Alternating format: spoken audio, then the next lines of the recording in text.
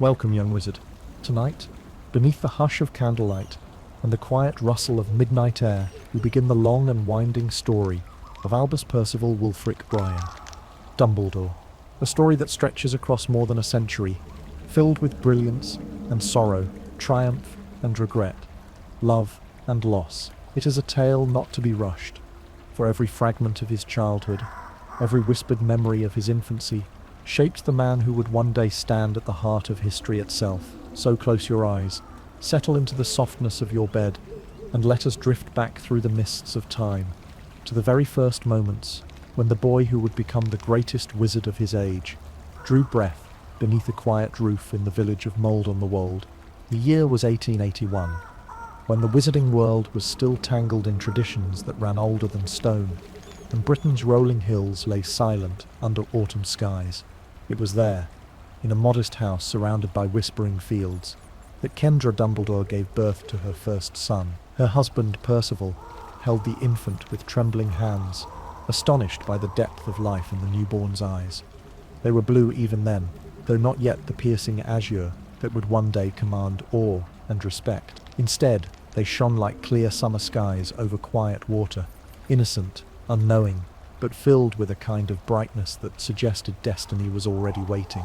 The house smelled of herbs and wood smoke.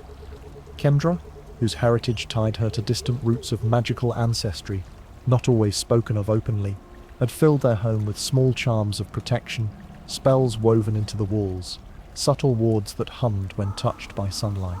Percival, who worked at the ministry in matters too delicate to be discussed aloud, was a man of solemnity and principle. Together, they looked upon their infant with reverence. This was not merely a child, they thought. This was hope itself. Infancy passed in the slow rhythm of days marked by seasons. Albus was a quiet baby, curious rather than demanding. He would fixate on beams of light that drifted through the curtains, reaching with tiny fingers as though he might grasp them and weave them into thread. Strange things happened around him. Nothing destructive, nothing loud, only gentle signs of magic that arrived earlier than expected. A mobile of simple wooden stars spun above his cradle without any breeze. Flowers in the garden bloomed in strange colours when he giggled. Once, a flock of birds perched along the roof and sang in perfect unison for hours while he clapped his small hands in delight. Kendra watched with pride, but also with worry. Early magic was a gift, but it was also a mark. Children who revealed talent so young were often destined for extraordinary futures heavy with responsibility, with expectations no parent could shield against forever. She tucked her fears away, cradling him close during long nights, whispering lullabies in a tongue older than Hogwarts itself. When Albus was barely old enough to crawl, the family grew.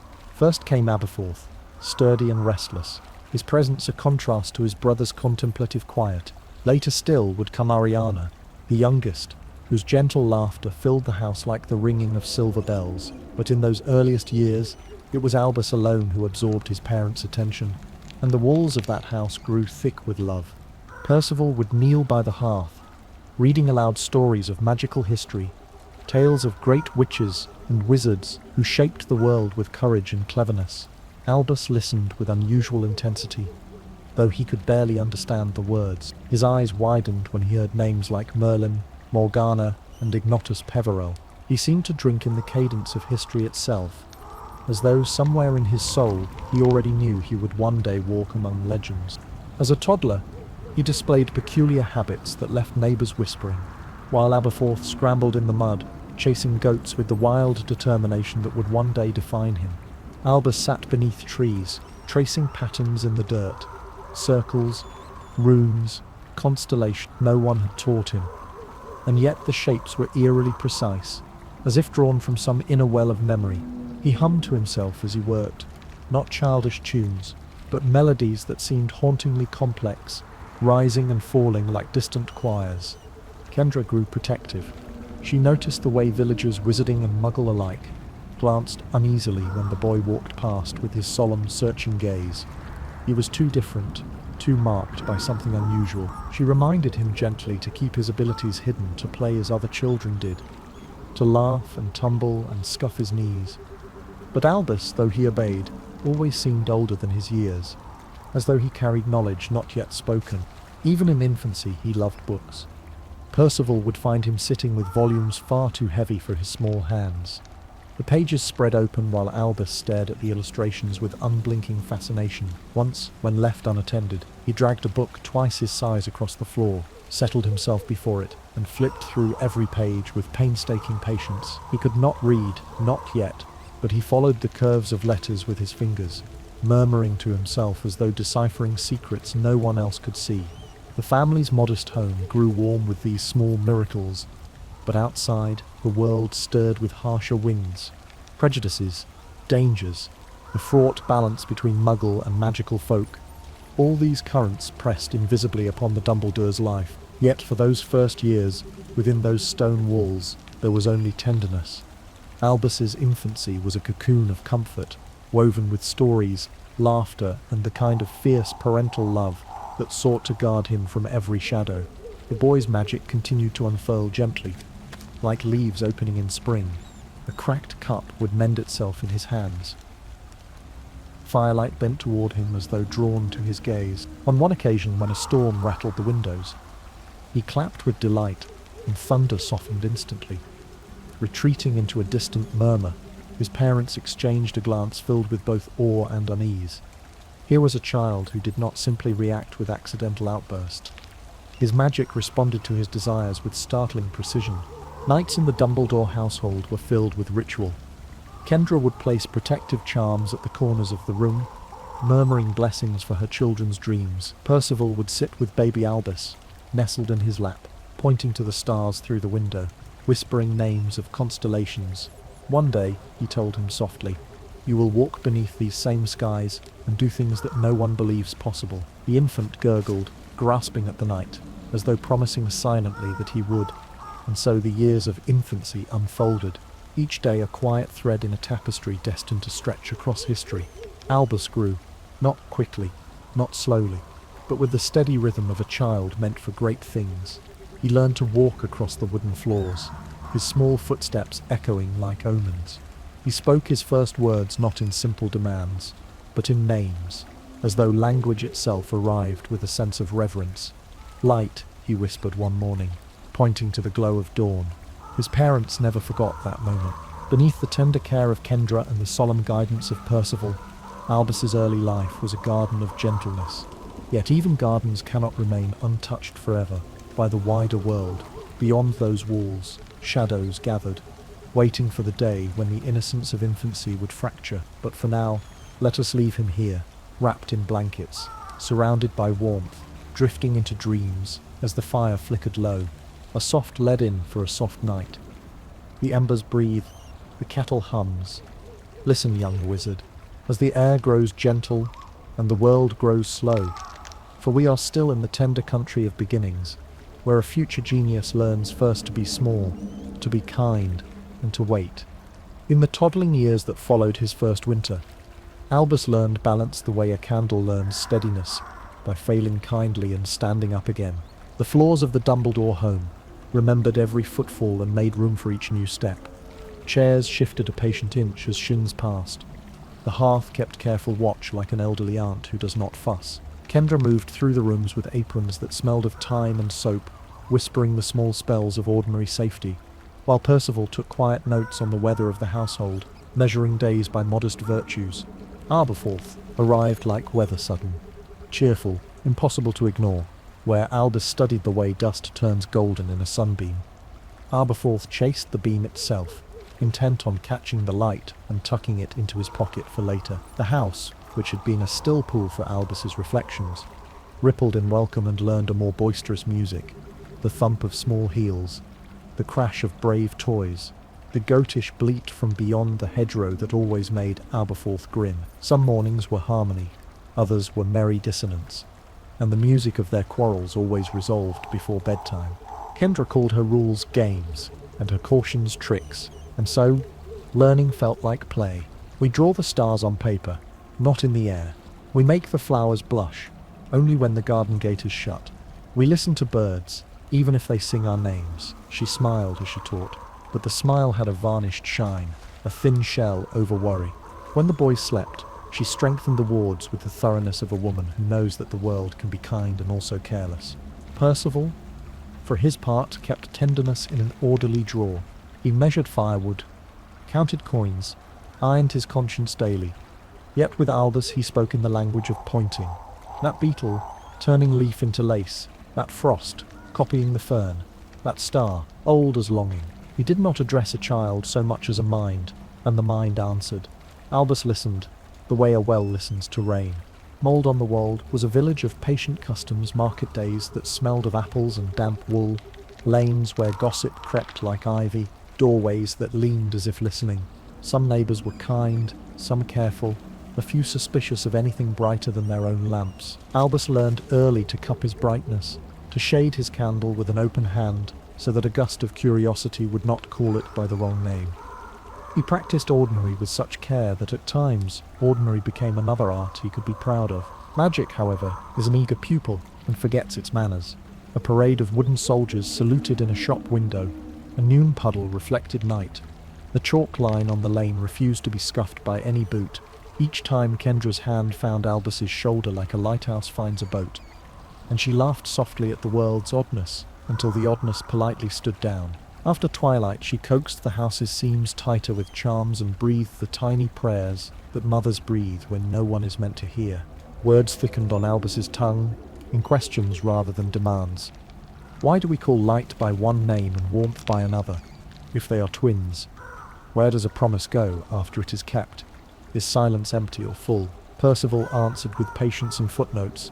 Kendra answered with stories that left windows ajar. Thus the boy learned to balance the measurable and the meaningful, the two pans of a scale that every great wizard eventually carries in his heart. Books multiplied as if the house had learned to attract sentences. Some were signed for, some arrived by nod, some simply appeared, as if shelved by benevolent spirits. Percival read histories and the lives of peculiar headmasters. Kendra recited poems that tasted of corners too old for maps. The brothers stitched their friendship with mends and mischief. Aberforth taught Albus the grammar of animals. Goats have opinions and will share them. Owls dislike being admired for the wrong reasons. Dogs measure you for honesty before trusting your laughter. Albus taught Aberforth the grammar of patterns. Repetition is a message that has not been read yet. The wind writes on the grass if you move your eyes slowly. Numbers behave if you treat them with courtesy. They did not know that this exchange of lessons was the beginning of a language only brothers speak. Ariana came in spring, and the house softened around her. Everything remembered to be quiet when she slept. Albus held her with arms he steadied by will, and when she dreamed, her fine lashes rested like moth wings on her cheeks. She smelled of milk and morning. He searched her tiny face as if the map of his life might be penciled there in pale lines. When she gazed at him, the room brightened in ways that had nothing to do with lamps. 3 children became a living constellation that redrew itself with weather and whim. Aberforth circled and darted. Ariana glowed. Albus linked them with lines only he could see. Kendra, juggling all the sons of the household, never let a planet fall. Percival took longer strides as responsibility lengthened the road beneath his feet. From the lane the house looked the same as yesterday. From within it had widened. Village festivals taught the children how laughter rearranges a street. Ribbons climbed poles. Pies boasted of butter. Music persuaded strangers to become one shape. Sometimes, when no one stern was looking, Albus steadied a lantern against a gust and then wore a convincingly surprised face, as if the night itself had decided to be reasonable. The first wand he held was Percival's, offered on a day of thoughtful rain. Only to hold, his father said, and Albus obeyed, cradling it with 2 hands, as one cradles a fragile story.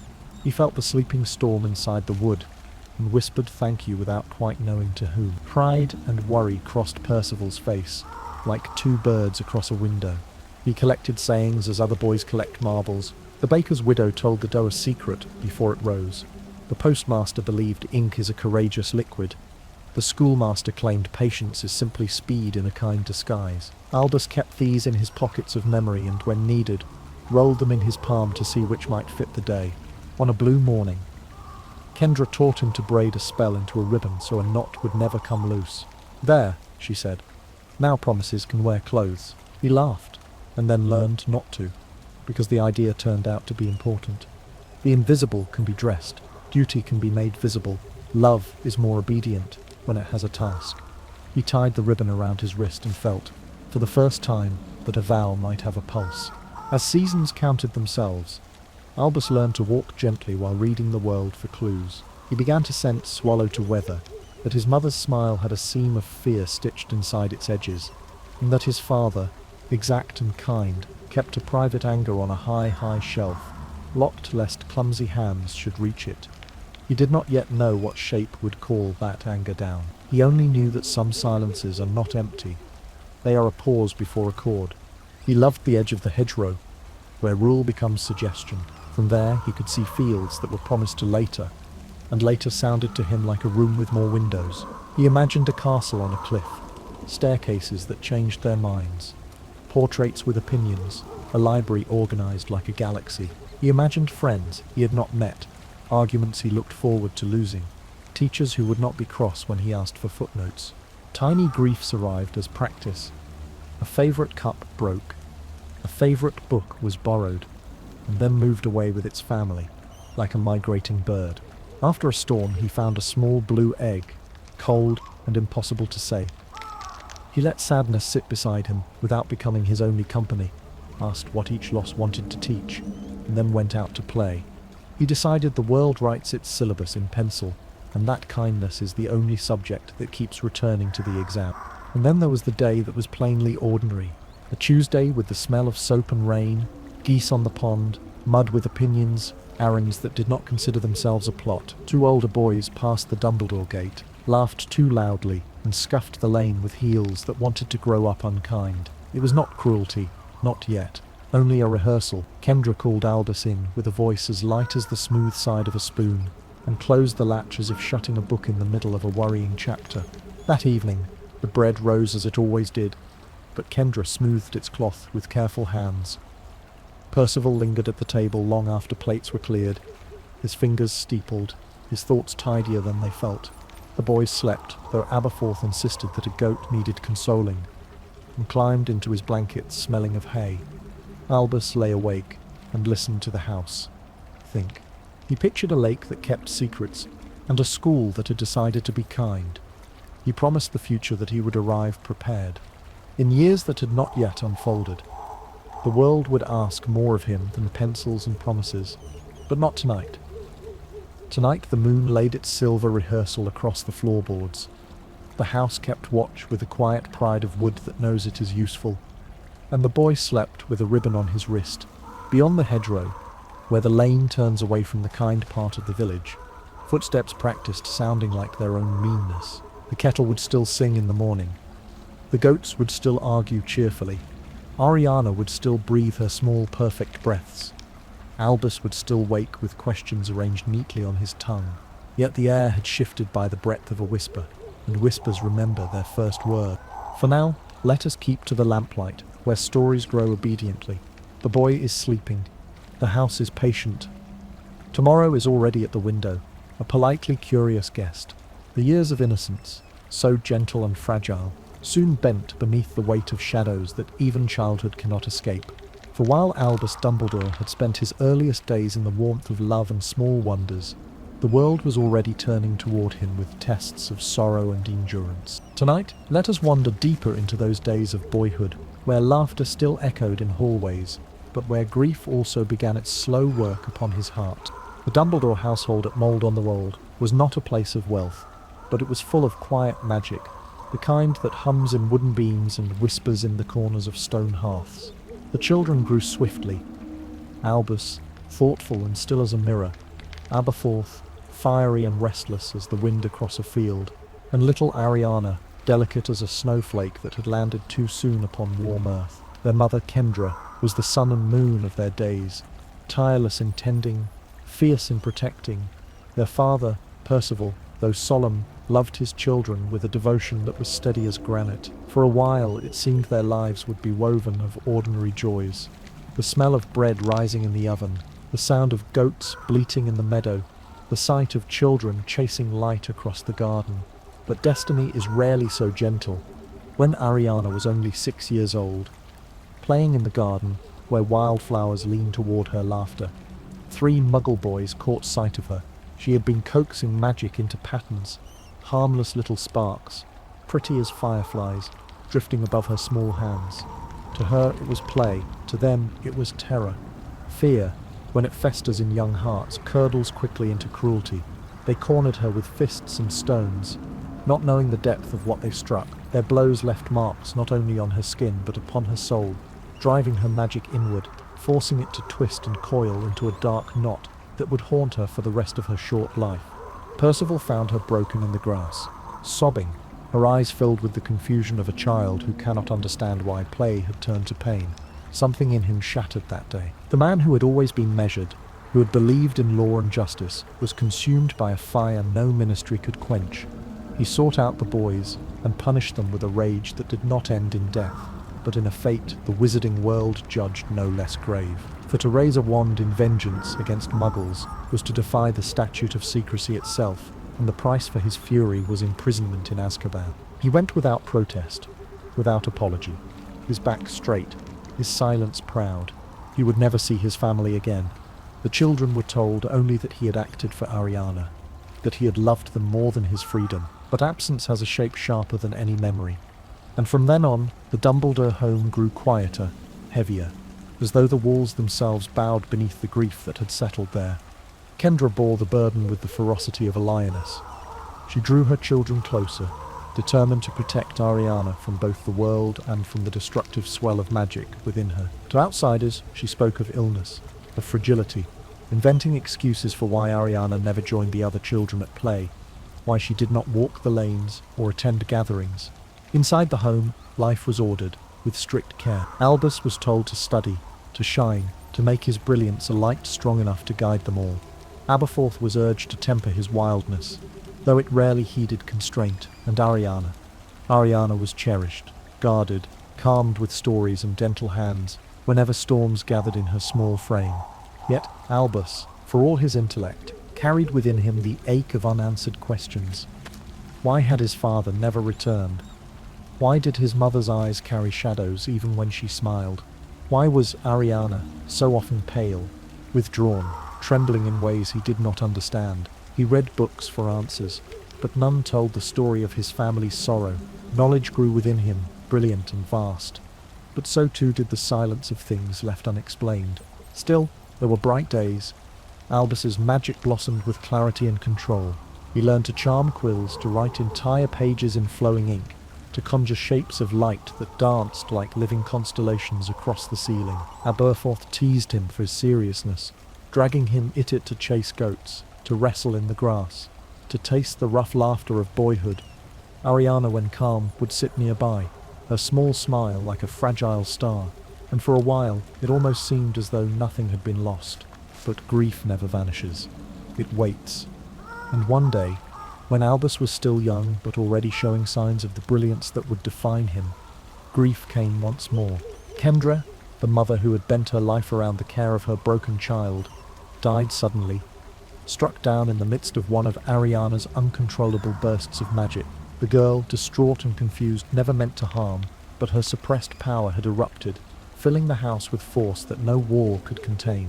When the dust cleared, Albus and Aberforth found themselves orphans, left in a home where laughter had been replaced by silence and the faint, lingering smell of destruction. Albus was only 17. He had already dazzled teachers at Hogwarts, already been marked as a genius whose name would echo for generations. Yet in that moment, his future narrowed. He was no longer free to chase glory. He was tethered to home, bound to a sister whose pain would define the shape of his youth. It was here, in the long summers of Godric's Hollow, that ambition first warred with duty in his heart. He loved Ariana, he loved Aberforth, but he longed for more, for travel, for study, for the vast stage of the world where his brilliance might shine unshadowed. This conflict, unspoken yet ever present, was the ember that would one day ignite tragedy.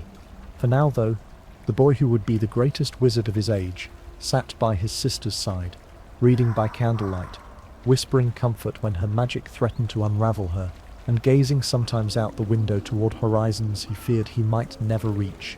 And so Albus Dumbledore's childhood ended, not with a sudden leap into manhood, but with a slow folding of dreams into silence, with duty pressed upon young shoulders, and with the heavy knowledge that love and loss are threads that bind more tightly than any spell. The house learned new sounds after Kendra's passing, not grief's wail, but the quieter industry that follows it. Buckets set gently beside skirting boards, broom bristles whispering over glass, the soft grunt of a chair lifted and tested for wobble. Albus rose before the others to sort those sounds, because order, however modest, is a kind of kindness. He swept, he mended, he asked the walls to be brave with him, and the walls, being old and sensible, agreed.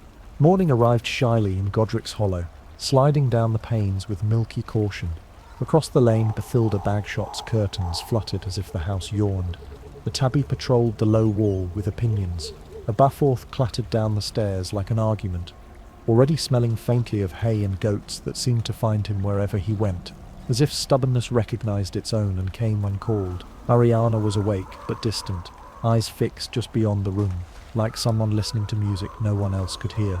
The kettle, a practical optimist, began its song. Letters came like pale moths. Elpheus Doge's careful hand trembled with kindness. Professor Marchbanks offered stern generosity. A publisher asked for a monograph, flattering and absurd. He and Doge had planned a summer of unrepeatable distances, white libraries, ash-scented wand-makers, quicksilver rivers where alchemists rinsed glass at dusk. Albus's reply was bright and restrained. He gentled the change of plans with brave phrases, another time when home was steadier, and sealed the envelope before his courage could change its mind. After the letters came the lists. He was good at lists. The script he used for them was practical, unshowy, designed to behave. Bread, 2 loaves, milk, lamp oil, thread, blue strong, coal, sack, and a half. Latch for pantry, goat fence before frost. He left space so the day could breathe, drew small squares, and took simple pleasure in the act of ticking, his pockets filled with folded papers that sounded crisp when purpose moved. He discovered the geometry of care. Meals were triangles between cooker, table, and the chair, where Ariana felt safest. Afternoons a circle paced round the garden with her on his arm. Evenings lines drawn through sentences, until a full stop felt like a little place to rest. When storms gathered in Ariana's shoulders, he spoke to the rooms in tones that Iron remembered, sturdy and patient, reminding the walls they had survived other winters. He learned silence weight, when to set a hand lightly on a shoulder, when to look deliberately out the window so the room itself could exhale. Aberforth's grief chafed like new boots. He could not forgive what had no intention, Ariana's power, but he could not forgive Albus either, for being the brother whose mind always found a staircase to climb while others waited on the landing. They argued in the hush required by houses that have seen too much. "You think life's a theorem?" Aberforth said. "And you think a goat is a solution?" Albus answered, and they almost laughed, which helped more than sense did. Bathilda appeared most afternoons with something from a past that comforted itself by being thorough. An apple tart whose lattice was a spell against disorder, a quilt whose stitches made a map of patience, a jar of plums that had surrendered to sugar and become memory. "Your mother was good," she said without embroidery, "and goodness stays in the ground even when names weather off the stone." Albus kept those words like smooth pebbles in his pocket for difficult days. Books still bred in the corners.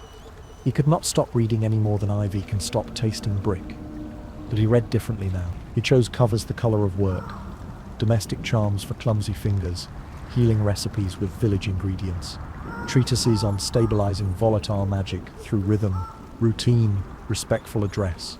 His notes became less like fireworks and more like blueprints. He tested small, homely magics on the house, spells that asked air to be kind, that taught the kettle patience, that gave the rooms a habit of breathing deeply. The house, pleased to be consulted, cooperated. On good days, Ariana stood at the threshold and watched him mend the fence, chin just above the top rail, small hands folded, while he and Aberforth debated the difference between strong enough and overbuilt. On bad days, the house breathed shallowly and the clocks hesitated before striking. Shadows developed edges, cups crept a finger's width without help. Albus spread his hands and made his voice slow and gentle, and sometimes the storm obeyed. At night he wrote letters he never sent to his father, addressed to the impossible, to his mother, full of recipes ruined and mended, to himself at 15, right before ambition grew wings. Remember that a theorem may be elegant and still not feed anyone. Ink made honesty bearable. He blew the pages dry and hid them under the breadboard, as if truth rose better given warmth. Autumn stretched itself long. The hedges took on the burnished colour of decisions. The lane smelled of apples and damp wool. Albus recognized the weather that presaged Ariana's storms. How a hush gathered between spoon and saucer. How the light blurred at the edges, and sometimes diverted tempests by giving them tasks. "Count with me," he would say, slow as clockwork. 1, 2, 3. Numbers are reliable bridges. He walked her over them. He kept his wand on the mantel, where anyone could see it, as though honesty might be a charm. He tried not to use it for what hands could do. Suspecting Ariana's magic resented the sight of spells that never faltered, he let imperfections remain. A chair a half-inch askew, a picture a shade too low, so the house would feel made by people, not ruled by power. He spoke with Aberforth about goats more than greatness.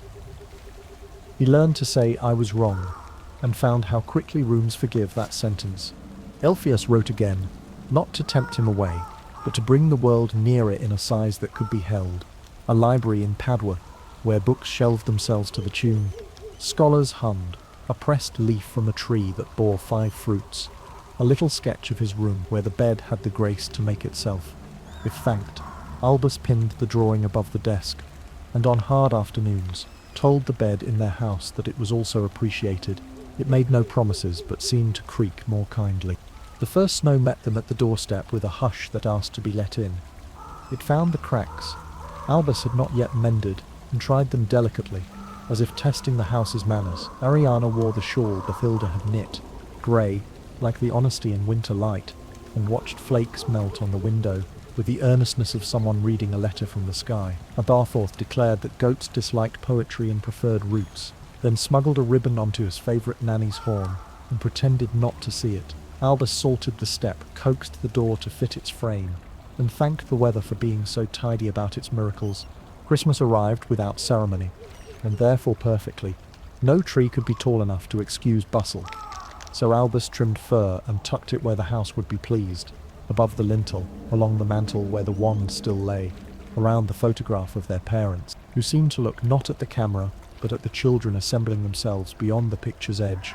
He cooked too many potatoes because plenty is protection and burned the first pudding, which felt honest, so he kept it and called it dessert. The New Year wrote frost letters on the windows in a script the cold invented. By candlelight he read what he could.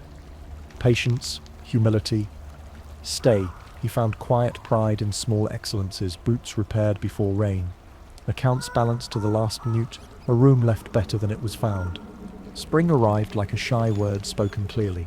With it came visitors that do not knock. Owls in twilight plumage brought parcels of books he had not ordered.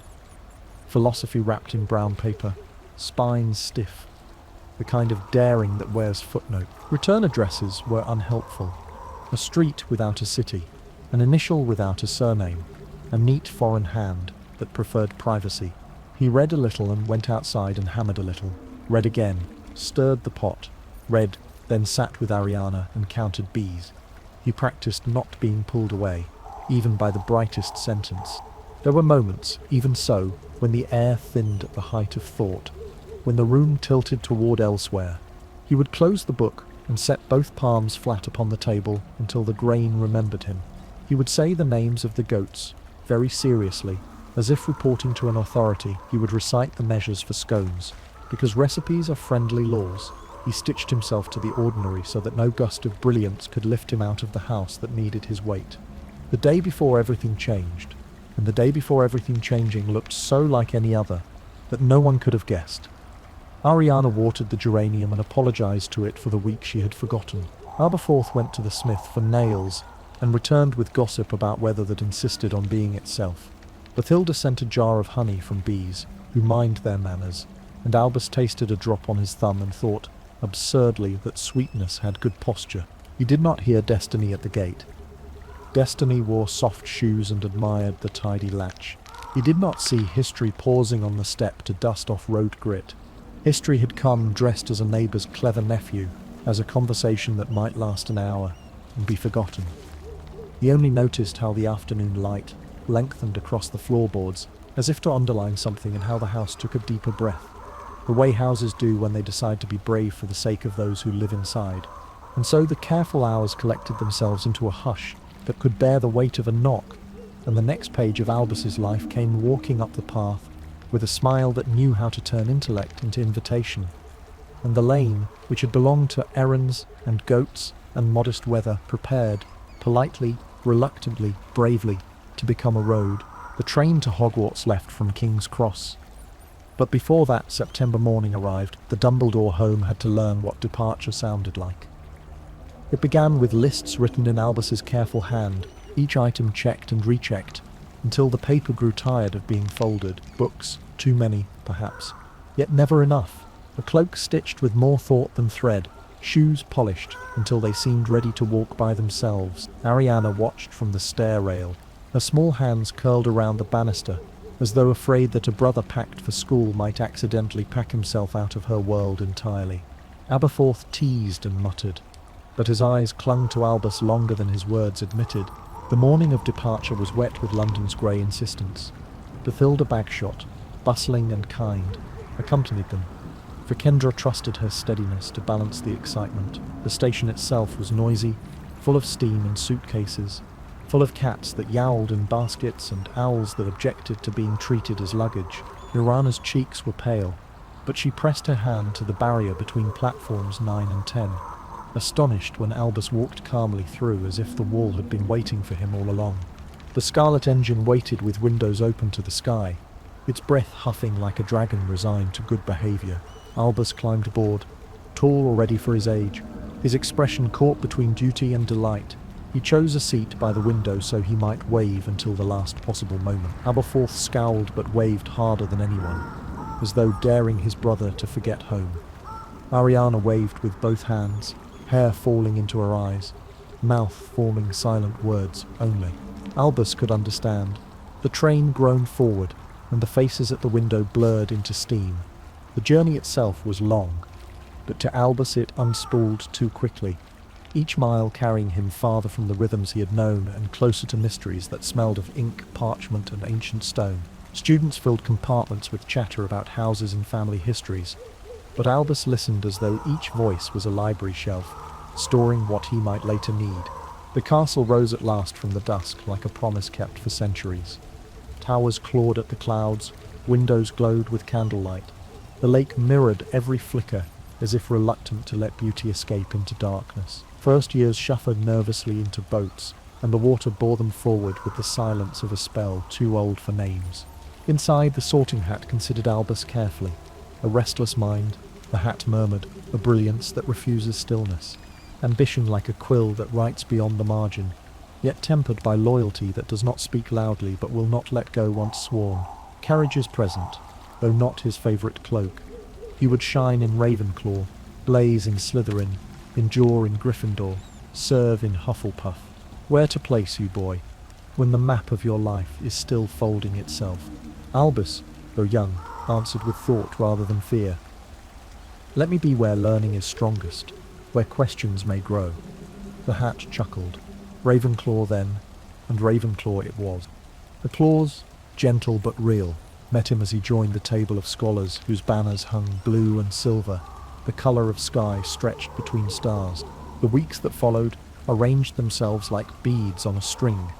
Charms, transfiguration, potions, each class a new chamber where possibility lived. Professors noted the boy who listened, not only to answers but to the spaces between them. His wand, faithful and eager, obeyed with a sureness that surprised even those who had seen gifted children before. Yet it was not simply power, it was patience, the willingness to polish a spell until it gleamed without flaw. But evenings brought homesickness in quiet folds.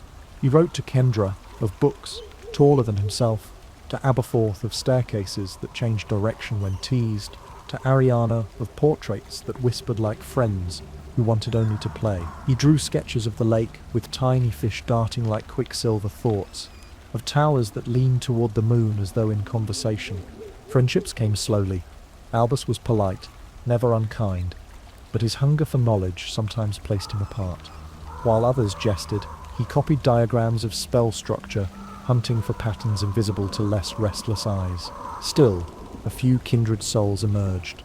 Students who shared late nights in the library, where the air smelled of dust and ink, and the candles guttered as though reluctant to intrude upon the minds bent over parchment. One evening he discovered the astronomy tower. The sky opened above like a book, with infinite pages. Stars spelling sentences he could almost read. There he whispered promises not yet fully formed to seek, to question, to learn enough to make sense of the grief that still lingered like a ghost in the back of his heart. At Christmas he returned home, bearing stories wrapped in parchment and tied with ribbon. Ariana nestled close, listening as though each tale was a protective charm. Aberforth mocked his scholarly airs, but listened too, his laughter softer than his words. Kendra's eyes filled with pride that shimmered like candlelight in glass. For a few brief weeks the family seemed whole, the weight of absence tucked gently behind curtains of joy. Yet Hogwarts called him back, and back he went.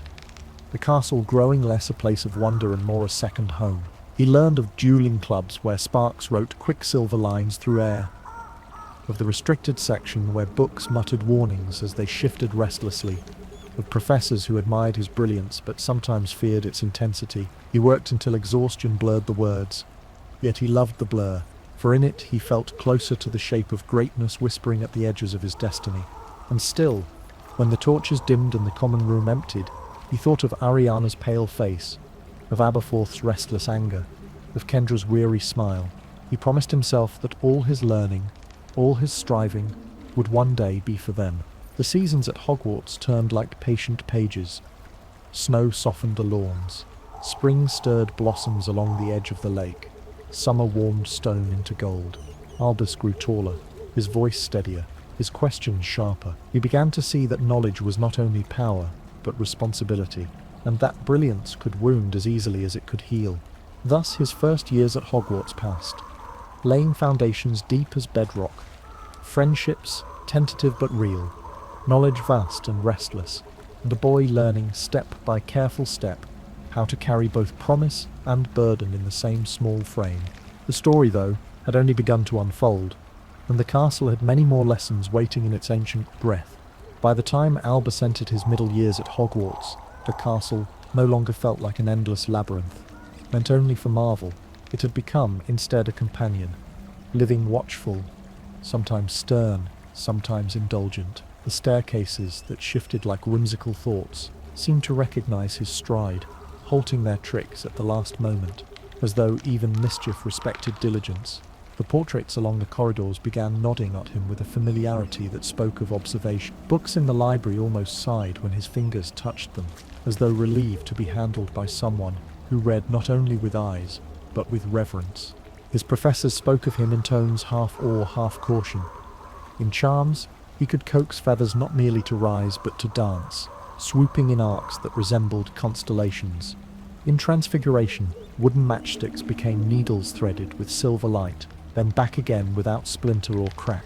In potions, the cauldrons he touched seemed to hold their breath, ingredients dissolving with unusual obedience, fumes curling into patterns that whispered of elegance rather than mere chemistry. He was not simply talented, he was precise, deliberate, hungry for understanding in a way that surpassed youthful eagerness. Yet brilliance is often a lonely cloak to wear. Many of his peers admired him from a distance, reluctant to bridge the gulf between genius and ordinary comfort. A few tried, some with genuine warmth, others hoping proximity might allow a share in his light. Albus, courteous and kind, never turned anyone away.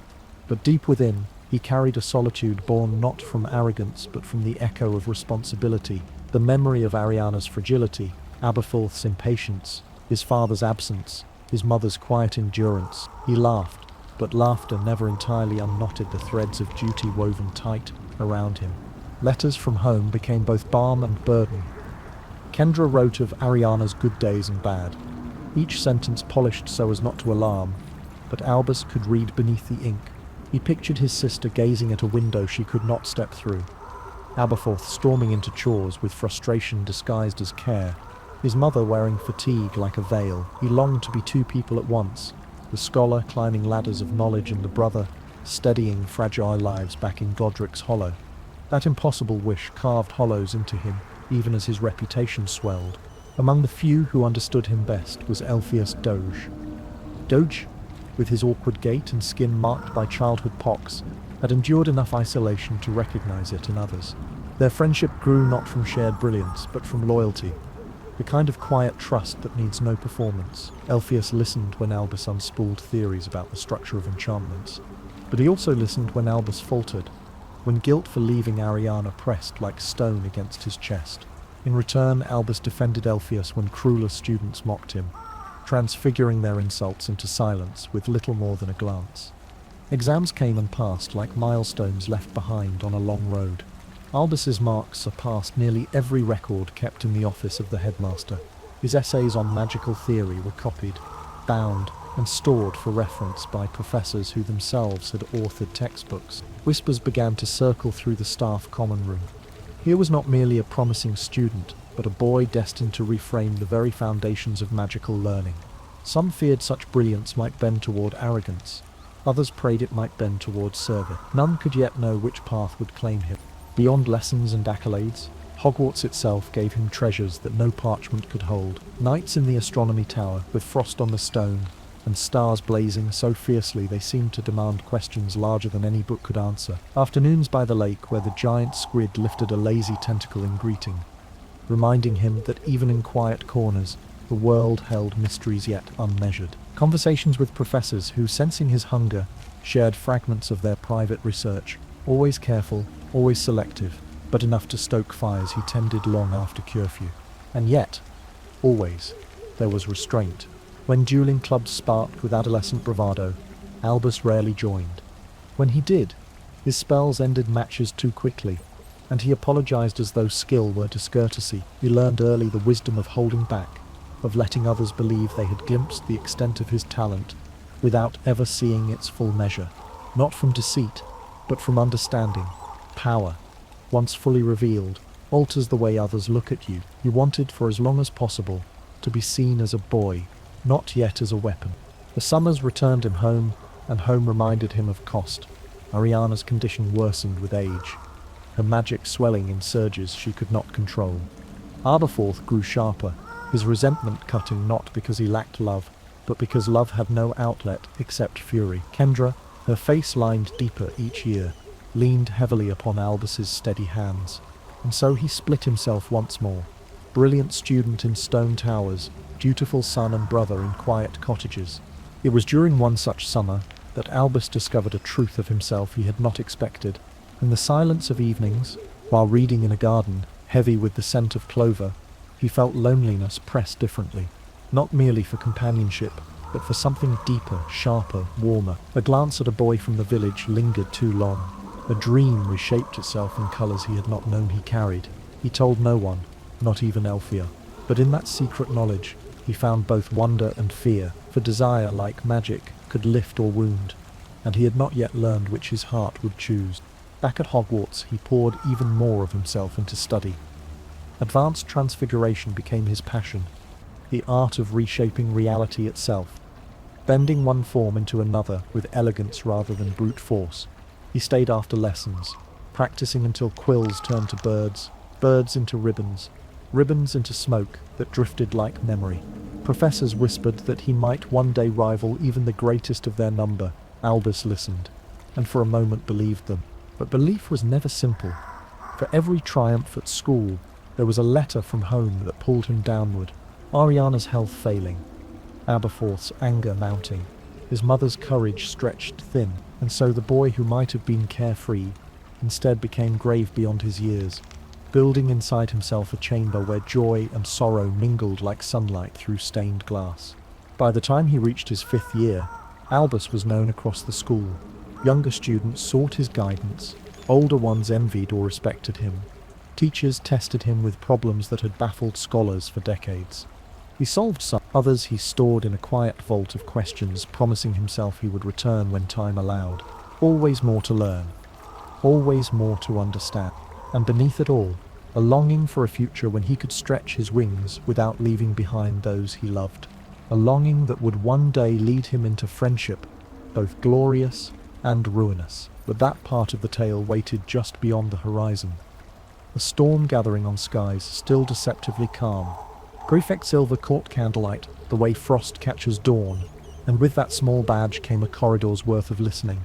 Rounds were not merely walking, they were learning the hush of different stones, how Ravenclaw stares think in spirals while Hufflepuff halls hum like bread rising, how Slytherin's walls hold their breath between torches, and how the long ribcage of the Great Hall settles itself after feasts like a giant creature folding its wings. Albus walked softly, spoke softly, and the castle answered in the only language old buildings possess. Subtle shifts, relieved floors, a latch that decides not to jam. He issued few detentions and many mercies, because he had learned at home that people do not always misbehave. Sometimes they simply overflow. In classrooms, his wand work grew finer, not louder. Charms gathered to him the way birds come to a steady hand. He could banish with barely a breath, and summon without fuss, a motion so economical that even the air seemed grateful for being spared unnecessary flourishes. In Transfiguration he developed a habit that his professor, an austere woman whose hair had made a permanent agreement with strictness, called courteously exacting. He would not release a change while any seam showed. He waited for the moment to form, and intention clicked into one another with a feeling like a door, finely latched. Potions became a meditation. He stirred as though counting prayers. Heat obeyed him without boiling over. Colours slid obediently along the spectrum toward their appointed shade. His essays, meanwhile, travelled through staff rooms like politely folded thunderstorms, quiet on the outside, electric within. He did not hoard learning. He organised it. Arithmancy was a music he could write. Ancient runes a forest he could map without breaking a twig. He kept notebooks arranged by question rather than subject. What makes a spell humane? Is a ward a promise or offence? Where does intention rest when no one is watching? Margins filled with patient experiments. A just angle, soften vowel, delay flourish by one heartbeat to let meaning catch up. If he found a gentler way to accomplish the same magic, he kept the gentler way. Elegance became his private ethic. The world is heavy. Do not add weight, needlessly. Loneliness visited, as it does when excellence sits too straight at the desk. He was liked, often admired, rarely understood. Elpheus remained his harbour, awkwardly sturdy, unembarrassed by silence. With Elpheus he could drop the careful posture of promise, and be simply a boy who missed a sister's laugh, and wished a brother's anger could find a kinder shape. Sometimes they walked the greenhouses after curfew, the glass roof above them glazed with stars, their words leaving soft fog on cold panes as they talked about nothing important until the heaviness inside them forgot how to keep its balance and slipped away. Letters home arrived like weather. Kendra wrote about bread, as if bread were a liturgy. Proof rose beautifully today. Your sister enjoyed the butter more than the loaf. And then, in a half-line that showed where the real wind had blown, Ariana trembled after noon, but settled when Aberforth sang, off-key and heroic. Albus read between commas. In the empty spaces she left where worry might have broken the sentence, he answered with stories that made Hogwarts sound like a benevolent clock, everything ticking, everything true, because sometimes comfort is crafted and sent by Owl on purpose. Fifth year gathered itself into a season of measures. OKWLs are exam in name, but ritual in spirit, ancient and deliberate. The castle watching to see who has grown into which rooms.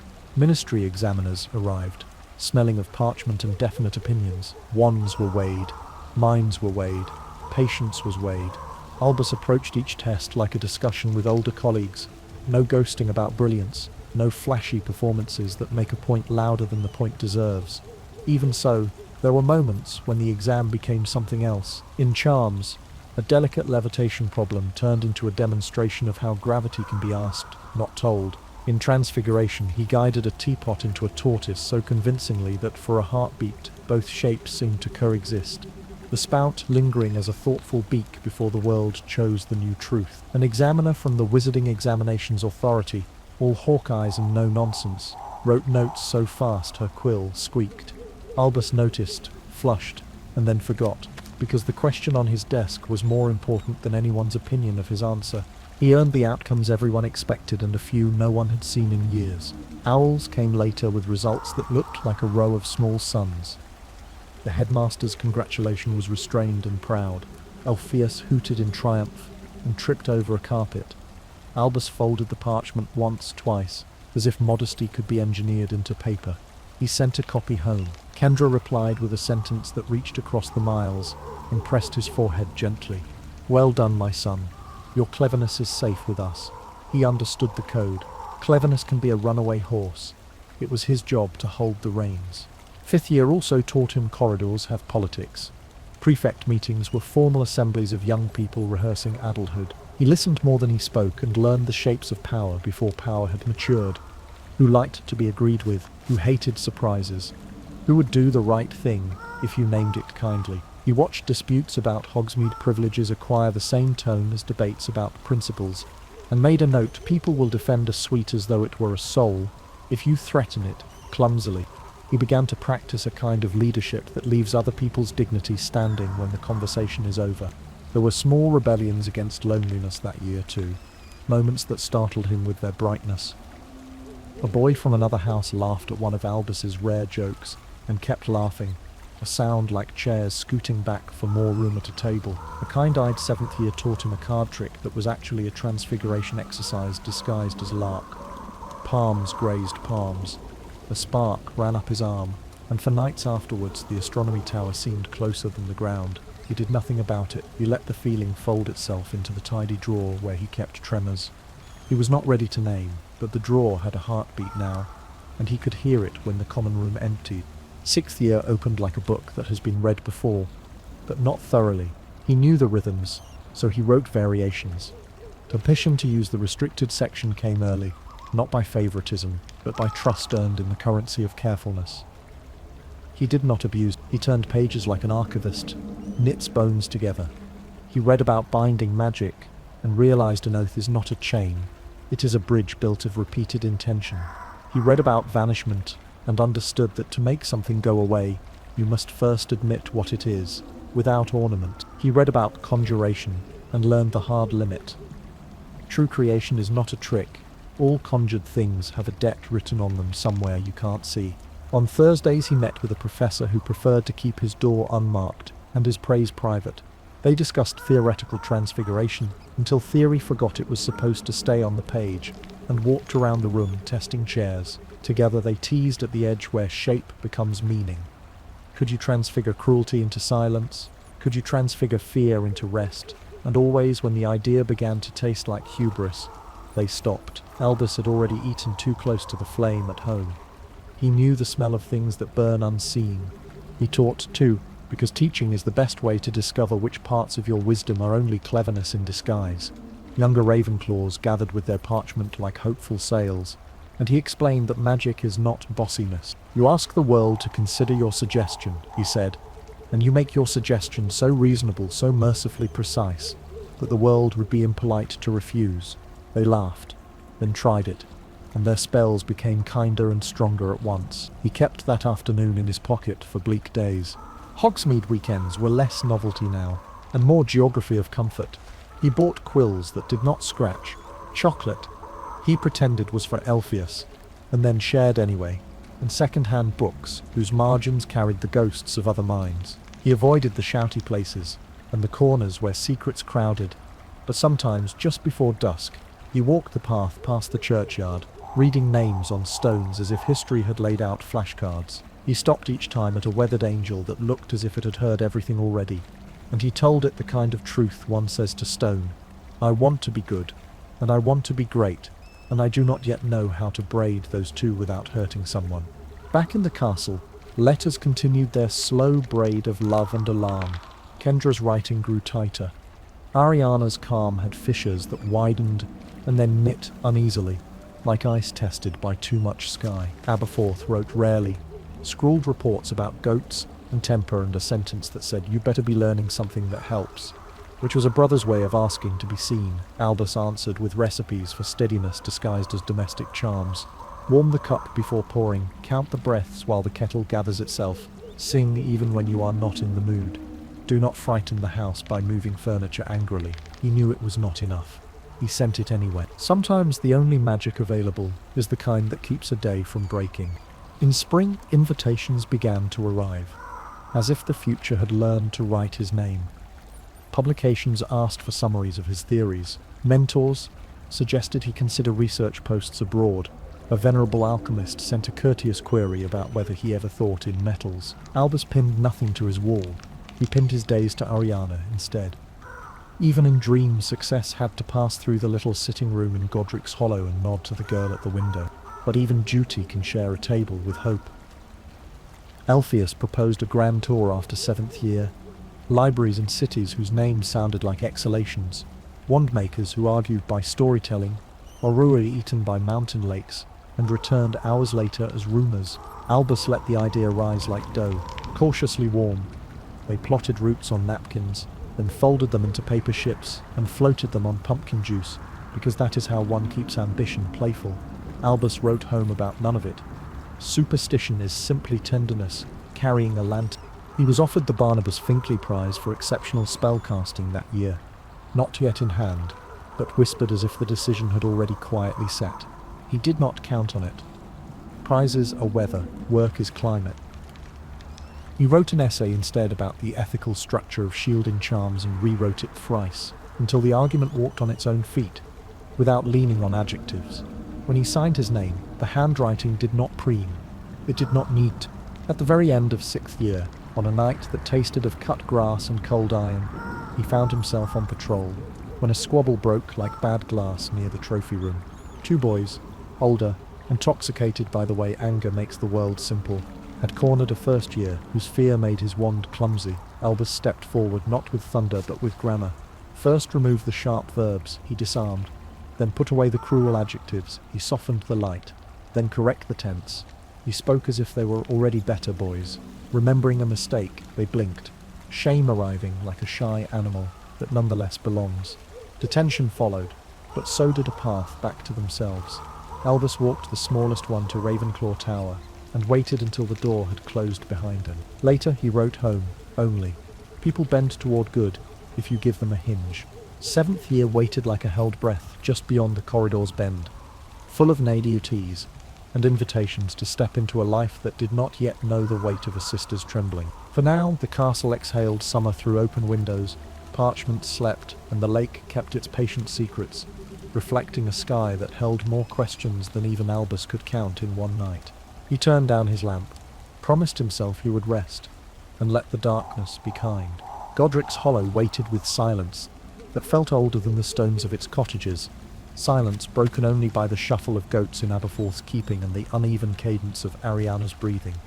Albus returned from Hogwarts taller, sharper, carrying parchments that spoke of brilliance, but all those parchments were folded away the moment he stepped through the familiar doorway.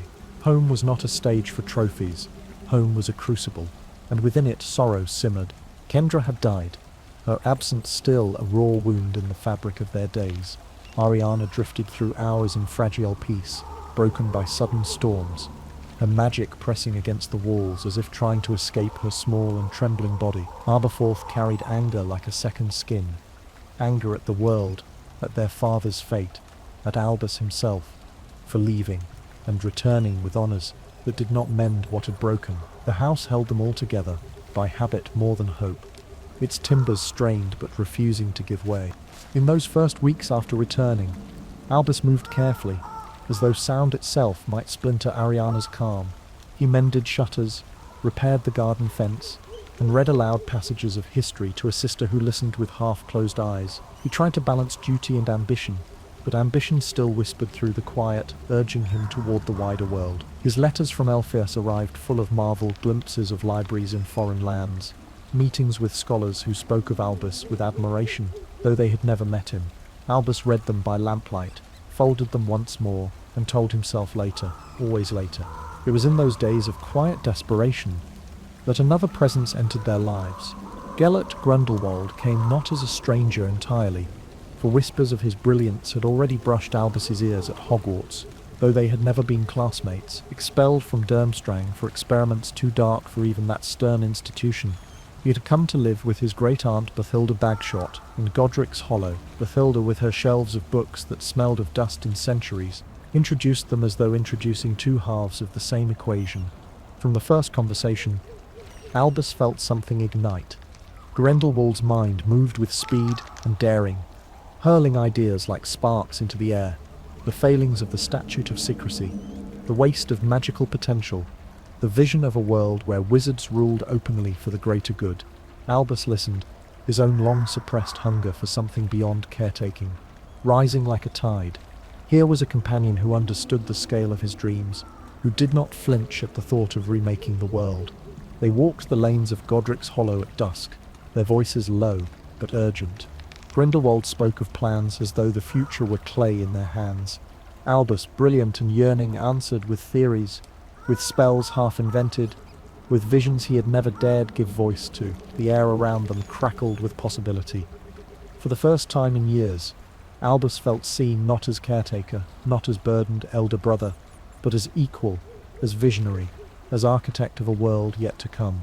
But the spark of friendship burned dangerously close to fire. Aberforth saw it first, saw how Albus lingered with Grindelwald while Ariana sat forgotten, saw how discussions of philosophy replaced the gentle routines that kept their sister steady. He confronted Albus with blunt words. Family before glory, duty before dreams. Albus bristled, but guilt and longing twisted together in him, leaving him restless and divided. Even Ariana seemed to sense the change. She watched them with wide, uncertain eyes as they bent over maps and manuscripts, their voices rising with passion. Sometimes she smiled, drawn by the warmth of their excitement, but more often she withdrew, trembling as though the very air around them was too sharp to breathe. The obscurus within her stirred with every raised voice, every surge of magical energy, dark wisps trailing at the edges of her silence. Yet Albus could not let go. Grindelwald dazzled him with arguments that seemed both inevitable and righteous. "We are not children to be hidden," he said. "We are the future. Why should your sister suffer in shadows when we could build a world of light, strong enough to hold her safely?" The words pierced Albus like truth, even as some part of him whispered danger. Their partnership deepened into obsession. They wrote long into the night, quills scratching furiously, parchment covered with equations of power, diagrams of new spells, plans for a revolution they had not yet named aloud. Grindelwald's laughter rang like prophecy, and Albus, for all his wisdom, felt young again, felt alive. The burden of responsibility lifted when he stood beside his friend, replaced by exhilaration at the thought of destiny within reach. But destiny is a coin with sharp edges, and already it had begun to cut. Bathilda's house held the smell of old parchment, the way cellars hold coolness, and in that domestic archive, between cabinets whose glass was fogged by time and teacups that had learned not to clink too loudly, Gellert laid out futures the way a card sharp lays down a winning hand. He borrowed her sitting room, as if the furniture were an audience and the clock a witness, and he spoke with a clarity that made even dust motes seem attentive, those fine bright flecks pausing in their little flights so they could listen as well. Albus sat forward, elbows on his knees, hands folded to keep them from betraying excitement, and something in him that had been crouched for months, years perhaps, stood up tall to meet the gust of another mind at full wind.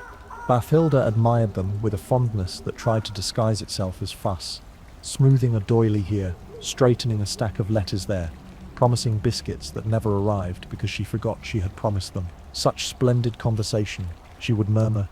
"You make the evening feel clever." And then she would shuffle away, leaving them in the quiet furnace of their work. They began with laws, because laws are where the world admits what it thinks. The Statute of Secrecy they read like a confession, each clause lifting its eyes only after the sentence had ended, the whole document a long apology for being powerful in a frightened world. Gellert recited its failures with a scholar's diction and an insurgent's patience, wizards hiding in cottages while swaggering kings redrew maps with iron and gunpowder, witches bending their heads over hearths rather than over councils, brilliance quarantined behind curtains, so that the mediocre could rule without embarrassment. "We have confused modesty with mercy," he said, voice soft, almost tender. "We have mistaken hiding for kindness." Albus felt the argument take a seat beside him like an old friend. Finally arrived from a long journey, he knew the bitter mathematics of concealment, a sister's life bent around secrecy, A father's life wasted behind stone for an act of love that could not be spoken aloud. A mother's grave dug under the same polite silence that had allowed cruelty to walk unchallenged in a village lane. If a veil was mercy, why had their lives beneath it been so bruised? They drew maps. Oh, the maps they drew. Britain first, then Europe, then the wider world that Hogwarts had taught in outline but never in fevered detail. Gelot's quill wrote continents as if they were problems to be solved. Albus's quill annotated them with thought, with careful conditionals, with arrows bent into questions. Across a table that had seen only tea and birthdays for 50 years, they laid rail lines of intention, ports of influence, provinces of policy, not conquest, Albus insisted. Guidance. Stewardship. We would be shepherds, he said. Not wolves. Gelot smiled at that, half amused, half indulgent, and did not argue openly. But his lines were straighter than Albus's, his arrows confident where Albus's wavered to catch second thoughts. Evening by evening, a language formed between them that no one else spoke. They traded quotations like passwords, alchemical metaphors for politics and political metaphors for spellcraft. Until the distinction ceased to matter, when they tired of parchment, they stood, and the air learned the grammar of their ambition. Gelot demonstrated a binding charm that made the room feel briefly obedient. Albus refined it so the obedience was willing rather than compelled. The difference subtle in effect, and colossal in ethics. Beautiful, Gelot said, truly impressed. You polish the edge until it sings. Albus flushed at praise that sounded like understanding. On the third week, grinding summer into a fine dust of hours, Gelot produced a symbol he had been drawing idly for days. Triangle, circle, line, and did not introduce it grandly. He only set his quill down and spun the parchment toward Albus with the faintest, wittedest glimmer in his eye. A little figment, he said, a little story about power and reunion. The room seemed to lean closer. Albus knew the tales. Of course, children know them because older children insist on scaring them pleasantly. A wand unbeaten, a stone that returns the lost, a cloak that makes absence perfect.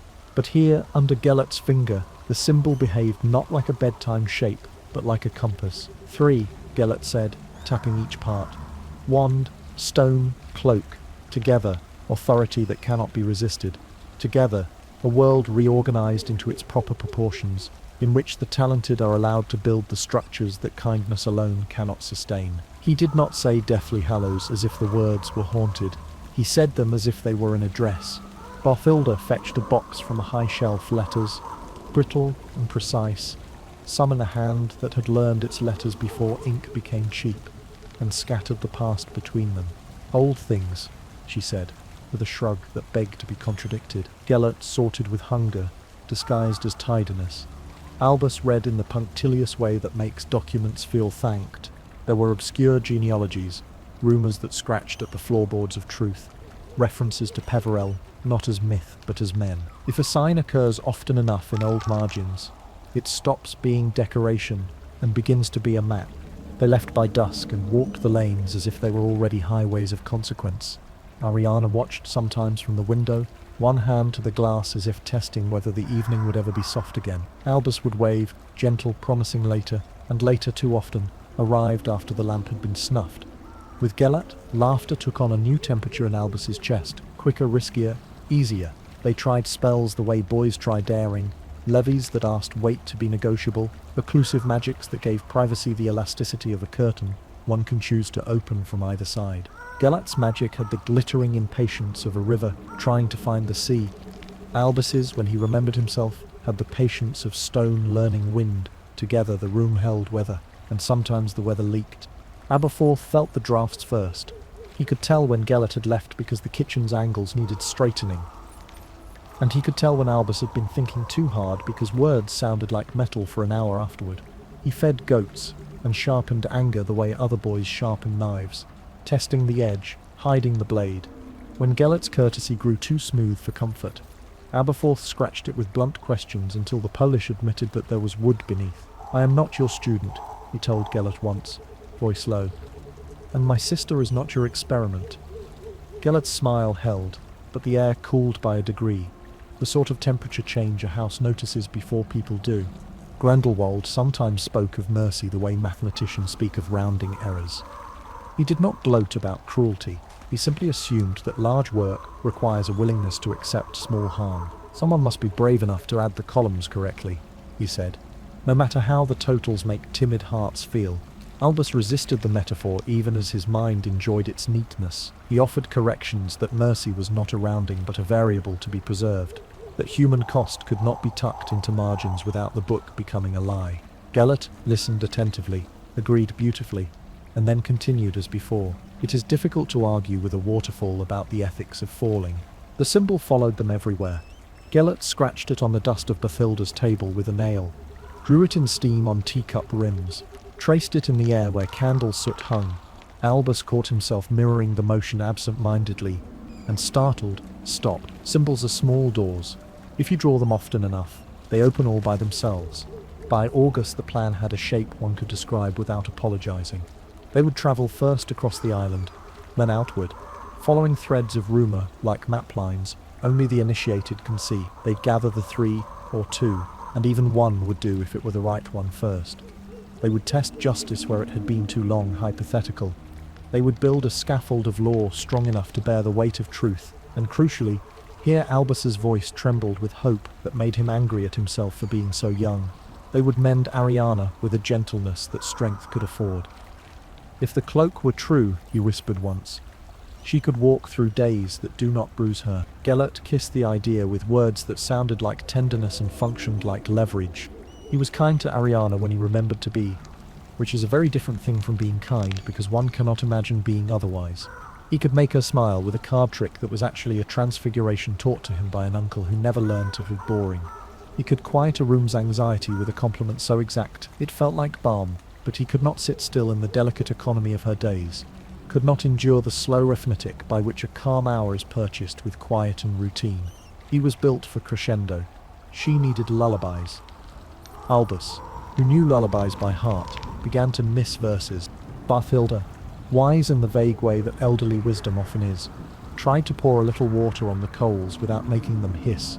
She praised moderation, as if it were a holiday, and offered biographies of leaders who had managed to get through life without either exile or funerals. Gellert read them the way hawks read letters left on fences.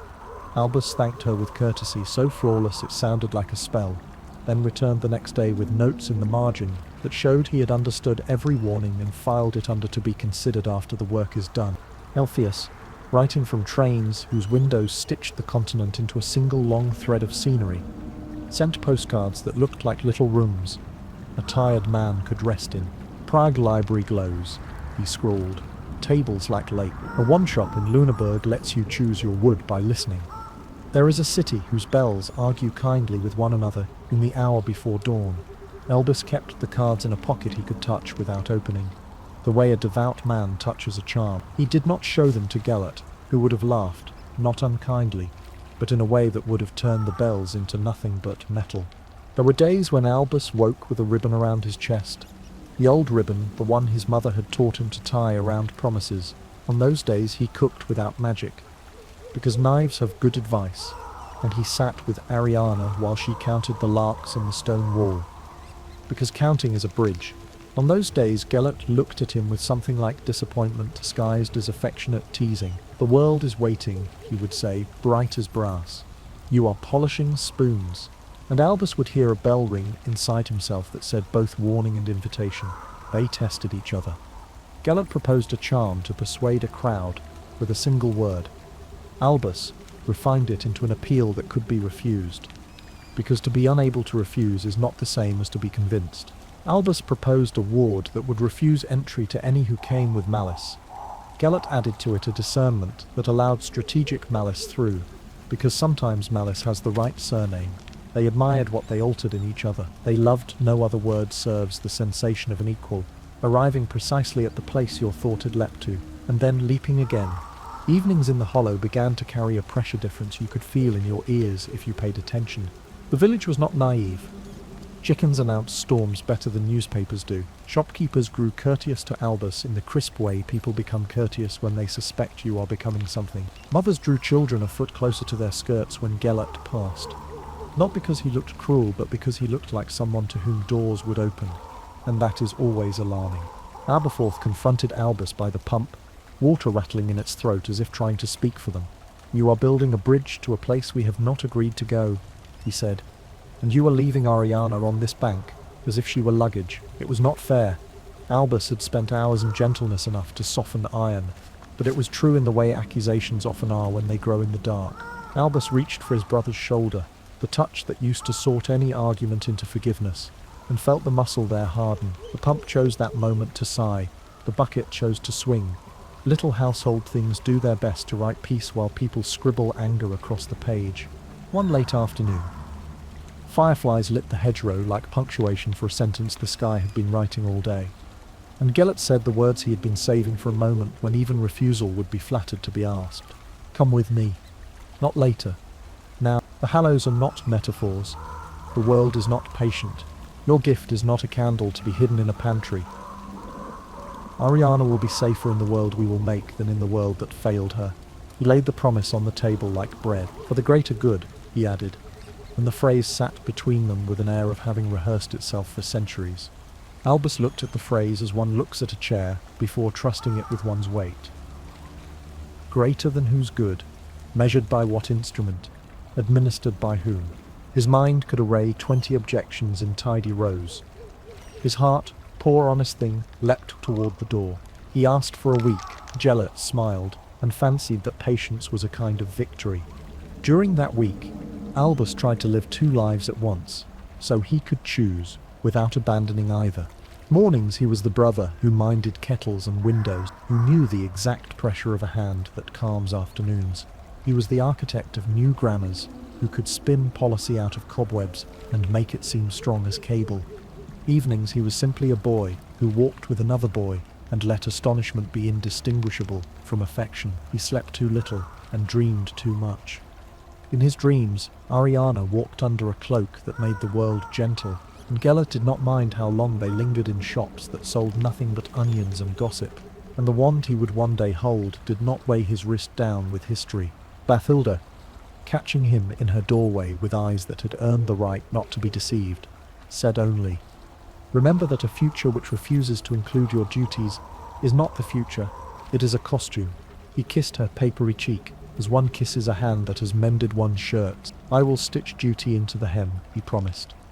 "You cannot see hems when you are running," she replied, and shuffled away, having done what she could. The week ended. The air brightened the particular way late summer air brightens when it is preparing the first page of autumn. Gellert stood by the gate, as if the whole road belonged to him already, and would take offence if asked not to. He had a little case in which blueprints lay sleeping, and a walking stick that was not necessary, but enjoyed the role of omen, and the symbol tucked on a scrap in his pocket, like a private heraldry.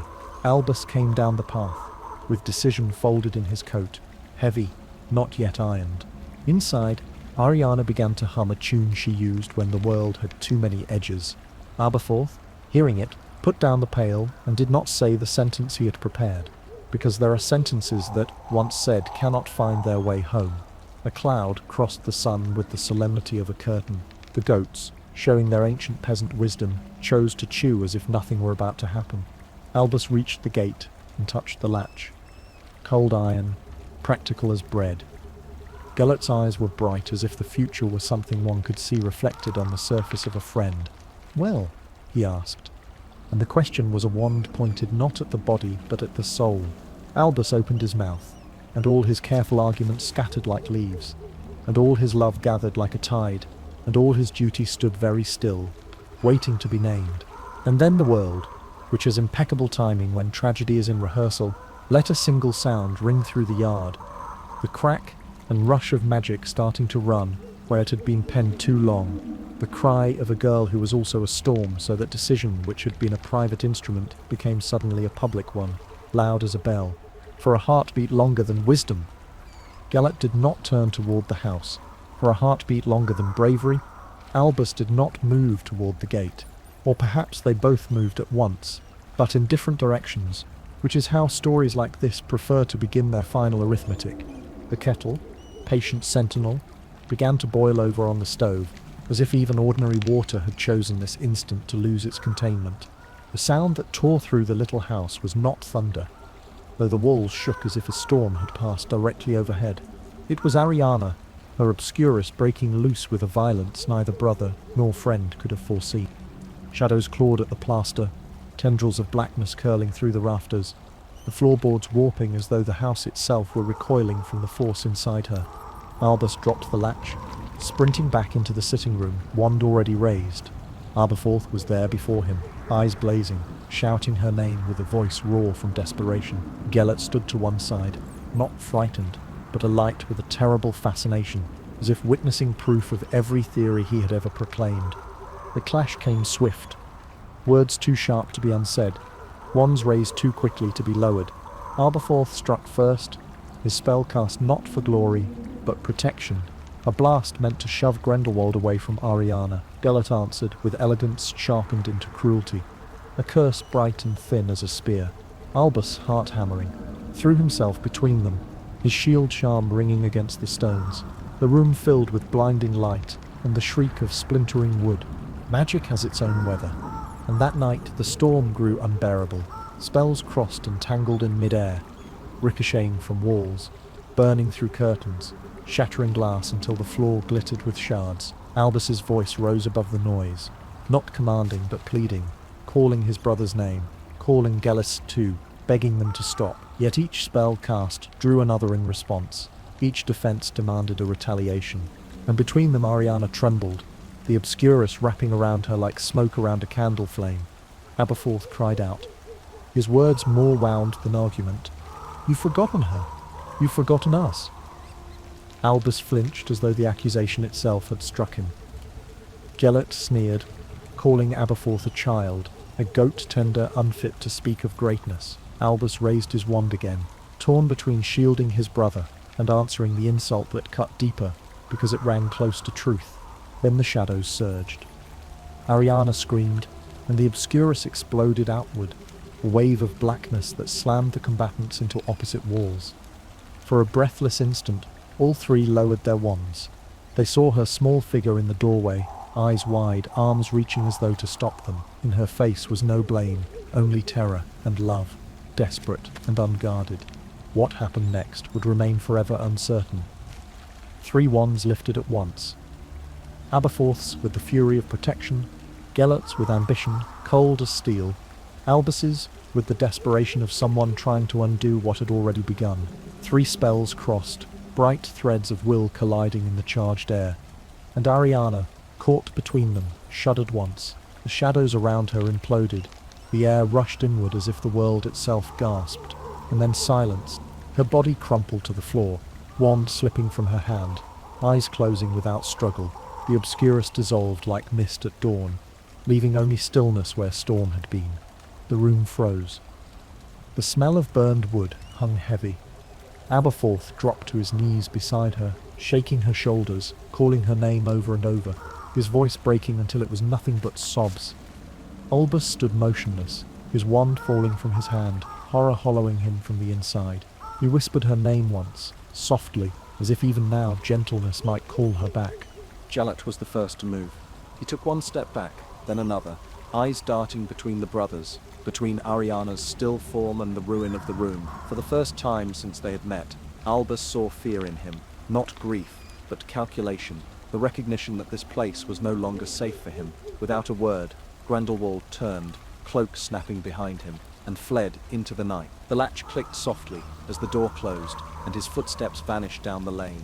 Aberforth's grief twisted into fury. He rounded on Albus, striking him across the face, shouting through tears that it was his fault, his obsession, his blindness, his betrayal. Albus did not answer, did not lift a hand in defense. He stood as though turned to stone, gaze fixed on Ariana, mind already locking into the lifelong prison of guilt. The night stretched on, each hour heavier than the last. They laid Ariana upon her bed, her face peaceful now, as though she were only asleep. Aberforth refused to leave her side, muttering promises that she would not be alone. Not even now. Albus sat in silence by the hearth, staring into the ashes, until dawn crept pale and merciless through the windows. When morning came, word spread swiftly through Godric's Hollow. Bathilda came first, her eyes brimming, her hands trembling, as she laid a blanket over Ariana's still form. Neighbours whispered in the street. some with pity, some with suspicion, all with the hush reserved for tragedy too great to name aloud. The funeral was small, only family and a few friends, yet the weight of it bent every heart present. Aberforth wept openly, gripping the edge of the coffin as though he might pull her back from the earth.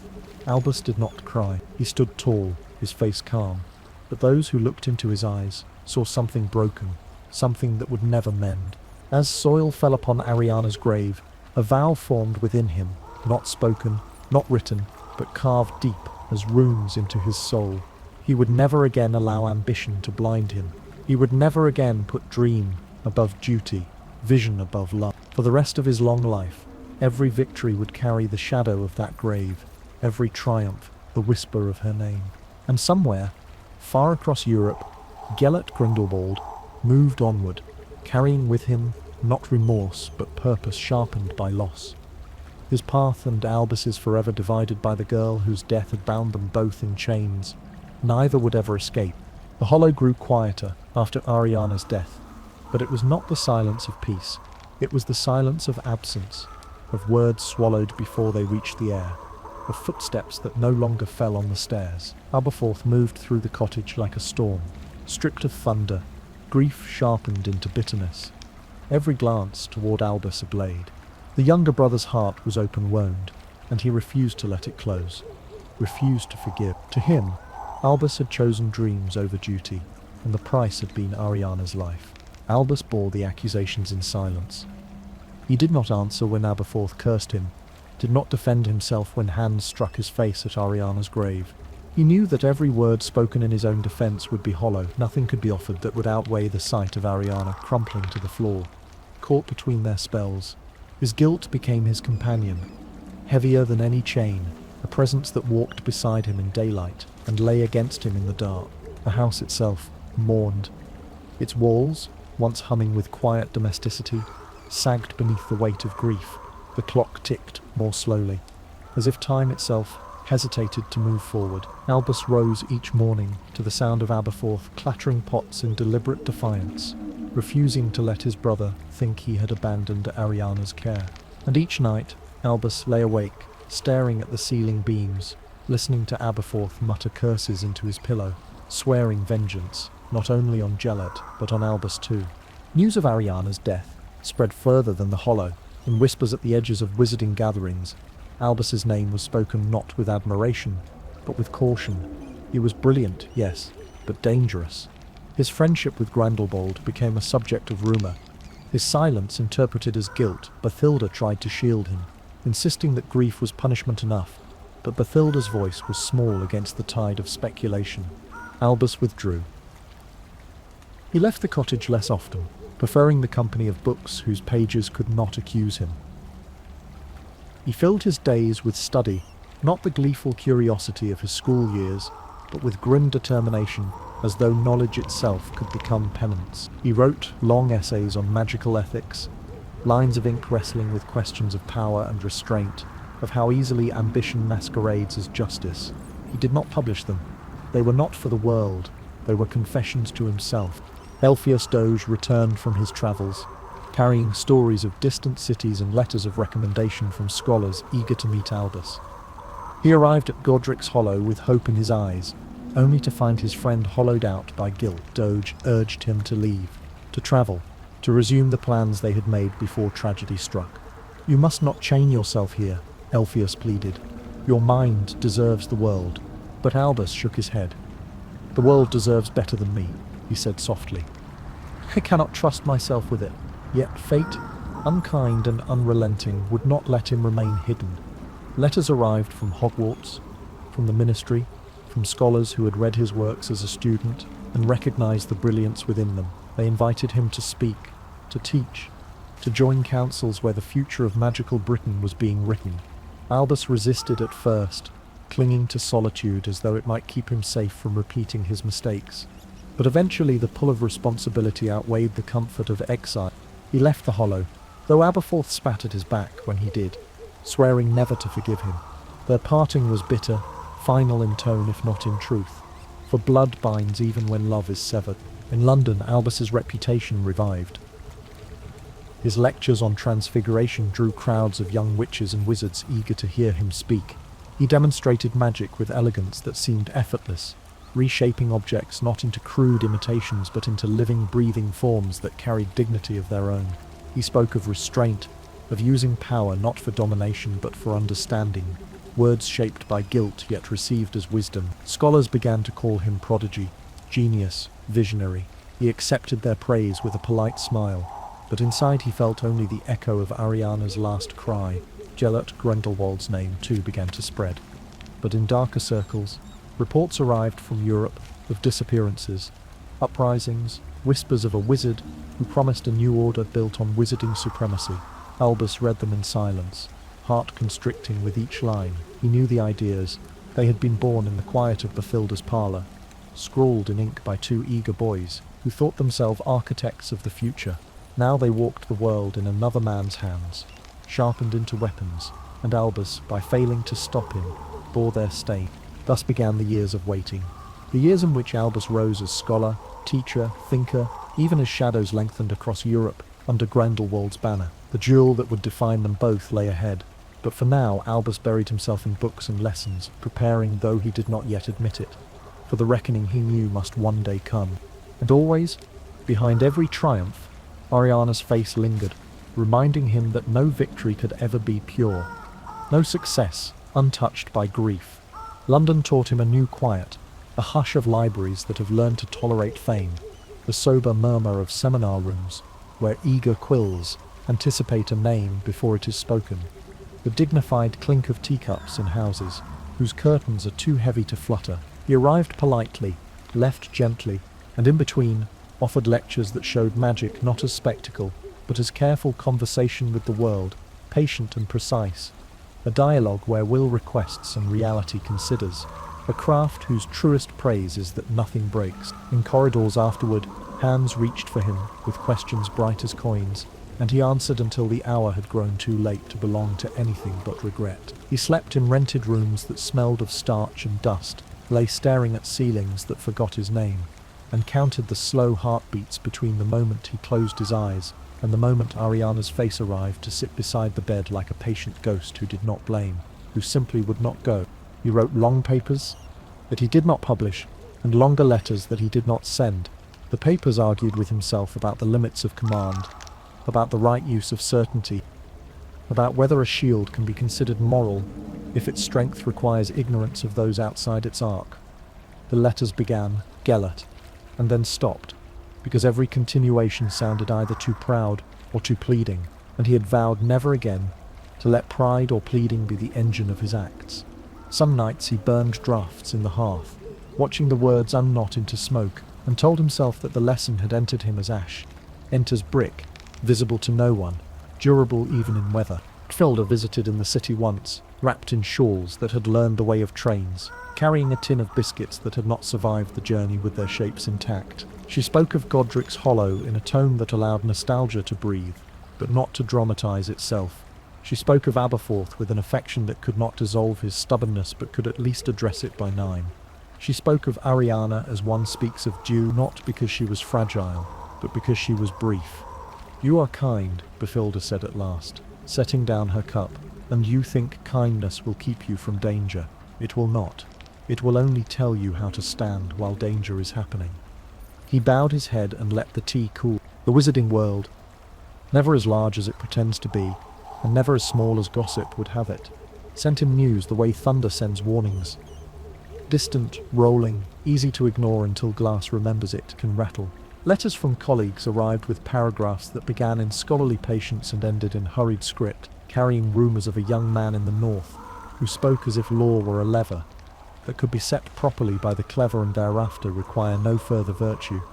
Whispers from the continent circled a tale of a wand-maker who had once boasted too loudly of a relic older than his shop, and of a thief who had taken more than wooden core when he climbed through the window.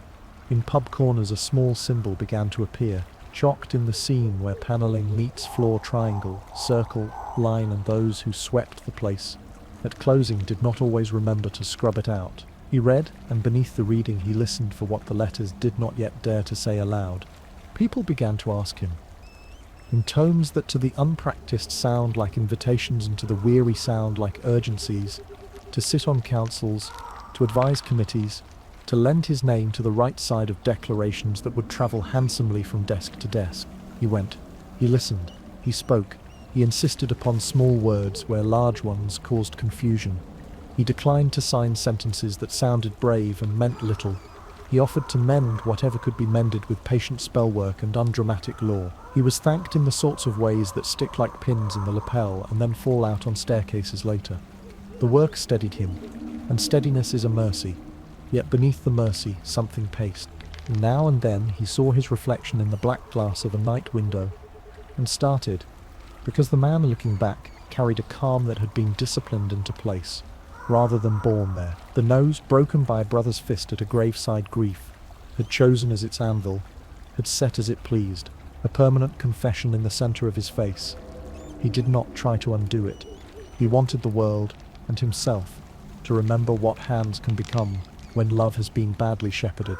A letter came from Elpheus, posted from a city whose name he underlined twice for the pleasure of its syllables, carrying a sketch of a bridge that arched as if it were born from the river's own wish to cross itself. On the back, Elpheus had written, "I would send you the sound of the bells if paper could hold it.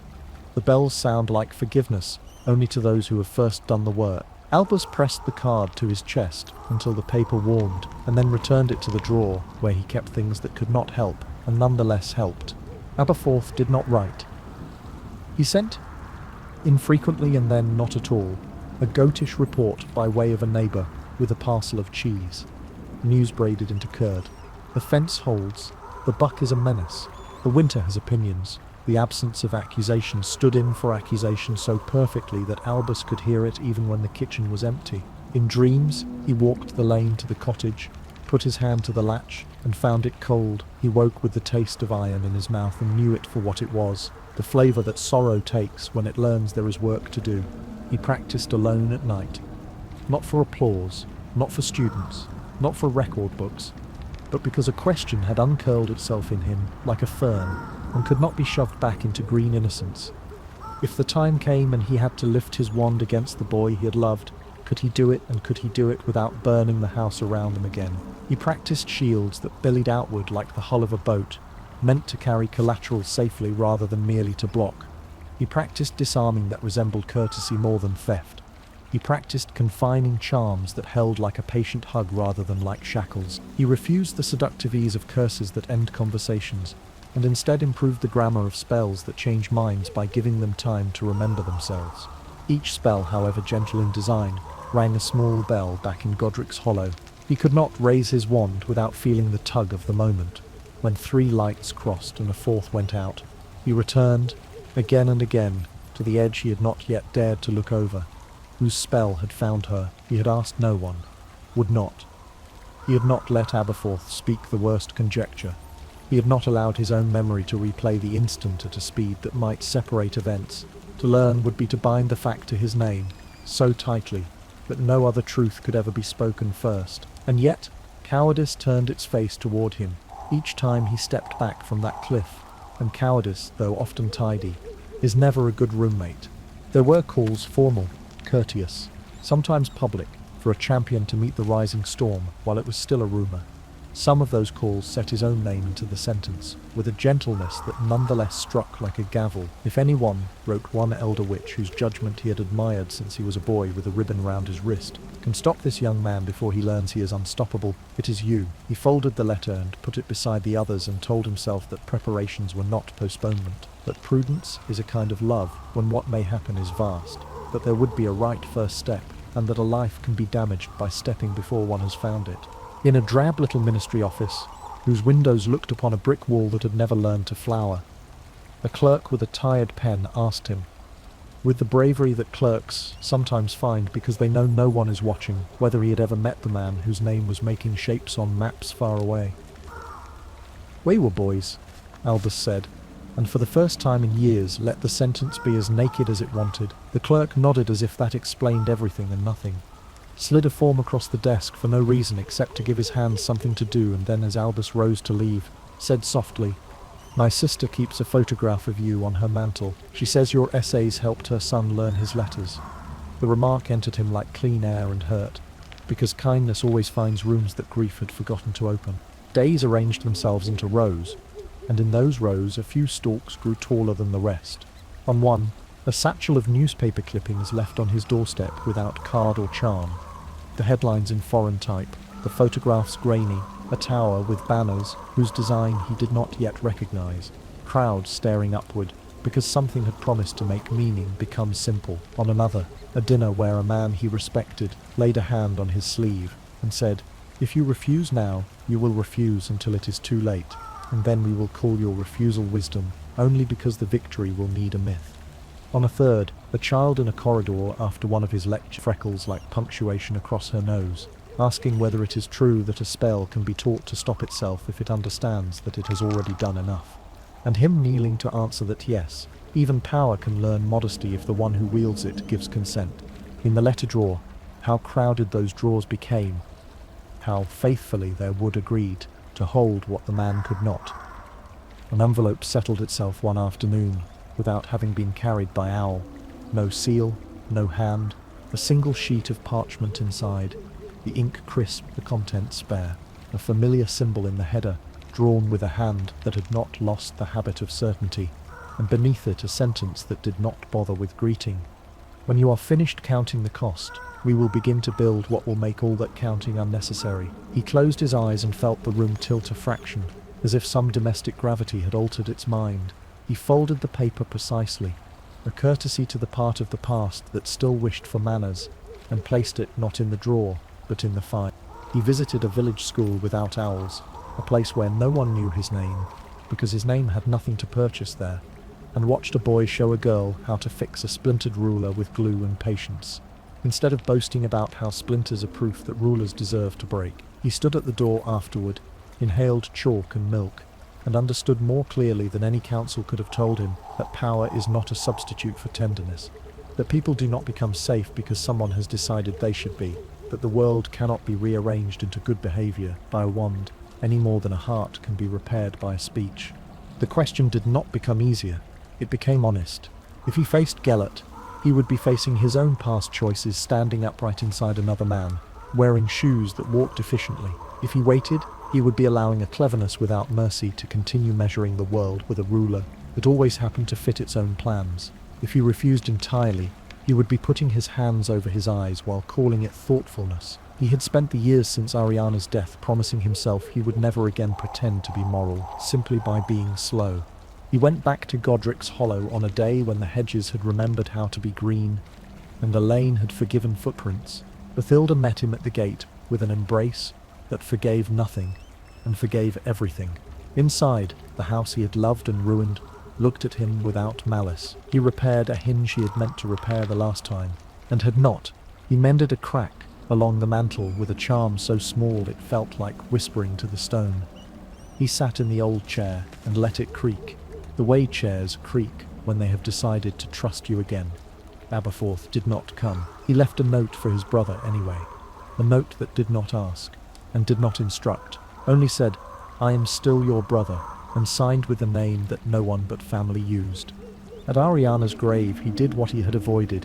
He told the heir the story in a slow voice, and then, when the words were ready to stand by themselves, he asked the question aloud, and did not flinch while the silence answered him with its honest indifference. He stood there until dusk made the letters on the stone gently illegible, and only when night had placed a hand on his shoulder did he say, "I will go." He did not mean away, he meant to. Returning to London, he packed as if for a season of rough weather, rather than for glory. Books that teach a man how to bind harm, without teaching him to be proud of it. A cloak that likes rain, spare socks, because spare socks are the most underestimated of fortifications. A photograph he would not turn face up, but could not leave behind. The wand he had always said was only a tool, and now admitted was also a promise. The ribbon he untied from a very old memory, and retied around his wrist, not to remind him of the past, but to remind him that a vow is a living thing, and must be fed. Before he closed the case, he sat and wrote one more letter, the last that would begin with that name. He wrote it without ornament, the way one writes a list before leaving a house, the way one labels a parcel to make sure it finds its destination. He did not plead and he did not posture, he said only, "If we meet, it will be because I have decided at last to make my love useful." He did not send it, because letters can misbehave in the world, and because he knew the only delivery that mattered would be made with light and air, and the practice his hands had done in the quiet. On the morning he chose, the city continued with its weather and its errands, as if nothing of consequence were being decided, inside a modest room overlooking a street whose trees had never asked whether men were kind.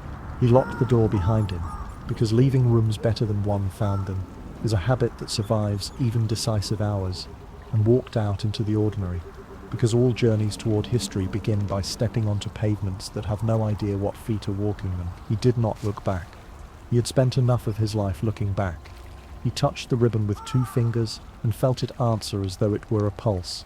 Somewhere, very far away, a fortress was being imagined by a man who believed architecture could excuse ethics.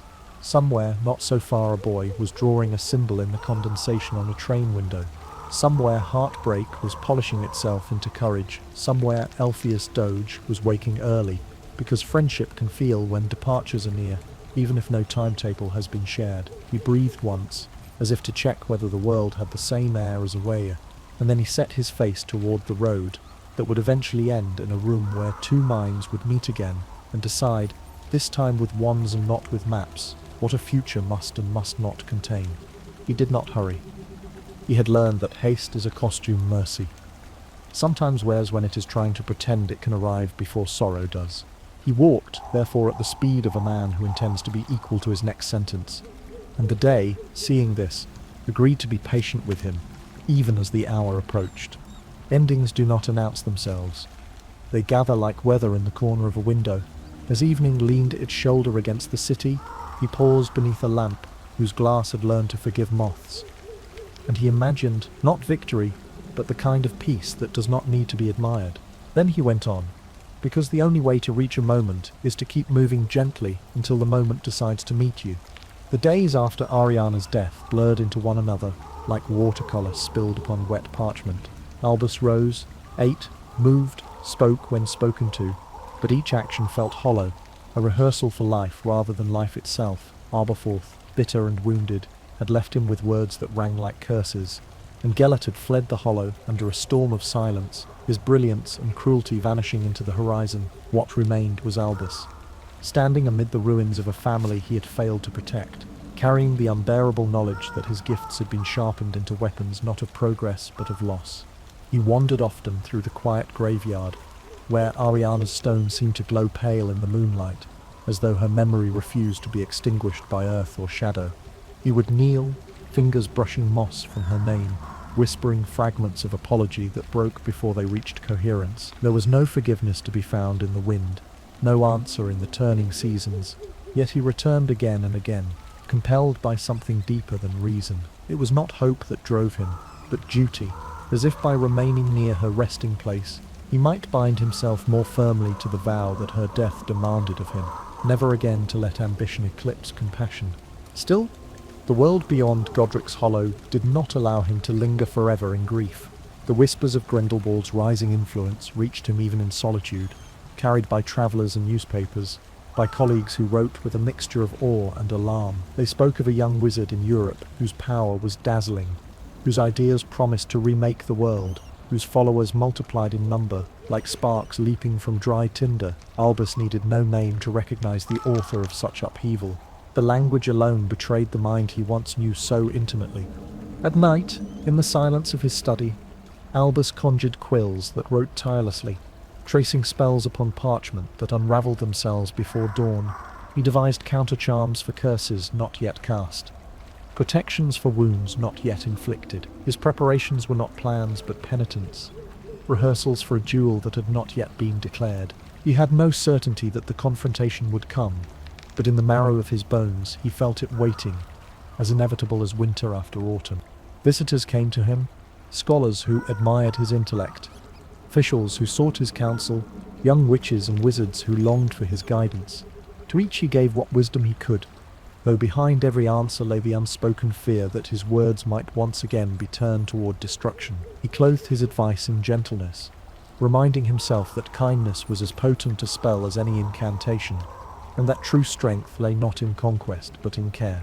It was in these years that Albus began to teach, not yet as headmaster, nor even as deputy, but as a professor whose lectures drew students like moths to a lamp. In Transfiguration he found a subject that mirrored his own life, the art of change, the discipline of turning one thing into another, of shaping chaos into form. He spoke not only of technique, but of philosophy, telling his students that transformation is not mere trickery, but reflection of the will, that true mastery requires balance between imagination and restraint. They listened in rapture, not because of spectacle, but because his words carried the gravity of one who had been broken and rebuilt himself from fragments. In the evenings, after classes had ended, he lingered in the corridors, pausing to exchange gentle words with the young. He bent low to reassure those trembling on the threshold of failure, offered patient explanations to those whose spells fizzled into sparks, praised the quiet diligence of those who worked unseen. To many, he became not only a teacher, but a beacon, a reminder that even in a world shadowed by prejudice and fear, there was room for compassion. Yet even within the castle walls, reminders of his past returned. He saw Aberforth from time to time, for his younger brother had chosen a life not far from Hogwarts. Their encounters were brittle, marked by silences that roared louder than speech. Aberforth's eyes still carried accusation, and Albus could not bear their weight. Their conversations, when they came, were brief, blunt, and ended always with the same unfinished sentence, a truth neither dared to name. Beyond the school, Grindelwald's star burned brighter. Whispers turned to headlines, and headlines into cries for alarm. Ministries across Europe grew uneasy as wizarding uprisings flared, each movement echoing the ideas once scribbled by two boys in Bathilda's parlour. Albus felt the tide rising, sweeping across nations with the inexorable force of conviction, and always at the centre of it he saw Gelat's face, smiling with the same brilliance that had once dazzled him beneath the summer trees. Albus's own reputation soared in parallel. His essays on magical lore, once private, found their way into journals and councils. He was hailed as a voice of reason, a thinker whose mind bridged ancient wisdom and modern need. Some called him visionary, others reformer. Yet behind the applause he heard the echo of Ariana's final breath, reminding him that wisdom carved from grief is never untainted. The burden grew heavier with each passing year. He knew that one day he would be asked to stand against Grindelwald, not only because he alone had the skill, but because he alone bore the guilt of having let him rise. That reckoning loomed closer. Though neither dared to hasten it, they were like twin stars caught in a long orbit, each aware of the other's gravity, each destined to collide.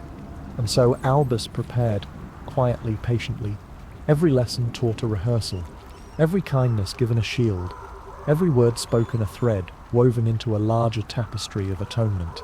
He could not undo the past, but he could shape the future. And in that labour he found the closest thing to peace that grief would allow. The summons, when it finally came, was not written in ink, but in rumour that would not sit still. Across Europe, ministries whispered, villages locked their shutters, and scholars sent letters that sounded like prayers disguised as essays. Grindelwald had moved beyond the restless scattering of sparks. His fire was now a furnace, and it roared high enough that even Britain, insulated by its sea and its cautious ministry, could not pretend to be deaf to the sound. Albus read each report with the same deliberate calm, but his hand lingered longer upon the parchment than before. Castles seized, families persuaded into loyalty by charm or crushed into silence by force, a banner rising over mountains, its symbol stark against the snow, the line, the circle, the triangle, the hallows, the dream they had shared, now marched as an army's heraldry. He traced the sign with one finger on the page, as though by touching it he could reclaim the meaning, but the ink did not soften, and the paper did not forgive. Students noticed a change in him. He still taught with brilliance, still spoke with the gentle rhythm that turned lessons into lullabies. But shadows gathered in his eyes when he thought no one watched. He began to walk the halls at night more often, pausing at windows as though measuring the distance to a horizon. Only he could see. Those who passed him in the corridors felt a hush fall about them. Not fear, but the quiet gravity of someone carrying more than his own life. At councils and gatherings, officials pressed him. "You know him. You studied with him. You are the one who must face him." Albus answered politely, deflecting with grace, saying that strategy must precede rashness, that alliances must be woven before battles are fought. Yet in the hollow of his chest he knew the truth. He was waiting, not for courage, for he had enough of that, not for strength, for his magic was honed beyond measure. He was waiting, because to move against Gellert would be to step back into the summer of their youth, to face not only an enemy, but the mirror of his own heart. Aberforth's bitterness had not lessened. When they met, rarely, and only in chance encounters, his words cut with the blunt edge of grief.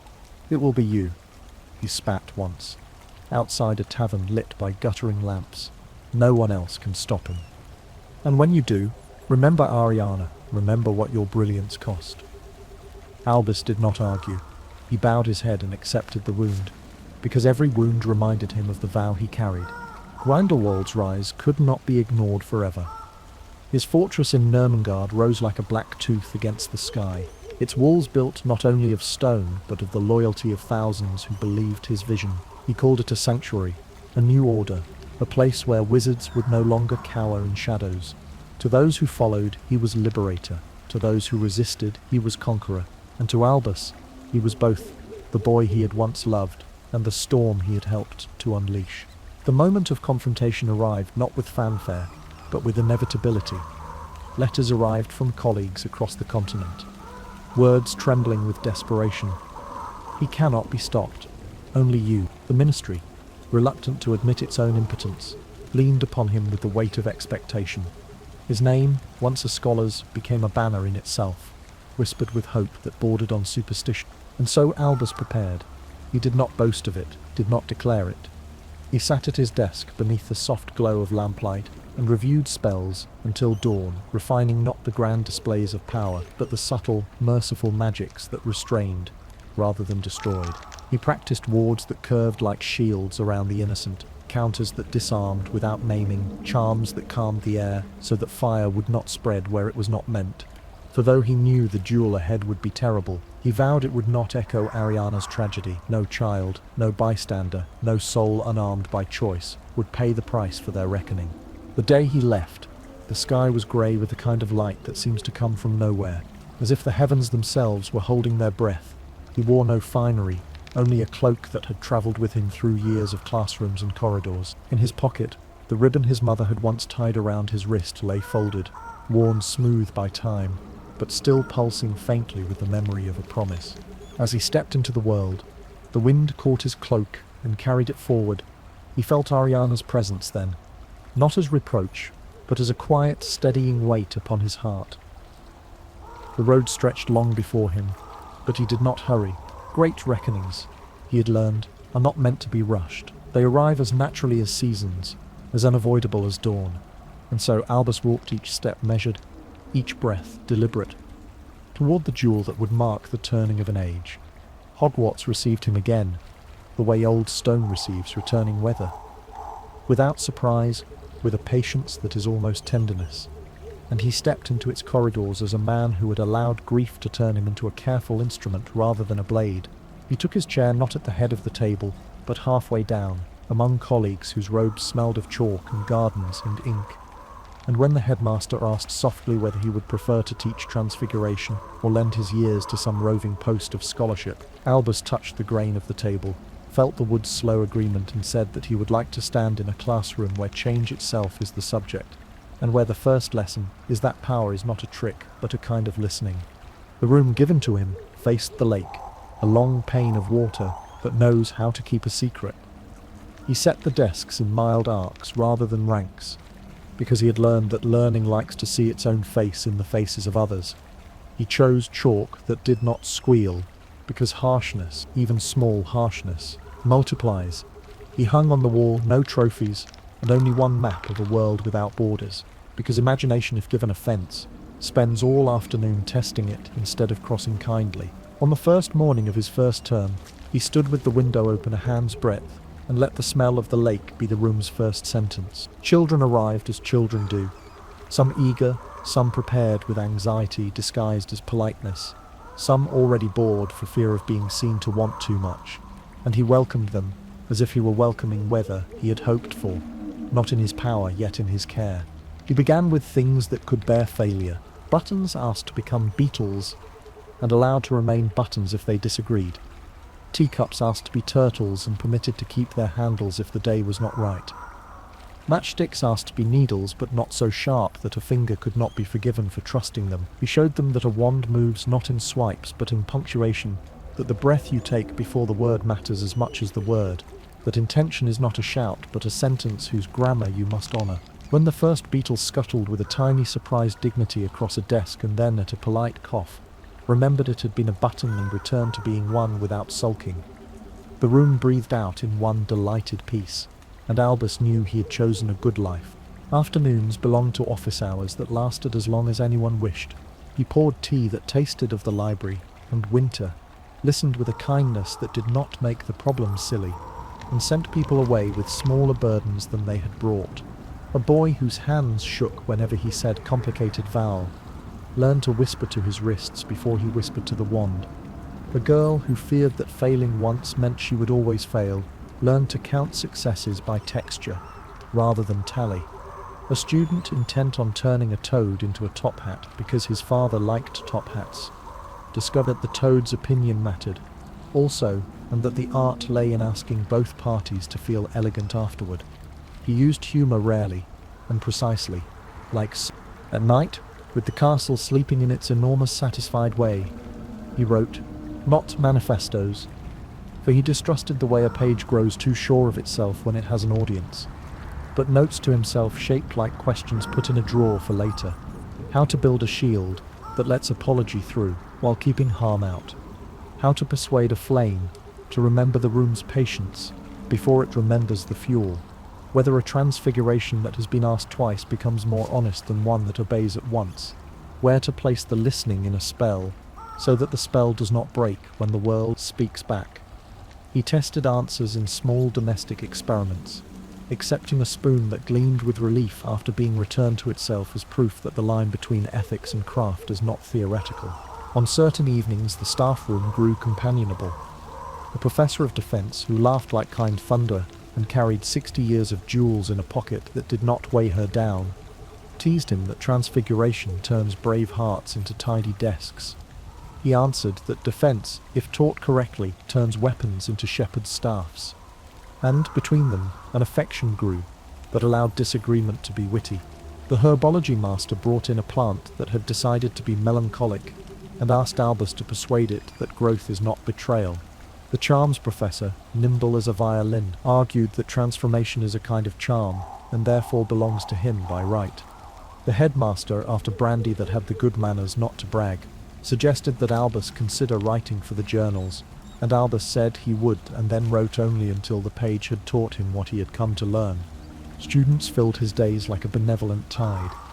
He learned their names quickly and forgot their pride even quicker, preferring to remember their preferences, who liked to sit where the light from the lake fell at an angle, their thoughts understood, who calmed by being given the task of close shutters, who needed praise placed beside the work rather than upon it, who secretly wanted to be told a thing was difficult before discovering that they could do it more easily than they feared. He introduced dueling not as spectacle, but as conversation, two spells, meeting in the middle and negotiating without humiliation, which one would go home first. He insisted that victory is a word that behaves poorly in classrooms, and that the correct term is understanding. Letters found him eager, awkward letters, folded with hope, and he answered them all, even the ones that mistook him for a legend who could fix a life from across the country with a sentence. He could not, of course. No one can. But he could write in a way that made a reader feel accompanied rather than improved, and companionship is the modest miracle to which most days aspire. A sixth year asked how to bear the knowledge that some power sleeps in him that he will never use, because using it would be to become unkind.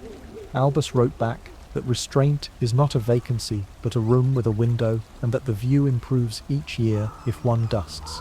The first phoenix came in winter, not with a flourish, not in flames that required applause, but as a small red warmth perched on the sill, looking through the glass with the puzzled courtesy of a visitor who suspects he may have arrived before the door was ready to be opened. Albus raised the sash. Cold hurried in like a child. The bird stepped onto the rail and considered the room with the seriousness of someone auditing kindness. He offered a perch fashioned from an old wand that had once belonged to a man who had learned, late but genuinely, that fear could be taught to read. The phoenix took it, making that low, impossible sound that is neither song nor speech, but something like the heart remembering its own timetable. He did not name the bird as if he owned it. Companionship he had learned, his agreement renewed rather than possession achieved. The bird stayed, left, returned, and in that pattern, Albus learned to time his sadnesses. There are days when a phoenix will not sing, and those are the days when one is meant to do the work without the consolation. All the while, the world behaved as if it had two clocks. Within the walls, terms-turned prefects learned the decency of not confusing responsibility with authority. Festivals happened with chandeliers that chose to be respectful. Student discovered she could transfigure a mistake into a rehearsal by changing where she stood. Beyond the walls, maps darkened. Names that had been safe became synonyms for caution. Newspapers rehearsed a single paragraph, with different adjectives until the adjectives themselves grew thin. Albus did not bring headlines into class. He brought steadiness. The children read in his voice that he knew the weather and had prepared their cloaks. He began, quietly and with permission asked, so humbly, it was almost not asking at all, to extend Hogwarts wards the way a gardener extends a hedge. Not higher, for height courts bravado, but thicker and more articulate, so that harm, arriving as it sometimes does, disguised as curiosity, would find itself gently corrected at the boundary and sent home to think. He wove into the stone a habit of hospitality for the right kind of lost stranger, and a reluctance for certain symbols that had lately learned to walk about wearing certainty. The castle was delighted to be consulted like a colleague rather than commanded like a house elf, offered her own suggestions. Here a corridor that had always wished to be a little kinder at night, there a stair that promised to be less theatrical during examinations, and together they made a place that did not brag of safety but practiced it. Colleagues arrived at his door with puzzles that had nothing to do with curriculum. One stern beloved, allergic to nonsense, asked what to do with a student whose brilliance had turned belligerent. Albus answered that brilliance is often a horse that needs a field larger than a stable, and together they found an apprenticeship that taught the boy how to carry rather than kick. Another tired, witty, grieving in a tidy way, asked whether she should retire. He told her a story about a candle that burned more gently after learning it could ask the window to close, and she kept her post for another 5 years, and then left. Not because the years had taken everything, but because they had not. There were quiet triumphs.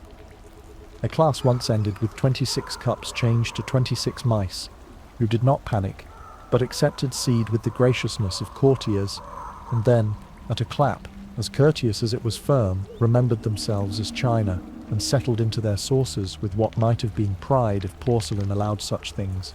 A 7th year's final examination became a duet. He failed her once, and then, before she could droop, showed her the tiny comma she had missed in the movement of her wrist. She tried again, and the spell unfolded like a sentence that had at last found its verb. His outstandings were common, his satisfactions were private. The phoenix, seeing smoke in foreign skies no one else in the room could see, sang, and his students startled, not because the song was loud, but because it cleared the dust in their rib cages, so suddenly that they remembered being small and loved. He did not say whose smoke, did not say whose sky.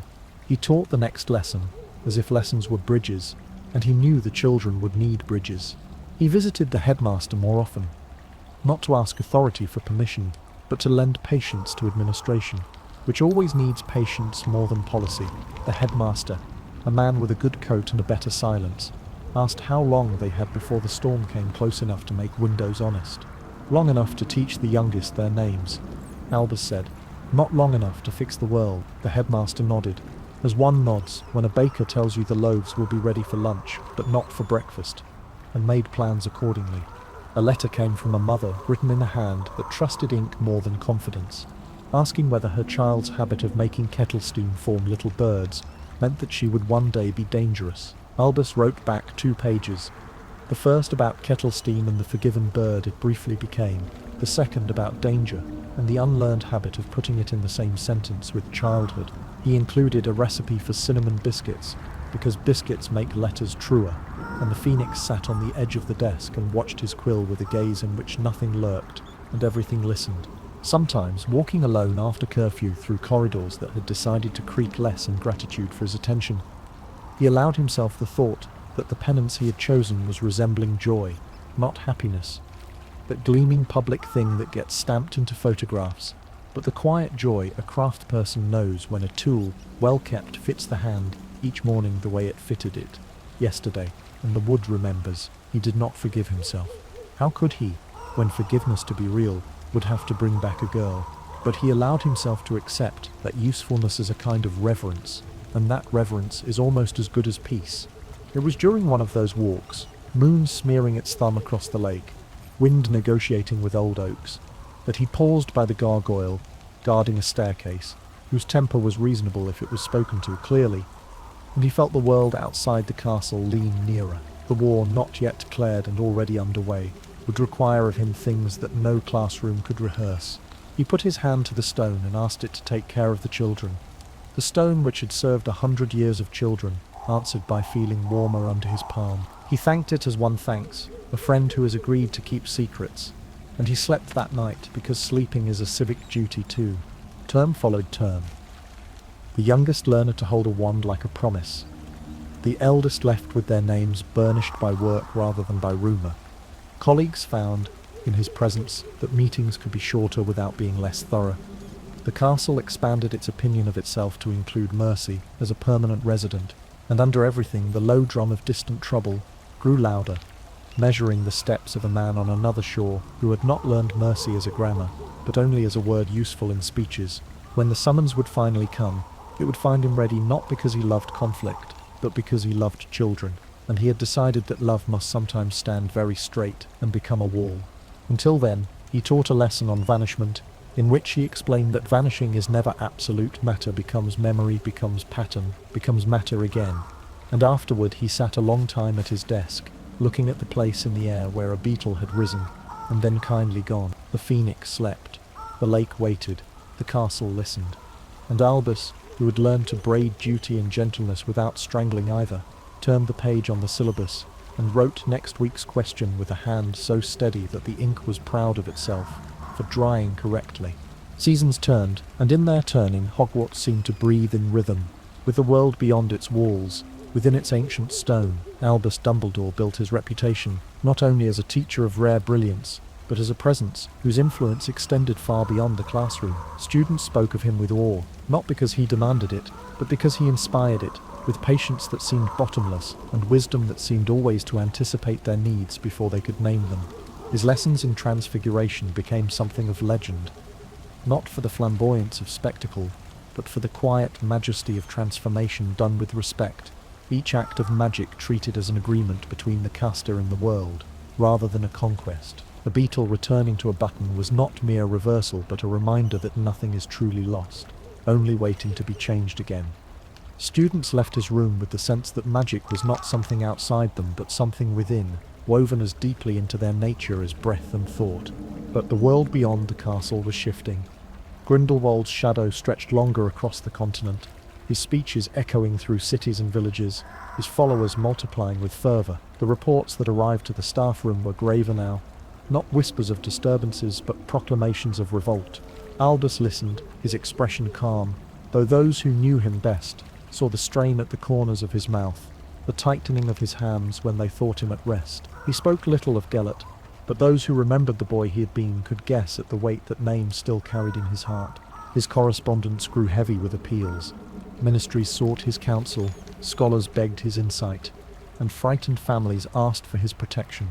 He responded to each with care, though often in words that concealed the storm that lay beneath. To some he offered strategy, to others reassurance, and to still others, silence. The silence of one who knew that a war between ideas was not fought with letters, but with choices made daily, in classrooms, in friendships, in the quiet building of trust. In the halls of Hogwarts he remained steadfast. He walked among the students as if the rising tide of darkness could not breach these walls, and perhaps by sheer will he kept that illusion alive. For children, illusions can be as necessary as shields. He taught them not only transfiguration but gentleness, not only skill but restraint, reminding them always that true mastery lay not in how much they could change, but in how much they chose not to. The Phoenix, his companion, became a silent herald of his moods. When Albus was weighed with sorrow, the bird perched close, its feathers dim, its eyes watchful, when he found brief joy. When laughter escaped him during supper or when a student's triumph lit the air, the bird sang, filling the stone corridors with a sound that seemed to mend every unseen crack in the heart. The children grew to associate that song with hope itself, and though few knew its cause, all treasured its gift. In those years, his bond with colleagues deepened. Some sought his wisdom, others simply his presence. For to sit with Dumbledore by the fire was to feel the restless world slow for a moment. He listened with the patience of water, listening to stone, never rushing, never dismissing, until even those who had come with anger left with peace. The castle, too, seemed to recognize him as its guardian. Doors yielded to him as if eager to please. Portraits bowed with unusual courtesy. Staircases straightened their mischief when he approached.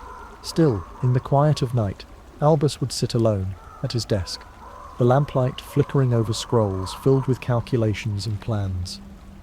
He drew wards within wards, protections that spiraled like constellations, rehearsing in ink the battle he knew must one day come. He tested charms against the memory of Grindelwald's brilliance, countered spells that had not yet been cast, as if by preparation he might soften the inevitability of what was to come. For though the world saw him as teacher, he knew himself also as penitent, bound by duty to confront the very storm he had once helped summon.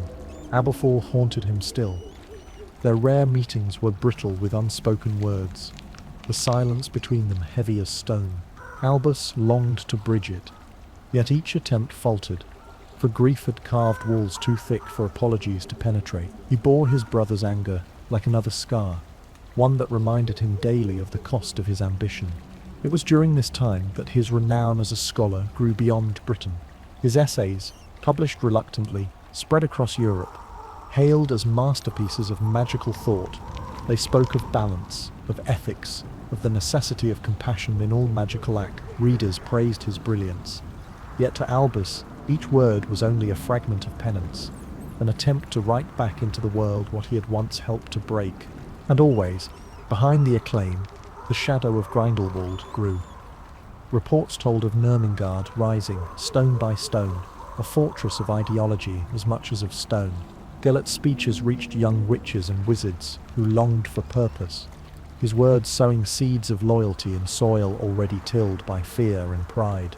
Albus read those speeches in translation, hearing in them the echoes of conversations once shared beneath Godric's hollow sky. They were his words too, distorted, sharpened into weapons, and that knowledge cut deeper than any blade. Yet he did not rush toward confrontation. He waited, and in waiting he prepared, not only himself, but those around him. His students learned courage, disguised as kindness, strength, disguised as patience, wisdom disguised as laughter. For he knew that when the storm came, it would not be his duel alone that mattered, but the resilience of those who would stand after him. The world moved inexorably toward that storm, each year tightening the cord that bound the two men together, and Albus, walking the halls of Hogwarts, smiled at his students, guided their hands in shaping the world, and carried in his heart the certainty that one day, soon, he would be called to face the mirror of his own past. The years of his professorship gathered like beads upon a thread, each term adding its quiet weight, each class another chance to redeem, if not his past, then at least the present that lay before him. In the rhythm of lessons, in the cadence of chalk against slate, Albus Dumbledore found a strange kind of grace. He gave himself to teaching with the devotion of a craftsman who knows that every small correction, every gentle nudge of the hand, may shape a life as surely as spellcraft shapes wood or stone. His students adored him, though not always immediately. Some found his humour odd, his sentences wandering, his tangents about philosophy distracting, but in time they understood that the digressions were lessons too. Quiet truths, slipped between the brighter sparks of magic, reminders that the world must not only be transfigured but understood. He taught them to listen as much as to speak, to observe the pause before a spell obeyed, to honour the dignity of the object being changed. For to Dumbledore, transfiguration was not conquest but dialogue, and in that dialogue he taught It was during these years that he began to gather protégés, though he never used the word. Promising students lingered after class, seeking more than instruction. To them he gave not only knowledge but trust, and in giving trust, he taught responsibility. Some went on to greatness, others to quieter, humbler lives, but all carried with them a piece of his guidance, subtle and enduring, like the memory of music long after the notes have faded. The Phoenix returned, not as visitor now, but as companion. Fawkes, as Albus named him, seemed woven from fire and sorrow alike, his plumage blazing brighter in times of joy, dimming in days when grief pressed heavier. The bird's song became part of the castle's tapestry, a sound students whispered about in dormitories, saying that to hear it was to feel courage rise like dawn. For Albus, the Phoenix was more than symbol. It was reminder that from ashes, even the darkest, light may yet be born again. But while Hogwarts thrived under his care, the world beyond grew darker. Grindelwald's campaigns flared across Europe, no longer whispers but battles, no longer scattered followers but armies. Towns fell, ministries bent or broke. The banner of the Hallows, once a dream sketched between two young men, now flew over fortresses of stone and fields watered with blood. Albus read each report with steady eyes, though inside him old wounds tore open again. Every triumph of Grindelwald's forces echoed with his own failure. Every cruelty was a reminder of the friendship he had not stopped soon enough. The wizarding world began to look to Dumbledore as its answer. His name was spoken in council chambers, on street corners, in fearful homes. When will he act? They asked. When will Dumbledore face him? Some spoke the words with hope, others with impatience, still others with bitterness, as though his delay were complicity. He bore their judgment silently, for though his heart yearned to end Gellert's reign, his soul trembled with the knowledge of what such a duel would demand. He had seen once before what happens when wands cross without restraint. He had watched his sister die in the crossfire of passion and ambition.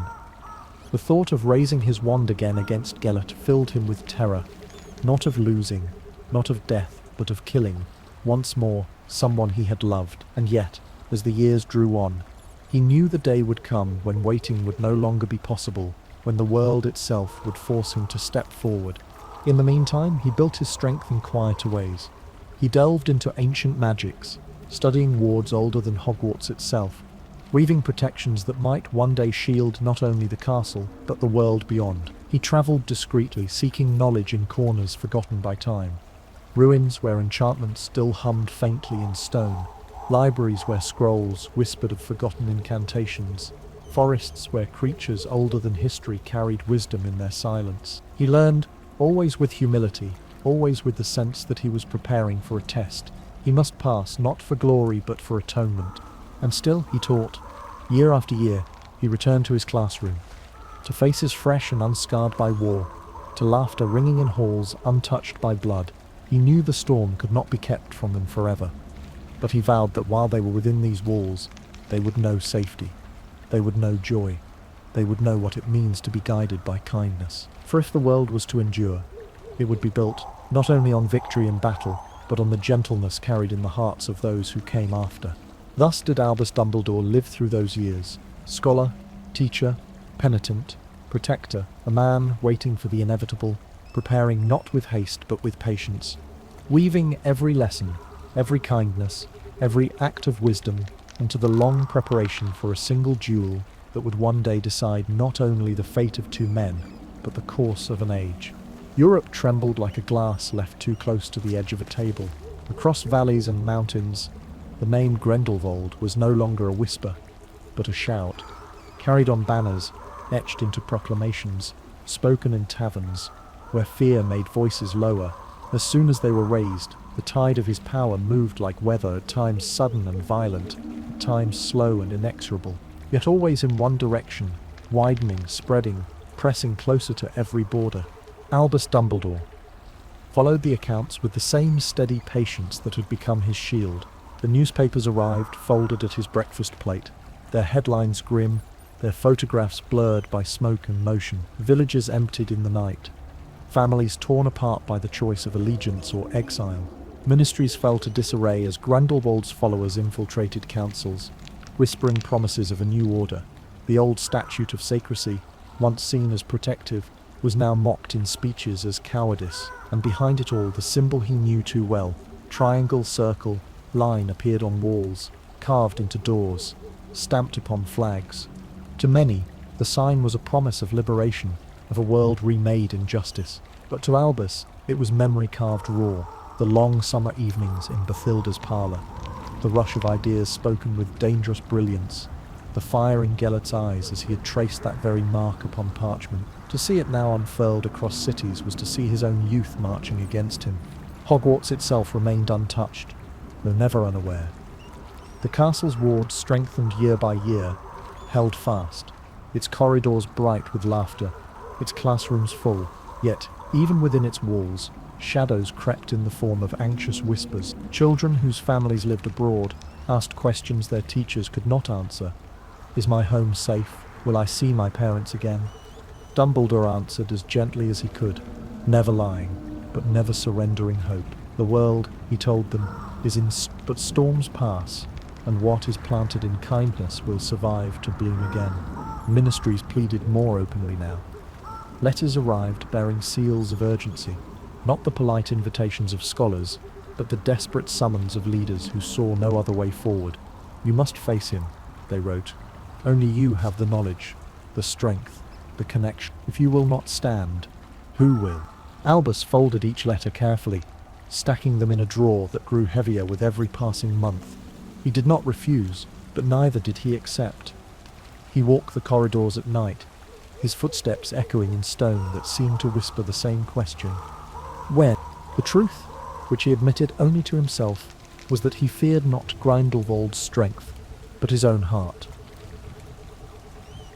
To duel Gellert was to open again the wound of their youth, to face the man he had loved and the reflection of the man he might have become. He had not yet decided if he was strong enough to strike without hesitation, or merciful enough not to strike too late.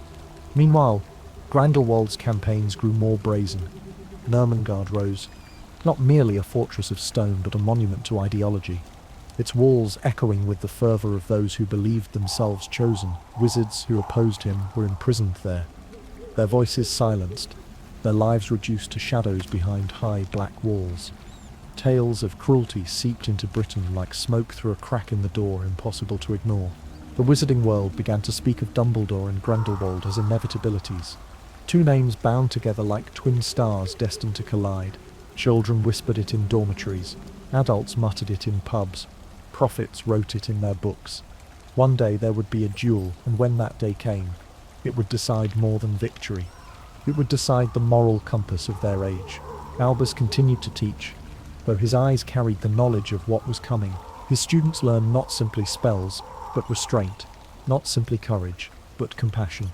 He told them, the true test of power is not how much we can change the world, but how much we can protect of it. They nodded, some understanding fully, others only half, but all felt the weight of the words.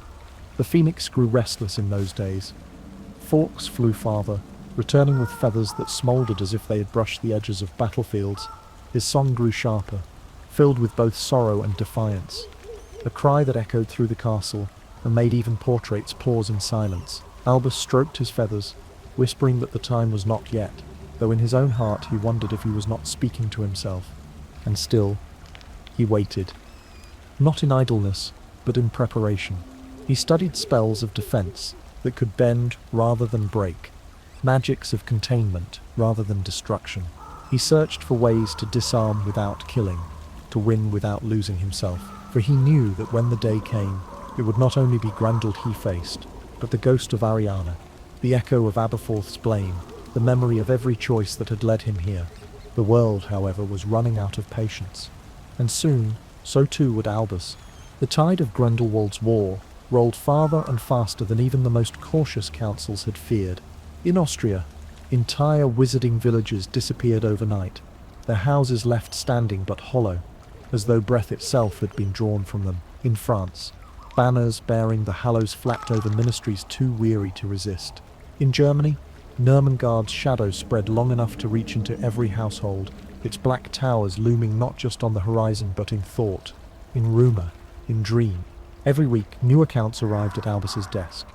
Letters smudged by hurried hands, reports written in ink that had dried with desperation, pleas wrapped in ministry seals. He read them all, slowly, carefully, placing each upon the pile that grew until it leaned like a tower of paper, ready to topple.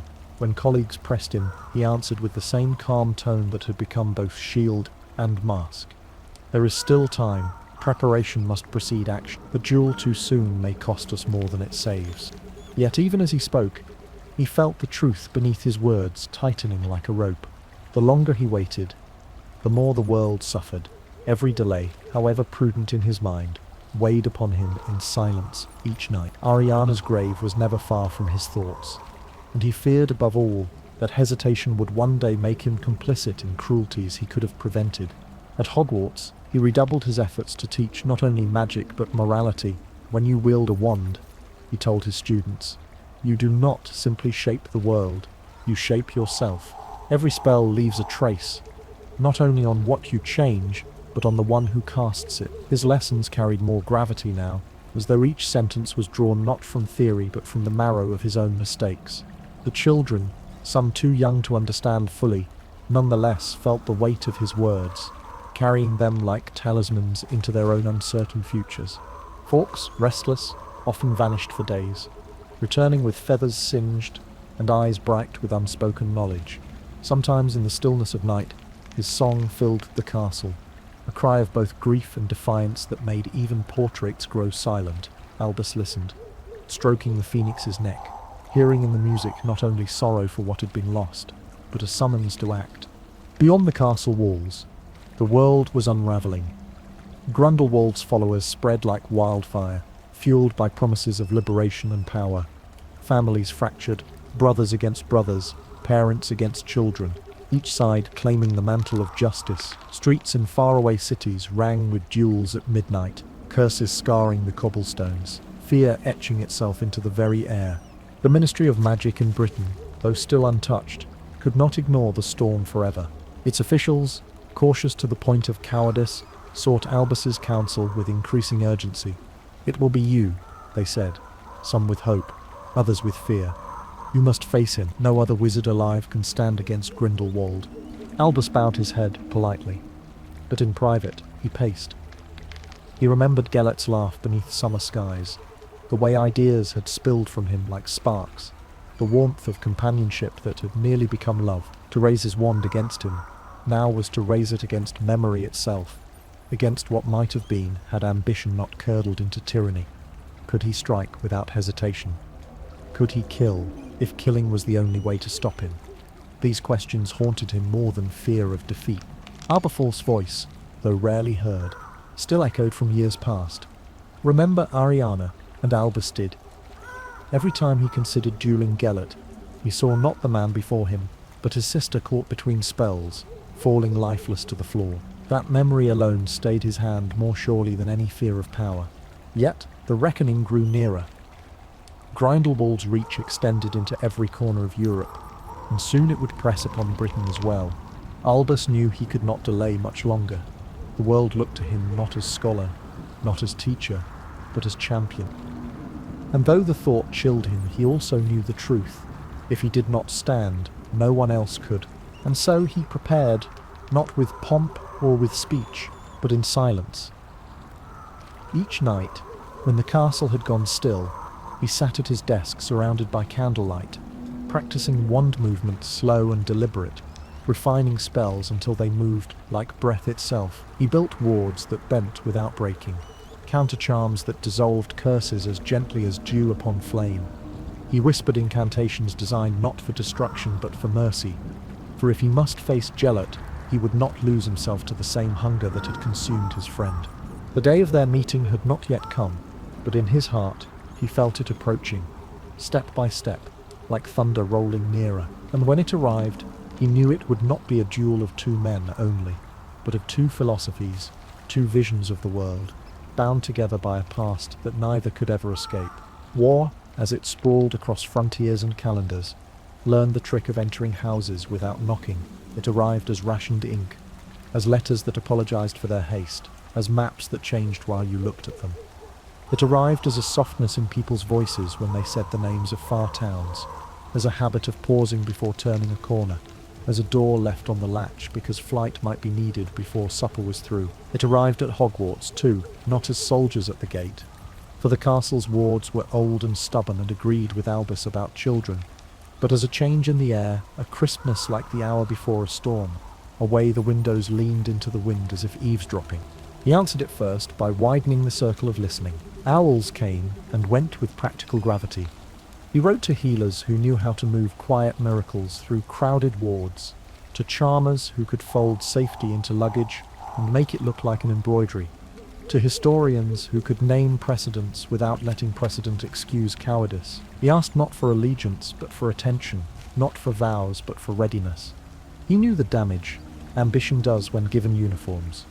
A little network braided itself together.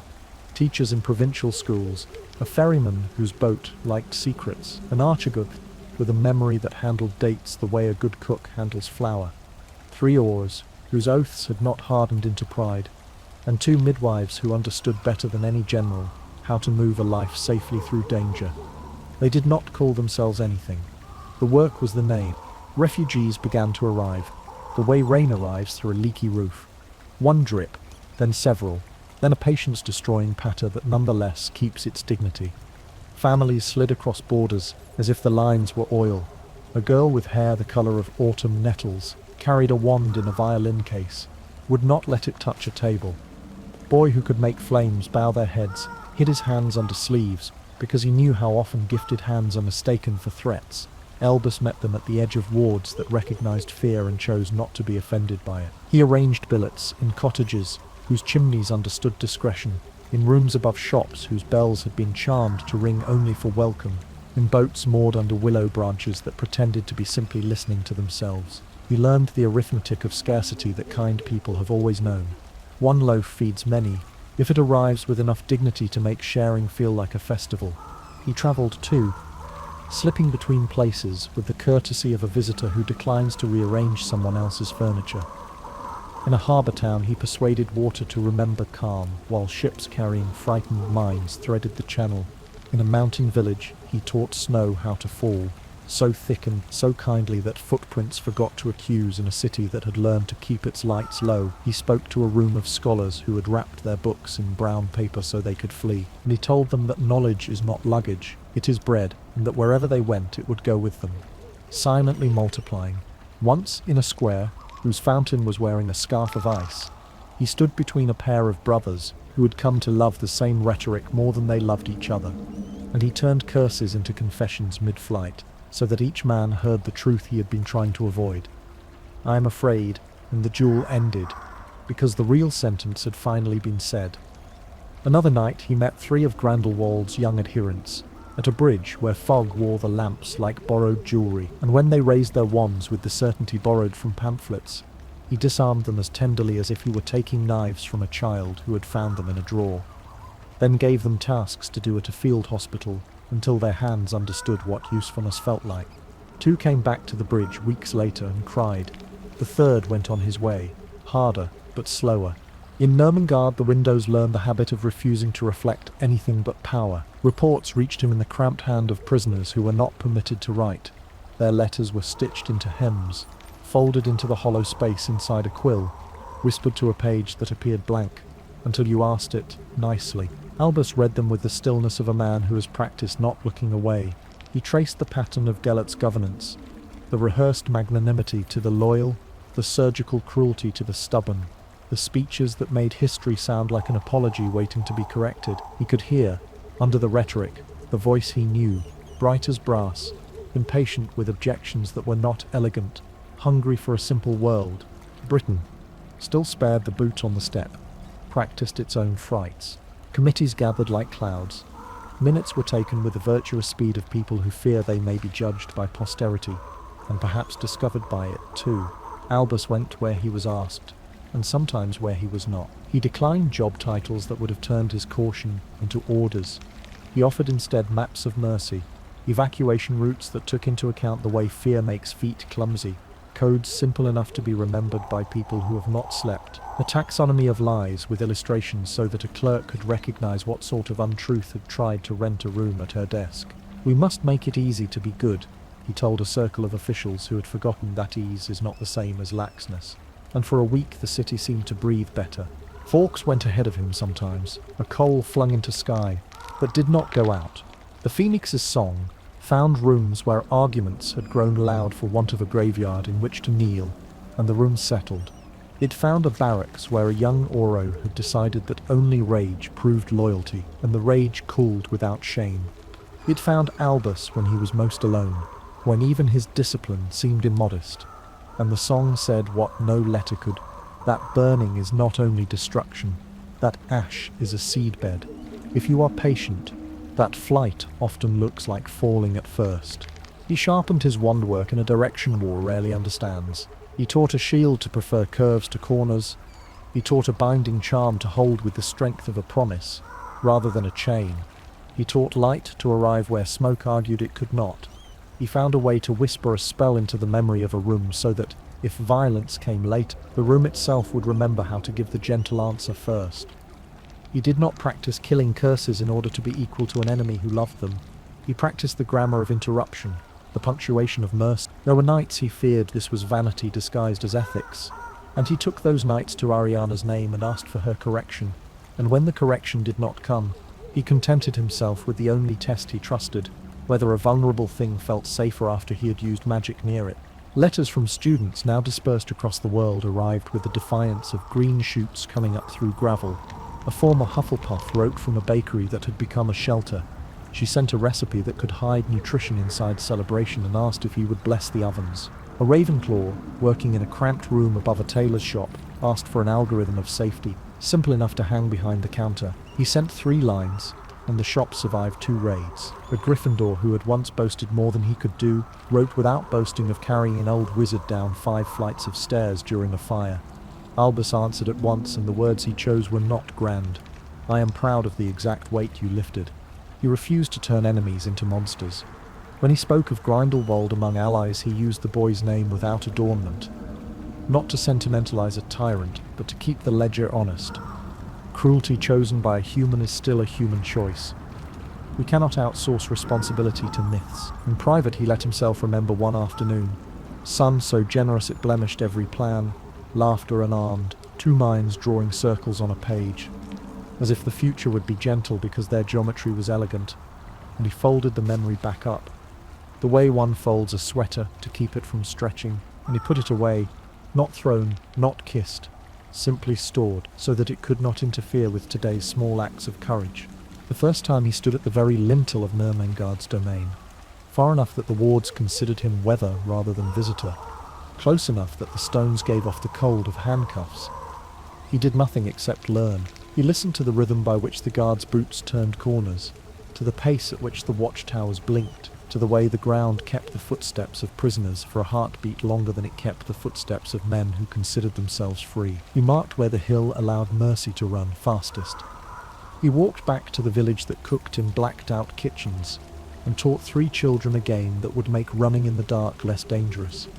That night he dreamed not of triumph, but of doors. Grindelwald wrote to him once more. No courier, no seal, a message that arrived the way dawn arrives in a room you forgot to curtain. It did not taunt, it invited. "You know the points I am making," it said, "because once you made them to me with more grace than anyone since has managed. Come and disagree in person. The world will be better for it." Albus answered by tending a field hospital until his hands smelled of salves and sleep, then teaching a young witch how to transfigure a fear into a task. Afterward he put quill to parchment and wrote a reply that he did not send, because some corrections belong not to paper, but to the air between 2 people. When the air is bright with spells, he aired. Sometimes? Once, in a cluttered alley behind a grocer's that had learned to forgive debt, he underestimated the fury of a man who had lost a son to recruitment. The stunning charm he chose was too gentle. The man's curse went wild, and carved a gash in a door where a child might have been. Albus took the blow into a shield he swore afterward he would never again let be that thin. He knelt with the man until the curse's echo left his throat, and when the man asked to be punished, Albus gave him the inventory of the grocers and said he could pay the debt by learning the precise language of need. A month later, the ledger was correct to the tenut, and the man's voice had learned new pronouns. When the British ministry at last shaped its request into a sentence so explicit even caution could not mistake it, "Professor Dumbledore, we ask you to confront Gellert Grindelwald." He did not answer at once. He visited Ariana. He set flowers not because flowers change anything, but because they demonstrate that hands can still choose grace. He said her name aloud on a day that was not an anniversary, which is harder and therefore better. He waited through the late afternoon until the birds had rehearsed the evening twice. And then he said yes, to the air, to the grass, to the old promise that had been sharpening itself inside him all these years, like a knife being careful not to cut the one who carried it. When he returned to the castle, he did not make a speech. He amended a timetable so that a colleague could rest. He lent a book to a child who was hungry for the kind of company print can give. He walked the perimeter of the wards and thanked them, because gratitude strengthens magic more reliably than swagger. In his classroom, he taught one last lesson on containment that was also a lesson on conscience. He told them, when you bind, you must leave room for the bound thing to breathe. When you argue, leave room for the other to be better. When you fight, remember that victory is not the point. Continuation is. Some wrote it down with the seriousness that ink demands. Some stored it in the place where later, long after he was gone, it would suddenly rise and save a life. In the morning he packed little, a cloak that had learned to keep him from looking like a man to whom doors should open simply because he wished it. Bread. Because bread reminds spells. They have responsibilities. A whetstone, though wands do not need sharpening. He liked the parable, the ribbon, faded now, fierce as ever. Fawkes hopped to his shoulder, weighed the moment, chose instead to circle the tower once twice, as if blessing it, then vanished into a sky that carried news north. He left by the side gate that knows the names of gardeners. A portrait cleared its throat and said nothing, which is the greatest permission a portrait can give. The lake, unconcerned with men, kept being lake, which gave him courage. It is good, before one goes to change a thing, to look at something that declines to be changed. He set his feet toward the continent, toward a city whose stones had learned obedience, toward a hill whose grass held the story of too many boots, toward a man who had once been a boy beneath a summer tree, drawing a symbol so simple even an enemy could love its geometry. Between each step, he placed a little prayer he would not have called a prayer. Let my strength be shaped like mercy. Let my memory not seduce me. Let my aim be true enough to spare what can be spared. Let the child in me not take the wand from the grown man's hand. The road, hearing good manners, smoothed a little under his boots. He went on, neither quickly nor slow, with the pace of someone who respects what the hour is about to ask. And the day, seeing that, gathered its light carefully so that none would be wasted when two histories met. The city that awaited Albus was a city already conquered, not by armies of soldiers, but by symbols, by whispers, by fear draped like banners across the sky. In every square the triangular mark gleamed, chalked upon walls, stitched upon cloth, carved into stone as if to say that even the earth itself bent to Grindelwald's design. The air was heavy with obedience, yet beneath it trembled the kind of silence that is born, not of peace, but of dread. Families stepped carefully, their eyes averted, their words trimmed to the length of safety. Children, who should have laughed in streets, walked close to their mothers, clutching small toys as if they were talismans that might ward away the shadows. Albus Dumbledore crossed the threshold of that city without disguise. He carried no illusion upon his face, no charm to shrink his presence, no cloak to make him unseen, for he knew that concealment was no longer his privilege. To hide was to surrender, and he had already hidden too long. The people watched him with the wary fascination one feels upon seeing a storm cloud that might yet break. Some recognized him and gasped softly. Others looked away quickly as though even recognition might bring punishment. Yet the ripple of his arrival spread, unseen but unstoppable, until it reached the ears of the one he had come for. The path to Nurmengard wound upward like a serpent coiled about its hill. Stones shifted underfoot, the very earth remembering the tread of prisoners dragged there, the clatter of chains, the weight of hopeless steps. As he climbed, Albus let each breath steady him, let each step press the prayer deeper. Let my hand not falter, Let my heart not betray me. Let mercy not weaken. Let justice not turn to cruelty. The fortress rose above him, black and stark, its towers scratching the sky, as if eager to wound even the clouds. At the gate he was expected. There were guards, yes, but they did not raise their wands. Instead, they bowed, not from respect, but from the peculiar obedience that came from orders too clear to be misunderstood. Grindelwald had known he would come. Indeed, Grindelwald had waited for this day, as surely as Albus had dreaded it. Inside, Nurmengard was colder than winter, though the season was summer. Torches burned but gave no warmth. Walls towered but gave no shelter. Each corridor seemed designed to remind its walkers of their smallness. Albus felt it too, the echo of despair clinging to the stones, but he walked as though bearing his own fire, his cloak trailing like shadow, his beard silver against the gloom. And then, at last, in the great hall of that fortress, he saw him. Gellert Grindelwald stood not in chains nor in disguise, but in the fullness of his command, his robes cut with precision, his hair glinting as though every strand had been polished by power. His eyes, oh, his eyes were the same as they had been in summers past. Fierce, bright, restless, carrying entire philosophies in a single glance. For a moment, memory pulled cruelly at Albus, the boy under Bathilda's roof, laughing at the world's smallness, promising to remake it. For a moment he felt again the dangerous thrill of a mind equal to his own, the warmth of a companion who had once seemed closer than breath. But the hall around them was filled with the silence of the imprisoned, the weight of the murdered, the cries of the silenced, and memory, however sweet, could not outweigh that. "Albus," Gellert said, and his voice was not mocking but soft, almost fond. "You've come." Albus inclined his head. "You knew I would." "Of course. The world demands it."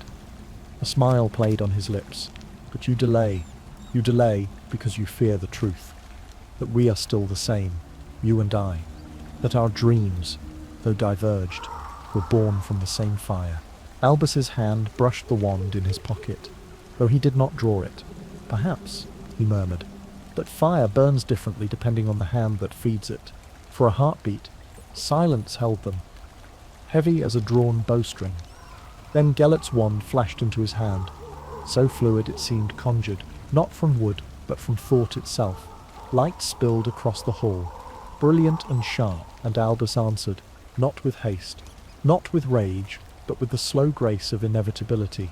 His wand, the elder's twin, rose into the air, and the duel began.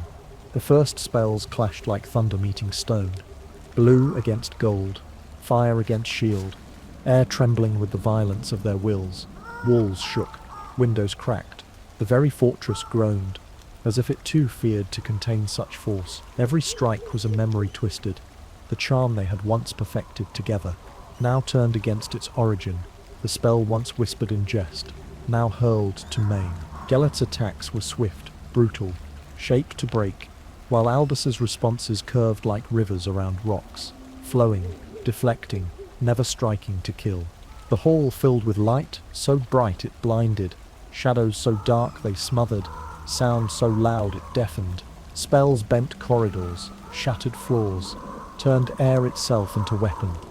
Yet through it all, their eyes did not waver. For more than battle, this was conversation, the last conversation of two minds that had once been inseparable. Every curse was a question, every shield a reply. Why did you leave me? Why did you betray me? Why do you still hesitate? Why can you not see? And within Albus's chest burned the memory of Ariana, the girl caught once before in the crossfire of their ambitions. He felt her absence in every flash of light, every roar of magic, and he swore that no innocent would suffer again for their pride. His spells shaped themselves to that vow, disarming, binding, containing, never destroying. He fought not to win glory but to end harm. Minutes stretched into an eternity. Sweat ran into his beard, his lungs burned, his arms ached, yet still he moved, inexhaustible, each motion carved by years of discipline, by the quiet strength of a man who had waited too long, but now could wait no more. Gellert pressed harder, eyes blazing with the ecstasy of battle, laughter ringing between curses, as though even in defeat he could not believe it possible. And then, at last, the tide shifted. With a flick that seemed almost casual, Albus's spell coiled around Gellert's wand, twisted it from his grasp, and flung it spinning across the floor where it clattered against stone. Silence fell, sudden and absolute, broken only by the ragged breath of two men who had once dreamed the same dream. Gellert sank to his knees, not broken, not begging, but smiling still, as if the end were only another beginning. "So," he whispered, "it was always to be you." Albus lowered his wand, sorrow heavy upon him. "It was always to be choice," he said softly. "And you chose." The guards came then, chains rattling, eyes wide with awe at what they had witnessed. They bound Grindelwald and led him to the cell that would one day become his tomb. And Albus, weary beyond measure, stood alone in the great hall, the echo of battle still trembling in the stones. He closed his eyes, whispering Ariana's name once more, not as lament but as vow, and when he opened them, the world felt both heavier and lighter, for the storm had passed, though the ruins it left would take years to mend.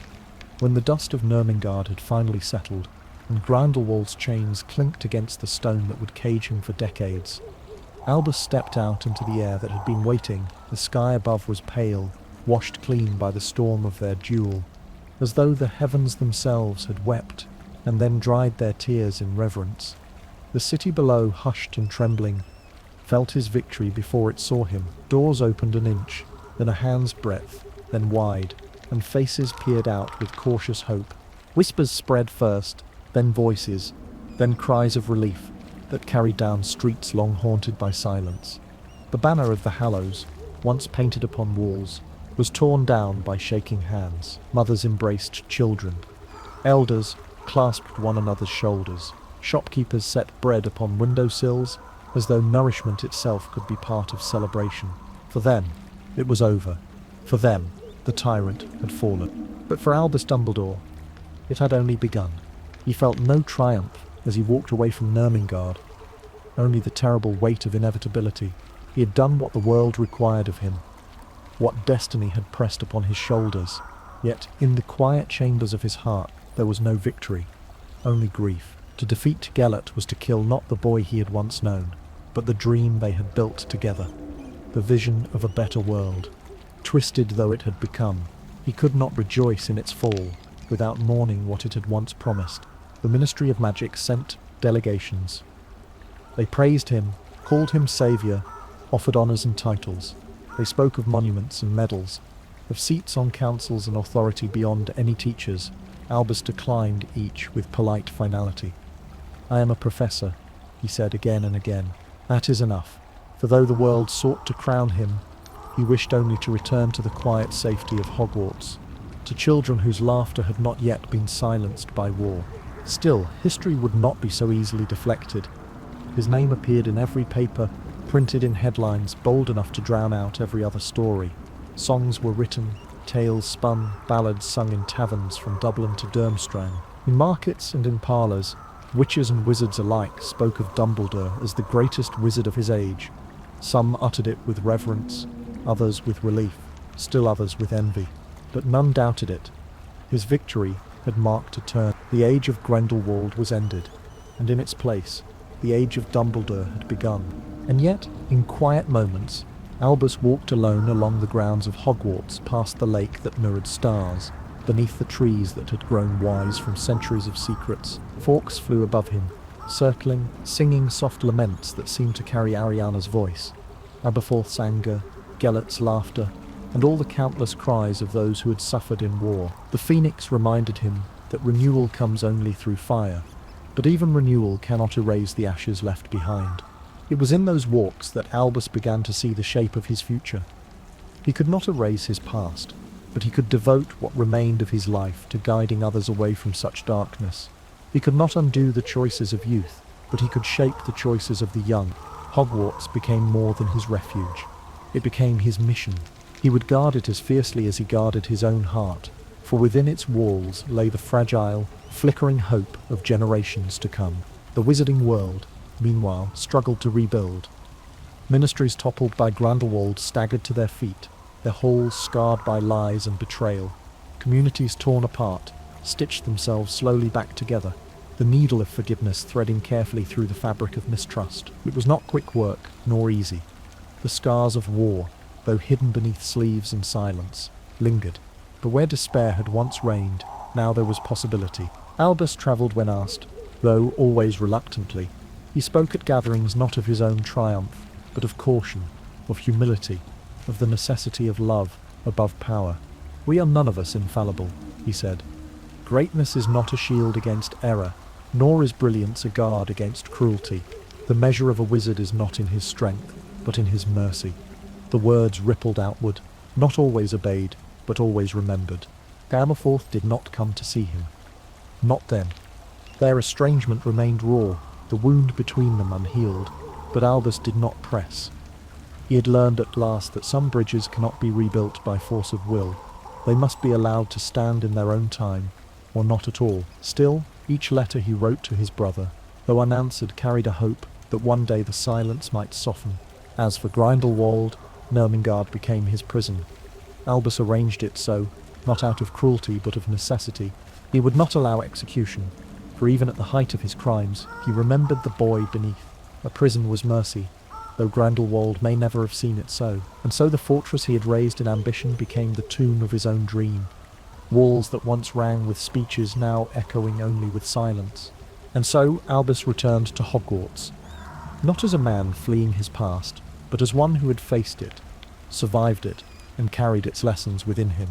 He resumed his post as professor, his wand once more transfiguring buttons and beetles, cups and candles, laughter and learning. Yet every flick, every lesson, every word he offered bore the unseen weight of his vow, that the children in his care would never again be swept into darkness by the mistakes of men like him. The world called him hero. He called himself teacher. And in that distinction lay the rest of his life. The owls brought the offer folded in propriety and sealed with the clean wax of inevitability. But it was not the parchment that convinced him.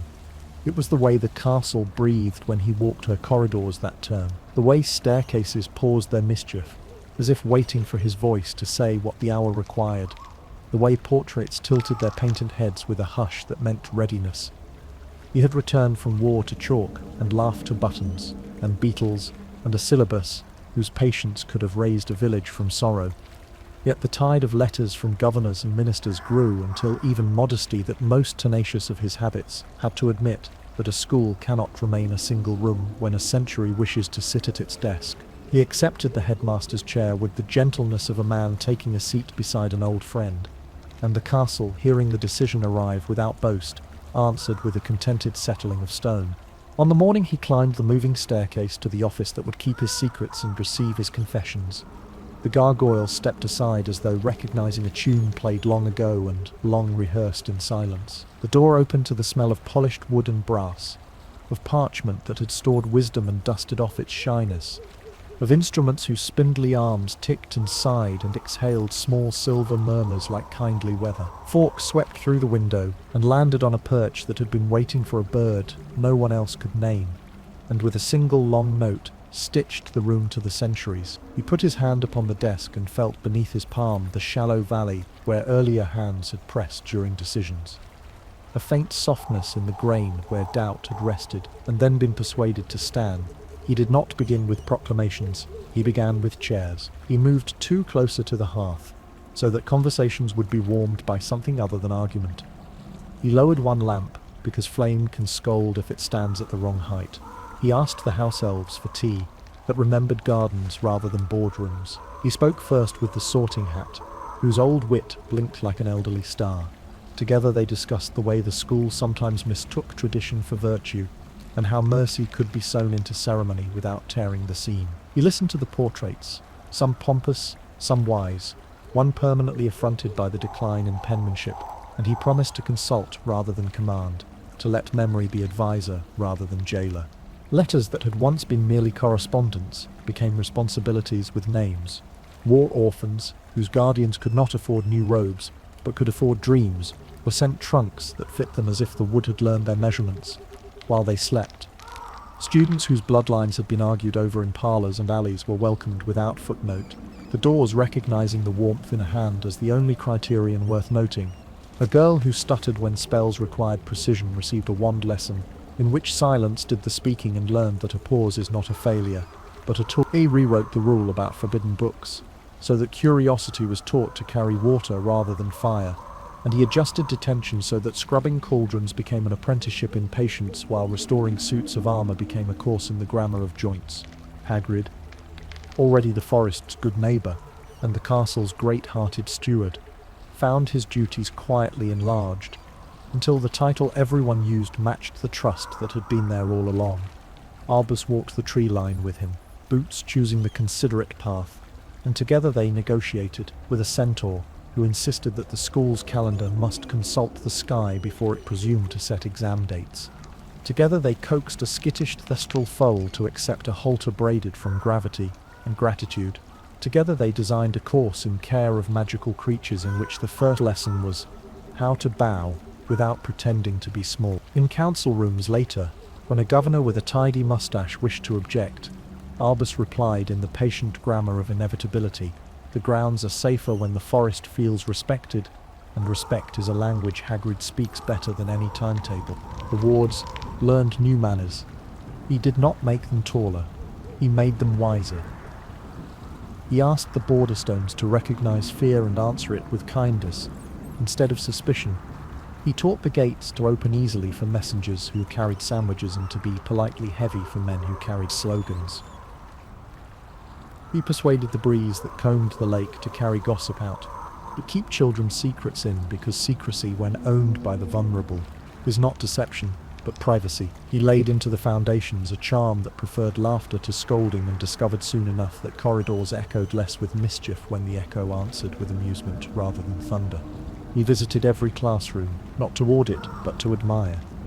In charms, he applauded a charm that persuaded chalk to confess its squeals, and repent. In potions, he listened to the slow music of heat, doing exactly what it was told, and praised the humility such obedience requires. In herbology, he let a medicinal leaf rest on his tongue, and admitted that plants know more about mercy than policies do. In history of magic, he sat through a lecture so dry that Dust considered applying for a post, then met with the professor afterward, and suggested that ghosts might remember better if the young were asked to tell the stories back, and the professor agreed, being secretly sentimental and grateful for rescue. He did not demand novelty for its own sake, but he asked rigor to dress in tenderness, and he asked tenderness to show up every day on time. Feasts changed by half an inch, which is the degree by which true reforms travel when they intend to last. He kept the four tables, rivalry is a spice, after all. But once a month he let the great hall practice being a village. Benches jostled into long diagonals, so that lions and eagles, badgers and snakes would learn that elbows are kin to each other. Toasts were offered to virtues that brag less easily: perseverance, listening, honesty under pressure. The ceiling, delighted by the change of script, painted stars that made promises and kept them. When a shy fifth year stood to admit he admired someone from a different house, the portraits rehearsed how not to wink, and Albus felt the castle swell by a room's worth of new space. He entertained inspections and ignored grandstanding. The Board of Governors arrived with opinions polished smooth by the hands of committees, and the ministry sent envoys who wanted to be photographed with a phoenix. He served them tea and refused to be clever at their expense. He let them see the kitchens where aproned industry turned ingredients into time. He walked them past the hospital wing at an hour when the beds were tidy and the windows forgave the weather. When one suggested curtailing certain subjects for fear that knowledge might make children dangerous, Albus tilted his head as if considering a painting and replied that ignorance is the only subject that has ever reliably produced danger, and the matter, after a round of harangues, ceased to insist upon itself. He wrote letters not of policy but of invitation. To goblin elders, he sent inquiries about apprenticeships that would teach arithmetic to hands as deft as they were proud. To merfolk beneath the lake he conferred about music. The children might hear if they learned to sit quietly on certain evenings. To the centaurs he extended a promise that the forest would be consulted before the school built anything with roots. Not all replied. Some replied with irony. Some replied with a simple absence that meant we prefer to decide for ourselves. He understood and left the door open. Hospitality is a lesson that must be graded in decades. The pensieve, which had belonged to headmasters who mistook it for a mirror, and to headmistresses who used it as a calendar, stood on its stand like a little weather system. He used it neither for nostalgia nor for surveillance, but for ethics. Into its silver he poured memories, when their brightness threatened to distort his judgment, and he visited them, not to relish, but to measure. How loud was my own voice in that room? Where did I interrupt? What frightened me? That day that I did not admit?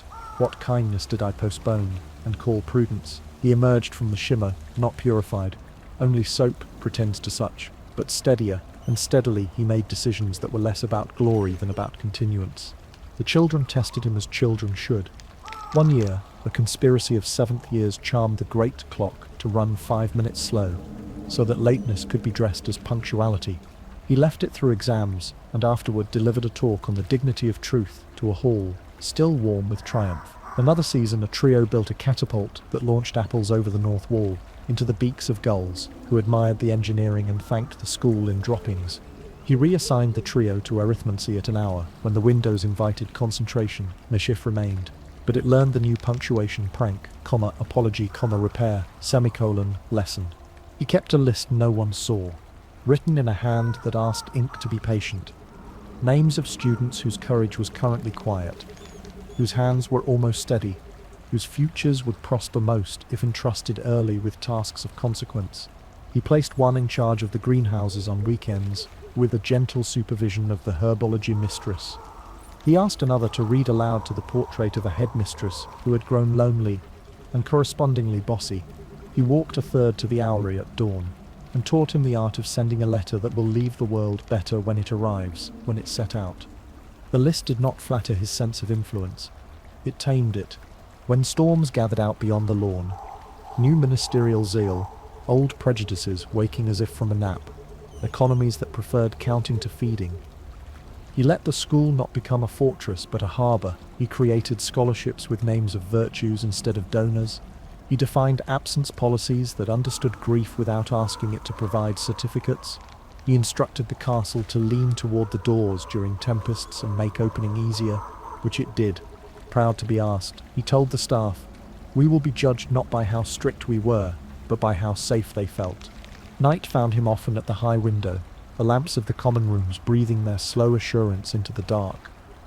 Fawkes drowsed with one eye open, as if safeguarding a lyric that would be needed in the morning. Albus traced with a fingertip the constellation that always looked to him like a hand offering a cup, and he allowed himself the smallest thought that perhaps this, more than the jewel, more than the papers and counsels and prudent refusals, was what his life had been for, to keep a lamp lit in a place where the young might learn to love their own gentleness without being laughed away from it. On the first anniversary of his appointment, he set no feast, made no speech, clipped no ribbon. He walked the corridors with a pocket full of peppermints and a pencil for fixing squeaky hinges, and he sat a while in the Quidditch stands after dusk, watching the sky practice passing clouds as if it were rehearsing for a match. He thought of Kendra and Percival, and the little house, and the way a door can be both a boundary and a promise. He thought of Aberforth and the stubborn mercy of brothers. He thought of Ariana and the ribbon, and the vow tied around his days, so tightly that even joy was part of its knot. He rose, went inside, and wrote 3 notes, one to a parent he had never met, saying only that their child was brave, one to a scholar in a country still repairing its calendar, inviting her to lecture, and one to himself, reminding the future that the future must be courteous to the present. Change, having been asked for with respect, began to root itself. Prefects consulted rather than commanded. Detentions ended with hands less ashamed of themselves. Feasts learned the pleasure of shorter speeches. First years arrived each September and looked up at the ceiling, and the ceiling, because it loved their faces, made the stars a little nearer. The office instruments clicked and breathed and offered little clouds that smelled of lemon and brass, and he thanked them for doing the small work that keeps a large work honest. And in the village, the baker started sending up 2 extra loaves on Saturdays, because he said that knowing a school was eating well helped him sleep. He kept the outer world as a weather report, not a program of entertainments. He read the papers alone, and did not let their indignations set the tone of breakfast. He replied to the ministry with efficiency, and refused the suggestion that Hogwarts host spectacles of triumph. The children already knew what triumph looks like in the mirror, and it is hard on their eyes. When political fashions changed coats, he kept wearing his old one. not in stubbornness, but in courtesy to the threads. It was many terms before he allowed himself to notice that his hands shook less in the hour before dawn, that Fawkes's songs more often contained reassurance than alarm, that the wards felt less like walls and more like hedges neighbours admire. He made no conclusion of it. He had learned, in so many rooms, that to conclude too soon is to end the kindness of a process. He let the days proceed, one careful, generous lesson after another, and the castle, pleased with the arrangement, grew a size larger in its heart. Beyond the horizon, other storms would surely gather. Names not yet spoken in the halls would one day be shouted, and shadows would learn the castle's shape and press upon it with a malice that had read books and copied them out by hand. But for now, the school rested in its great chair, and he seated at the desk that had warmed to his pulse, sharpened a quill, and began a letter to a child he had not yet met, explaining that a life is a series of promises offered to one's own best self, and that a headmaster is only the custodian of the room where such promises are first made aloud. The rhythm of the castle deepened around him as the years pressed on, each term a steady heartbeat that carried both continuity and change. Albus, now fully settled in the high-backed chair of the headmaster, grew into the role not as one dons a crown, but as one grows into old robes that have already been stitched with the wisdom of centuries and need only a new body to fill their folds. Hogwarts had always been a place of paradoxes, and under Dumbledore's watch it became even more so. It was at once ancient and ever new, stern and forgiving, a fortress and a cradle. The students who arrived each September came wide-eyed with anticipation, and Albus knew that every intake brought not only clever hands eager to learn charms and spells, but also fragile hearts seeking belonging. He walked among them quietly, never imposing his presence, and yet the children felt it, that he noticed them, each and every one with a kind of silent promise that they mattered. His office became not merely the seat of authority but a refuge. Children who had been bullied, children who feared failure, children who carried grief heavier than their trunks, all somehow found their way to his door. He never told them what to do. Instead, he listened, often for long hours, with the patience of a man who had spent decades learning that silence is sometimes the greatest gift. He would pour tea, offer sherbet lemons, and in his soft, measured words, plant seeds of resilience that many did not realize they carried until years later. Meanwhile, he wove enchantments into the very bones of the school. The forbidden forest learned to yield when the innocent were lost, guiding them back to paths of safety. The staircases, mischievous by nature, agreed to grow kinder with frightened first years, bringing them, at least for their first weeks, closer to the common rooms they sought rather than further away. Even the portraits felt his presence, growing more patient with students who asked clumsy questions about their painted pasts. Hogwarts, under his hand, was not only a school of spells, but a living sanctuary that adjusted its breath for those inside. Outside the castle, the ministry clung tighter to its pomp and procedure, its bureaucratic corridors echoing with ambition disguised as service. They courted Albus, eager to have him as Minister for Magic, eager to parade his intellect as a banner of their legitimacy. Each time he smiled with weary amusement and declined. The castle needed him more, and he knew too well the corruption that crept through power when it dressed itself as authority. Politics was compromise. Hogwarts was promise, and still, shadows pressed in at the edges. Parents whispered of unrest, of families torn between fear and pride, of old prejudices stirring as if they had only been asleep. Albus did not ignore these murmurs. In staff meetings he reminded his colleagues that a school must be more than a place of learning. It must be a place of preparation. We do not teach only charms and potions, he told them. We teach courage and compassion, and the wisdom to know when one must outweigh the other. Minerva McGonagall, sharp-eyed even as a young professor, nodded gravely, and Phileas Flitwick, standing small but shining with brilliance, clapped his tiny hands in agreement. The students too began to see him as more than a headmaster. To many he was a beacon, to others a riddle, and to a rare few he was a mentor whose words would echo long after they left the stone halls. Among them were young witches and wizards who would one day carry burdens as heavy as his own, though they did not yet know it.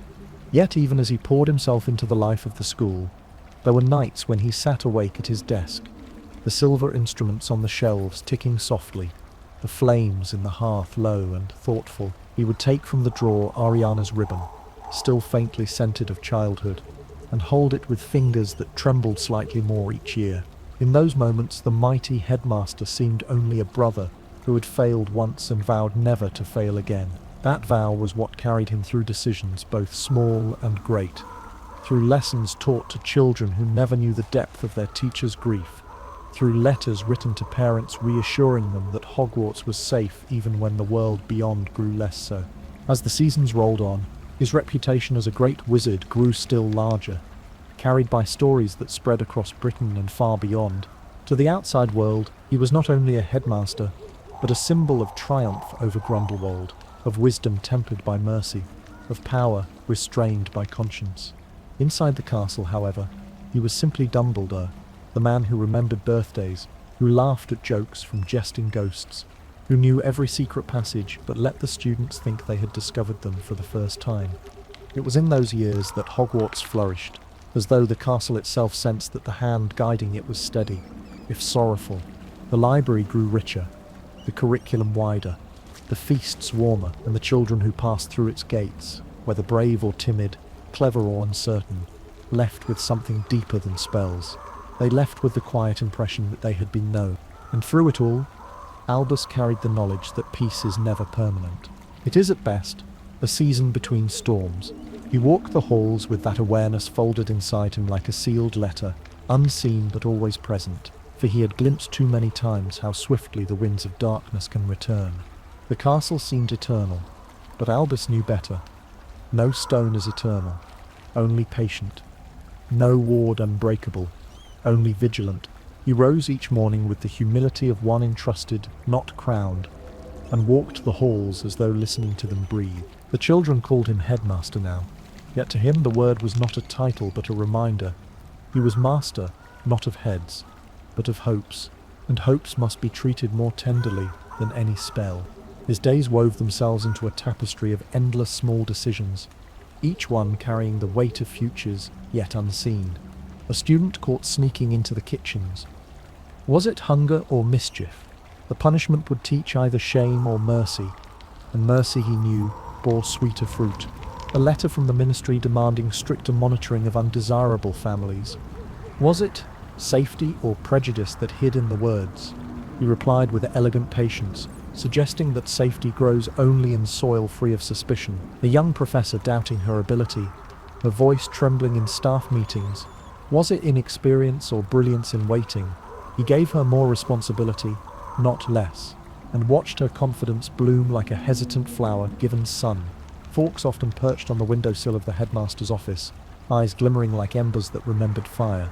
The bird's song filled the air with a sorrow that was also strength, a reminder that from ashes can rise not only flame but purpose. Students who heard it paused, listening with hearts that did not yet understand, but would never forget. Even portraits, usually quick with gossip, fell quiet when the phoenix sang. Albus himself closed his eyes and let the music bind him to the vow that had guided him since Ariana's fall, that his brilliance would never again serve ambition without mercy. Hogwarts, under Dumbledore, became more than a school. It became a sanctuary for the forgotten, the frightened, the unwanted. He expanded scholarships quietly, so that poverty would never lock a door against learning. He opened corridors to creatures once dismissed, house elves given dignity, centaurs consulted rather than dismissed, merfolk treated as neighbours rather than curiosities. Students grew up, not merely cleverer, but kinder, for the very stones seemed to whisper that every being who crossed these halls deserved respect. But beyond the walls, the world never ceased its restless stirring. Old prejudices hardened into movements.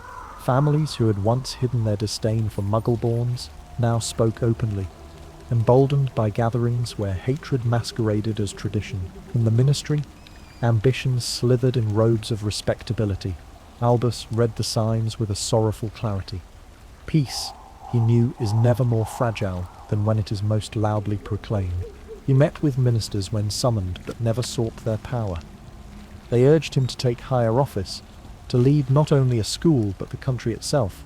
He smiled gently, shook his head, and answered with the same refrain, "Hogwarts is my post. The children are my charge. Let me keep them safe, and I shall serve the world enough." It baffled them. sometimes angered them, but a wizard of his stature declined crowns. Yet he knew too well the corruption of authority. Grindelwald had taught him that brilliance, when wedded to power, can scorch the earth. He would not repeat that mistake. Still, his influence grew, even without titles. When he spoke, witches and wizards listened. When he wrote, scholars studied his words as though they were scripture, and when he walked among his students, the world beyond forgot its quarrels. For a moment, hushed by the simple wonder of a man who embodied what it meant to live with brilliance bound to conscience. Yet, despite his careful stewardship, Albus never allowed himself the illusion that shadows would remain forever beyond the horizon. He had seen darkness rise too often, had felt its breath in every whisper of prejudice, in every glint of ambition that scorned mercy. He prepared the school quietly, weaving lessons of courage into charms, hiding truths of resistance within histories, ensuring that when the storm came, as storms always do, Hogwarts would stand not only as fortress, but as beacon. In the evenings when the castle slept, he sat by his window, quill idle, eyes fixed upon the stars, mirrored in the lake.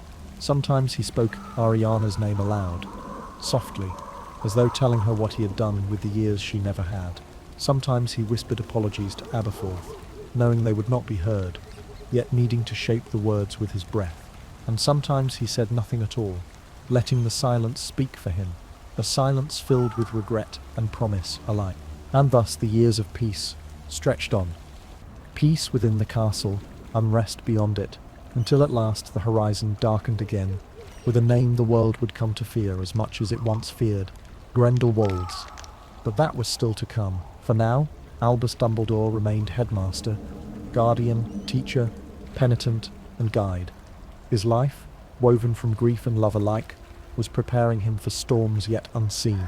The years that followed his duel with Grindelwald seemed at first like a long exhale, as though the wizarding world, exhausted by years of fire, had finally learned to breathe again. Markets reopened, schools filled once more with laughter, and governments tried, however awkwardly, to stitch order back into their frayed seams. But beneath the fragile calm, shadows stirred. Dumbledore sensed it early. He saw it in the way old prejudices crept back into parlours, dressed as tradition. He heard it in whispers of families who spoke proudly of purity, their words carried on owls as though prejudice were heirloom. He noticed it in the ministry, where ambition walked quietly but firmly, patient as ivy climbing a wall. Darkness rarely returns in thunder. More often it comes back as habit, as small cruelties justified as custom, until suddenly the whole house smells of smoke, and in that smoke, a boy was born. Tom Marvolo Riddle entered Hogwarts as all first years did, wide-eyed, uncertain, the sorting hat lowered upon his head. But Albus had already met him once, in the orphanage that smelled of bleach and loneliness. He had seen the boy's eyes then, sharp, searching, hungry, not for kindness but for control. He had seen how toys bent to his will, how other children feared him more than they loved him. He had seen the way his lips curled at the word love, as if it were weakness dressed in letters. And Albus, leaving that orphanage, had felt the weight of inevitability pressing into his palms. At Hogwarts, Tom shone as many troubled children do. He was brilliant, precise, his wand a whispering extension of his ambition.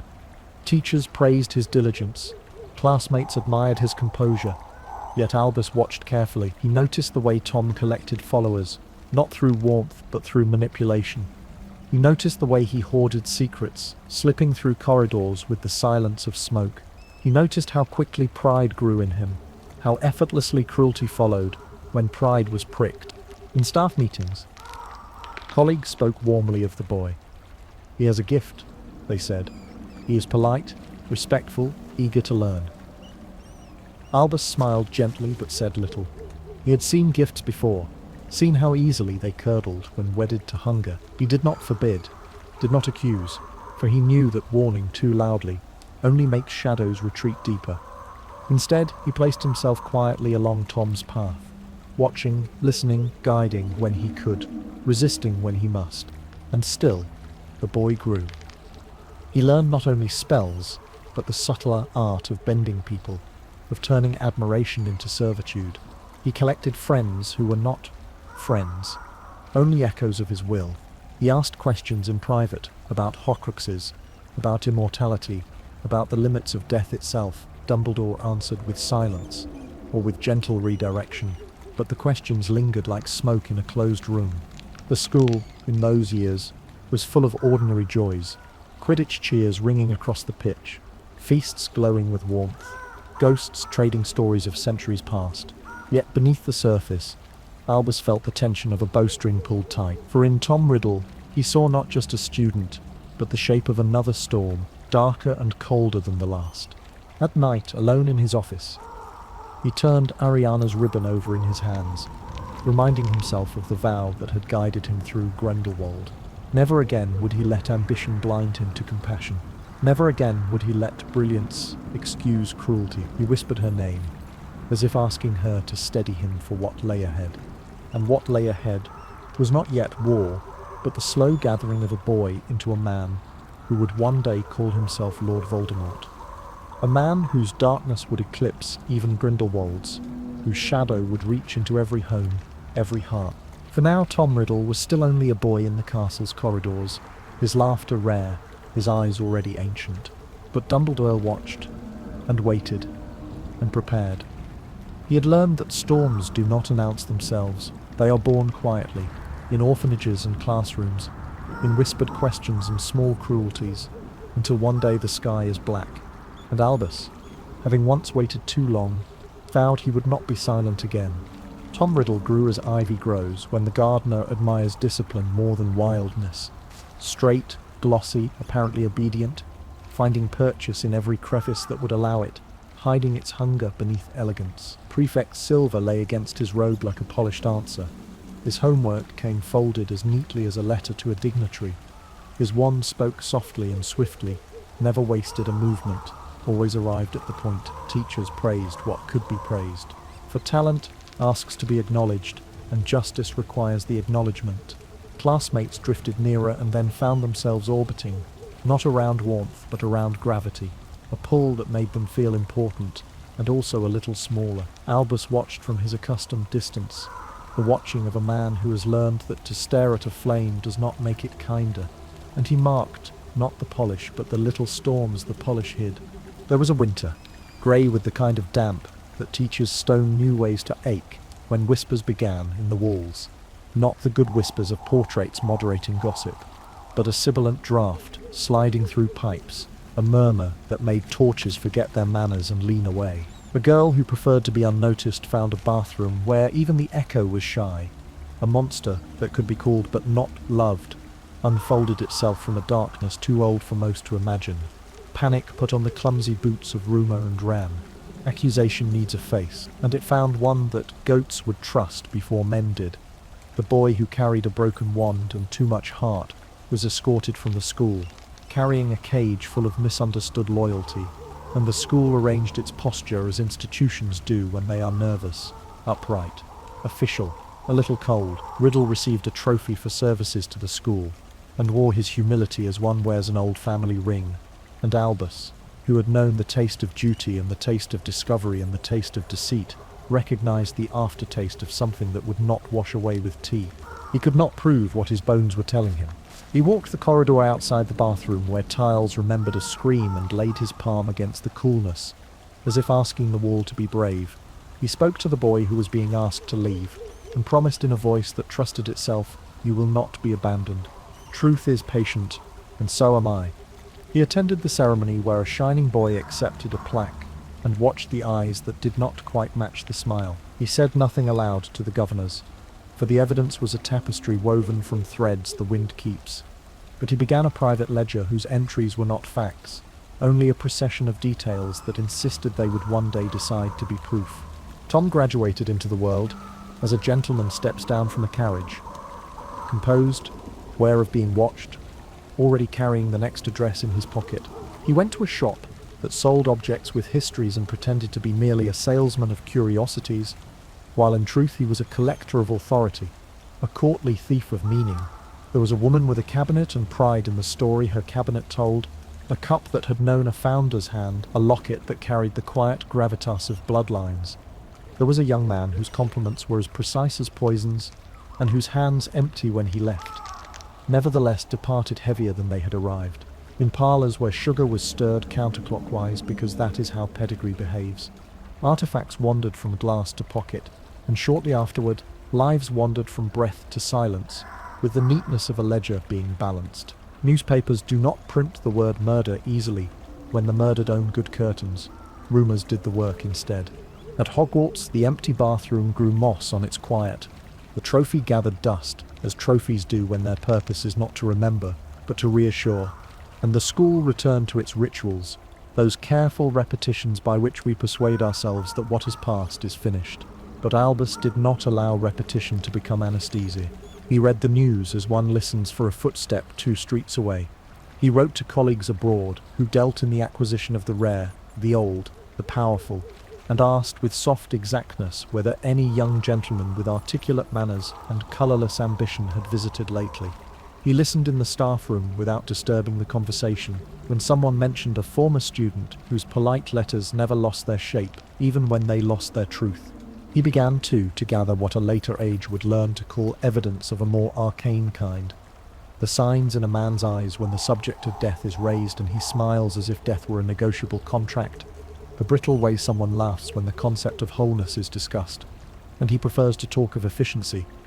He inquired, in libraries that do not advertise their backrooms, about magics that attempt to cheat the arithmetic of mortality, and he took notes the way a surgeon sharpens a scalpel, carefully, with the awareness that the tool and the hand that wields it both need respect, lest harm be done in the act of intending good. He did not speak aloud the ugliest vocabulary of soul and tearing, of fragments smuggled into objects under ceremonies. The decent do not describe. He kept his speculations where they belonged, in the drawer with the photographs that are opened only when necessary, because looking too often would be to call the darkness by its name, and therefore invite it in. Years turned. A doorbell in London rang, and no one answered again, because bodies had stopped using names in that house. A ring with a lineage more stubborn than Prudence glinted beneath light that did not care about its story. A boy began to become a legend who wore syllables like armour, insisted on being called title instead of name. Albus felt the change not first in headlines, but in hats. The way respectable men began to tilt them a fraction more arrogantly. The way family crests emerged from drawers. The way dinner conversations allowed the word purity to be pronounced without the room flinching. Polite room prepared the way for cruel rooms. Wealth does not always save one from foolishness. It sometimes funds it with upholstery. When an old woman with a hoard decided that a handsome boy's admiration was a safer vault than locks, doom entered her parlour, disguised as courtesy. The shop employed a clerk who watched too much and understood too little, who later told a version of the tale in which no one was guilty enough to wake at night, and yet someone always did. Albus heard that tale as he hears all things that carry a key hidden in the pocket of a lie. He made no raids, carried out no arrests. He recorded connections on paper and on his heart, and the map that formed between his palms began to resemble a noose, tied by the suspect himself. There is a particular cold a school feels when a former student returns with a posture that bows to nothing. One evening, the candles in the headmaster's office burned lower than usual, not because oil had been skimped, but because the night needed a darker shade to paint the conversation correctly. He stood on the threshold. No longer Tom, insisting through his smile that the past had been an apprenticeship, and now the master had come to sit in the chair he had always intended. He requested, with the old velvet voice, the defence post, the room where the grammar of harm is taught with better verbs than the world usually offers. Albus did not summon house elves to eavesdrop. He did not set charms to weigh the visitor like baggage. He listened and watched the edges, the eyes that enjoyed the office, as one enjoys a house one is already imagining empty. The fingers that stroked wood as if asking whether it would burn well, the drifting scent of other people's lives clinging to him like a miscast glamour. He refused with courtesy, and the refusal was not a sword but a mirror. It showed the man who asked exactly why he had been refused without cutting anything that could still be mended. For a second the visitor permitted his face to be honest. Chill, insulted, calculating. Then the politeness returned, and he left behind him in the stairwell a chill the stone had not felt since winter. Afterward, the joke travelled among students that the defence position was cursed, a revolving door through which brave teachers passed like comets, never staying long enough to become constellations. Albus did not repeat the joke, though he smiled when the young made it. and in private he bowed his head before the mathematics of refusal and consequence and responsibility. If there was a curse, it had begun as a sulk learned by magic from a man who did not like being contradicted by ceilings and chairs. Names hardened. Tom became something he invented, then believed, then demanded. The boy who had hidden cruelty inside Grace decided Grace was a delay and discarded the mask. He spoke of blood as if blood were a title deed. He gathered around him those whose pride was fear in ceremonial dress. He used the old, quick humanities, belonging, purpose, grievance, as ingredients in a recipe that bakes zeal into bread and feeds an army. Masks were worn that were meant for ritual, but ended up being used as excuses. Marks were made on skin so that identity might be confused with loyalty. Letters that once invited weddings or christenings now carried instructions written in a hand that enjoyed orders too much to be safe in a democracy. Albus met the storm in its earliest gusts, with umbrellas no one could see. He called no banners, and founded no armies in the square. He wrote letters to 3 witches and 4 wizards, whose decency was the kind that does not check whether anyone is watching. He sketched a little wheel, with spokes, on a napkin in the hogshead, while his brother polished glasses, as if polishing a conscience. He had not granted permission to speak. He asked for help, without flourish, and the help arrived with sandwiches, with blankets, with a willingness to be sent to mean places at inconvenient hours. It did not have a name yet, and that was its strength. Things without names can fit through doors that slogans cannot. Reports came as the storm learned to speak consistently. Disappearances, yes, and reappearances, worse, of people who had learned to smile the smile of the persuaded. Houses soaked in fear learned that windows do not keep out ideology. The ministry practiced the backward art of denial until denial exhausted itself and became policy. In that climate, Albus became tireless not as a hero in a ballad becomes tireless, but as a school caretaker becomes tireless. When the pipes decide to groan, tools in hand, methodical, present at every leak, choosing the fix that keeps the house standing rather than the fix that earns applause. In the hospital wing he appeared on nights when triage made arithmetic feel like sin. He steadied healers by insisting that mercy is a kind of efficiency. He charmed a ceiling to show, not stars but a promise that morning would arrive, which was what pain most needed to be persuaded of. In kitchens he took off his robe and rolled dough with sleeves that remembered other kitchens where grief had been fed bread at the correct temperature. In the hourry he tied messages that were only directions, never rhetoric, to birds who knew better than men when to leave and when to arrive. Fawkes became a rumour children believed, and the enemy denied. Sometimes flames were seen where flames had no business being, and afterward an alleyway would be found, inexplicably to have become safe. He spoke, now and again, to the man whose name had become a spell of fear, though not face to face. Not yet. Words crossed spaces carried by envoys who had been taught to handle sentences as if sentences were glass. "Come see reason," said one side, meaning, "Come see triumph dressed in the language of destiny." "Come see mercy," said the other, meaning, "Come see the bravery of refusing to become what you hate." Neither came, and the world learned to measure time by funerals and truces, and the rare day when markets opened and stayed open until noon. Students grew up into this weather. Albus taught them the oldest lessons as if they were brand new. How to hold the wand, like a promise. How to transfigure anger into service without cheating the chemistry. How to walk the corridors in the dark, and still be polite to the castle. How to choose friends who tell you the truth, while you still have time to be embarrassed by it. He did not tell them they were the future. Such sentences tire the young. He told them they were the present, which is harder but also kinder. He wrote references for those who would fight, and recipes for those who would cook, and lullabies for those who would keep children asleep while the grown-ups did disagreeable work. From the ministry came formalities with trembling beneath the seal. They asked for counsel and pretended not to beg for leadership. They proposed registries and called them prudent. They built committees because committees feel like action when action has frightened the room. Albus attended all of it, smiled at none of it, argued like a man playing chess with lives on the board, moved pieces toward exits rather than toward trophies, left early if the meeting was endangering sense. He advocated for laws that would make goodness simple, for procedures that would make cowardice difficult to disguise, for language that would not let bigotry wear perfume and slip past the guards. There were nights when loneliness found him even in his humming office. Nights when the instruments seemed to be practicing sighs and even the tea admitted it could not fix anything important. On those nights he took from the drawer a ribbon that had once circled a promise and let it lie across his knuckles until the skin remembered softness. He did not forgive himself. He practiced usefulness more fiercely. He pictured a small bathroom with cold tiles, a boy with a broken wand and hands meant for tenderness, a girl whose name had not always been a whisper, and he allowed pain to be the stern teacher that does not give up on difficult pupils. And always, beyond any single corridor or council or coded letter, the shadow lengthened.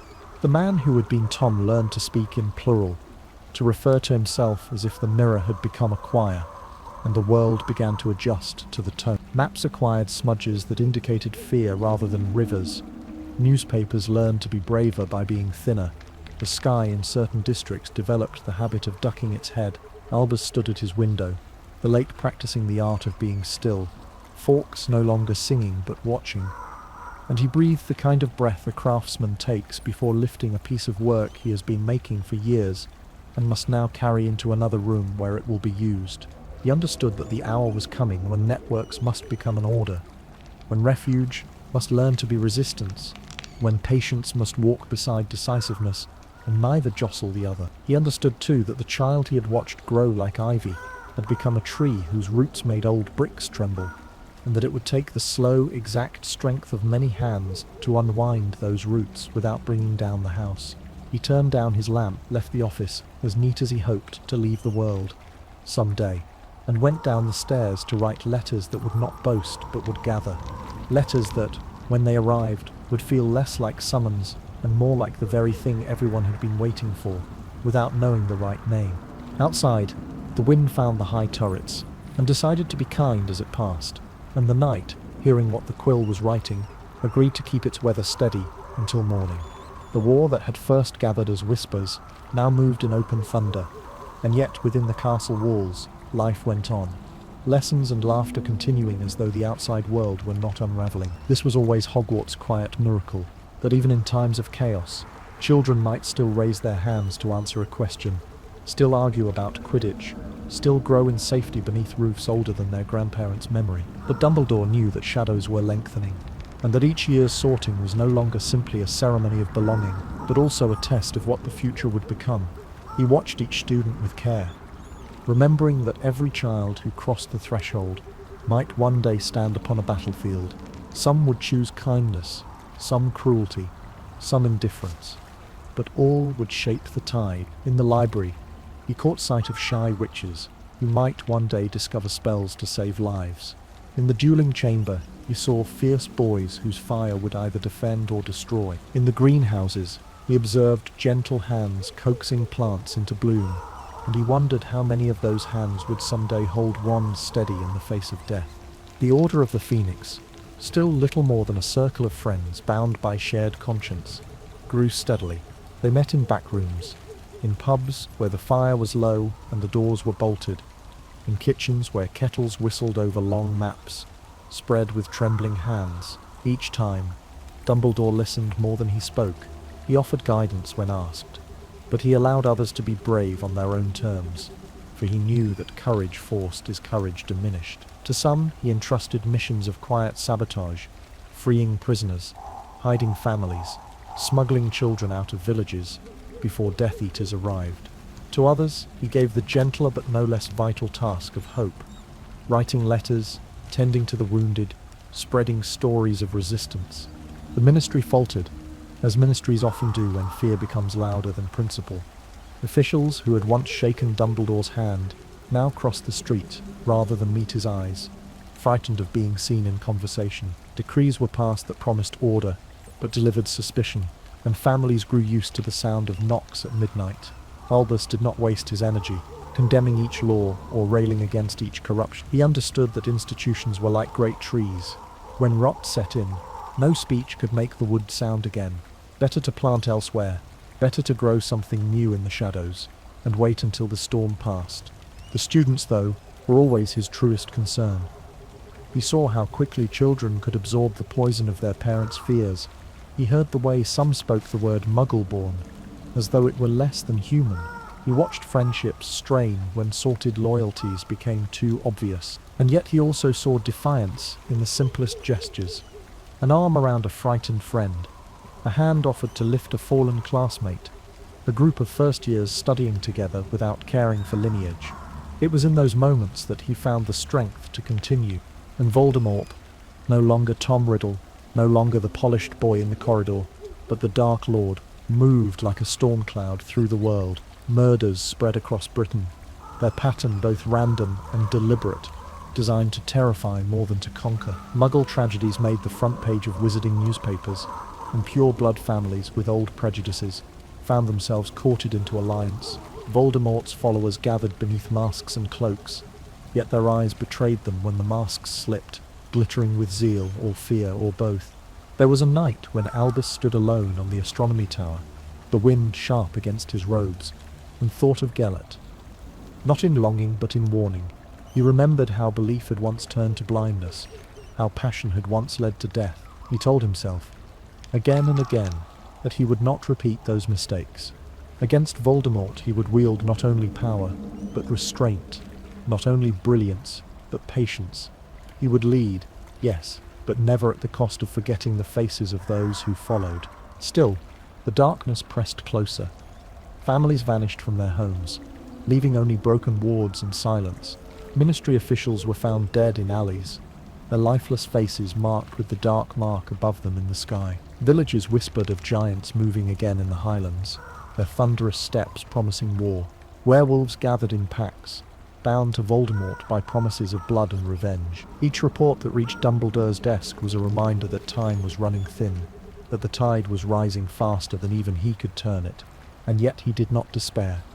In his office, a phoenix sang, and that song was not of endings, but of renewal. It was a melody of fire that dies and returns, of hope that even in ashes finds a seed. Dumbledore listened, and as he did, he remembered that darkness never wins by strength alone. It wins only when light grows too weary to shine. So he set his lamp again upon his desk, sharpened his quill, and began another letter. One of dozens, hundreds, summoning, comforting, urging. The war was no longer coming. It was here. The war deepened its claws into every street, every hearth, every breath. There was no longer a village untouched, no family unmarked by fear. Even those who tried to look away, to pretend the Dark Lord's rise was a rumour, found the rumour knocking at their door at midnight, its mask grinning, its wand raised, and through it all, Albus Dumbledore walked with the weight of inevitability, knowing that this was the war he had been preparing for since Ariana's last cry, since Grindelwald's first spark, since Tom Riddle had smiled with cold curiosity in the orphanage. The Order of the Phoenix had grown into a force, though still small compared to the army that gathered beneath Voldemort's banner. Its members came from every walk of life: aurors, healers, shopkeepers, goblins, centaurs, werewolves, who chose defiance over allegiance. They met in cellars where maps were spread upon barrels, in abandoned barns where owls perched like sentinels, in candlelit rooms where every sound of the wind might be enemy footsteps. Each meeting was both strategy and confession. Who had been lost, who had been saved, who had betrayed, who had endured, and always at the centre, Dumbledore, quiet, steady, his blue eyes carrying both sorrow and certainty. He gave no orders like a general. He spoke like a teacher. Do what kindness you can, he said. Strike where cruelty is weakest, protect where it is strongest, and remember, always, that the enemy's power is not only his magic, but the despair he sows. Resist that, and you resist him. The Ministry, meanwhile, tottered between denial and desperation. Some officials still insisted that Voldemort was an exaggeration, a shadow given more shape by rumour than reality. Others, secretly loyal to the Dark Lord, whispered sabotage from within, ensuring that every policy fell to dust before it was enacted. By the time the truth was undeniable, the Ministry was already riddled with fear. It was not Albus who exposed them. It was the pattern of their failures, the weight of their cowardice. Yet even then, they clung to the illusion of control, sending memos written in ink that shook with the hands that wrote them. The dark mark became a common sight in the sky, hovering over houses whose windows were forever darkened, over towns that no longer sang. People learned to read its language. 1 mark for death, 2 for intimidation, 3 for recruitment. Children whispered about it in dormitories, trembling not from stories of boggarts, but from knowledge of the real. Hogwarts itself remained untouched, though not because Voldemort had forgotten it.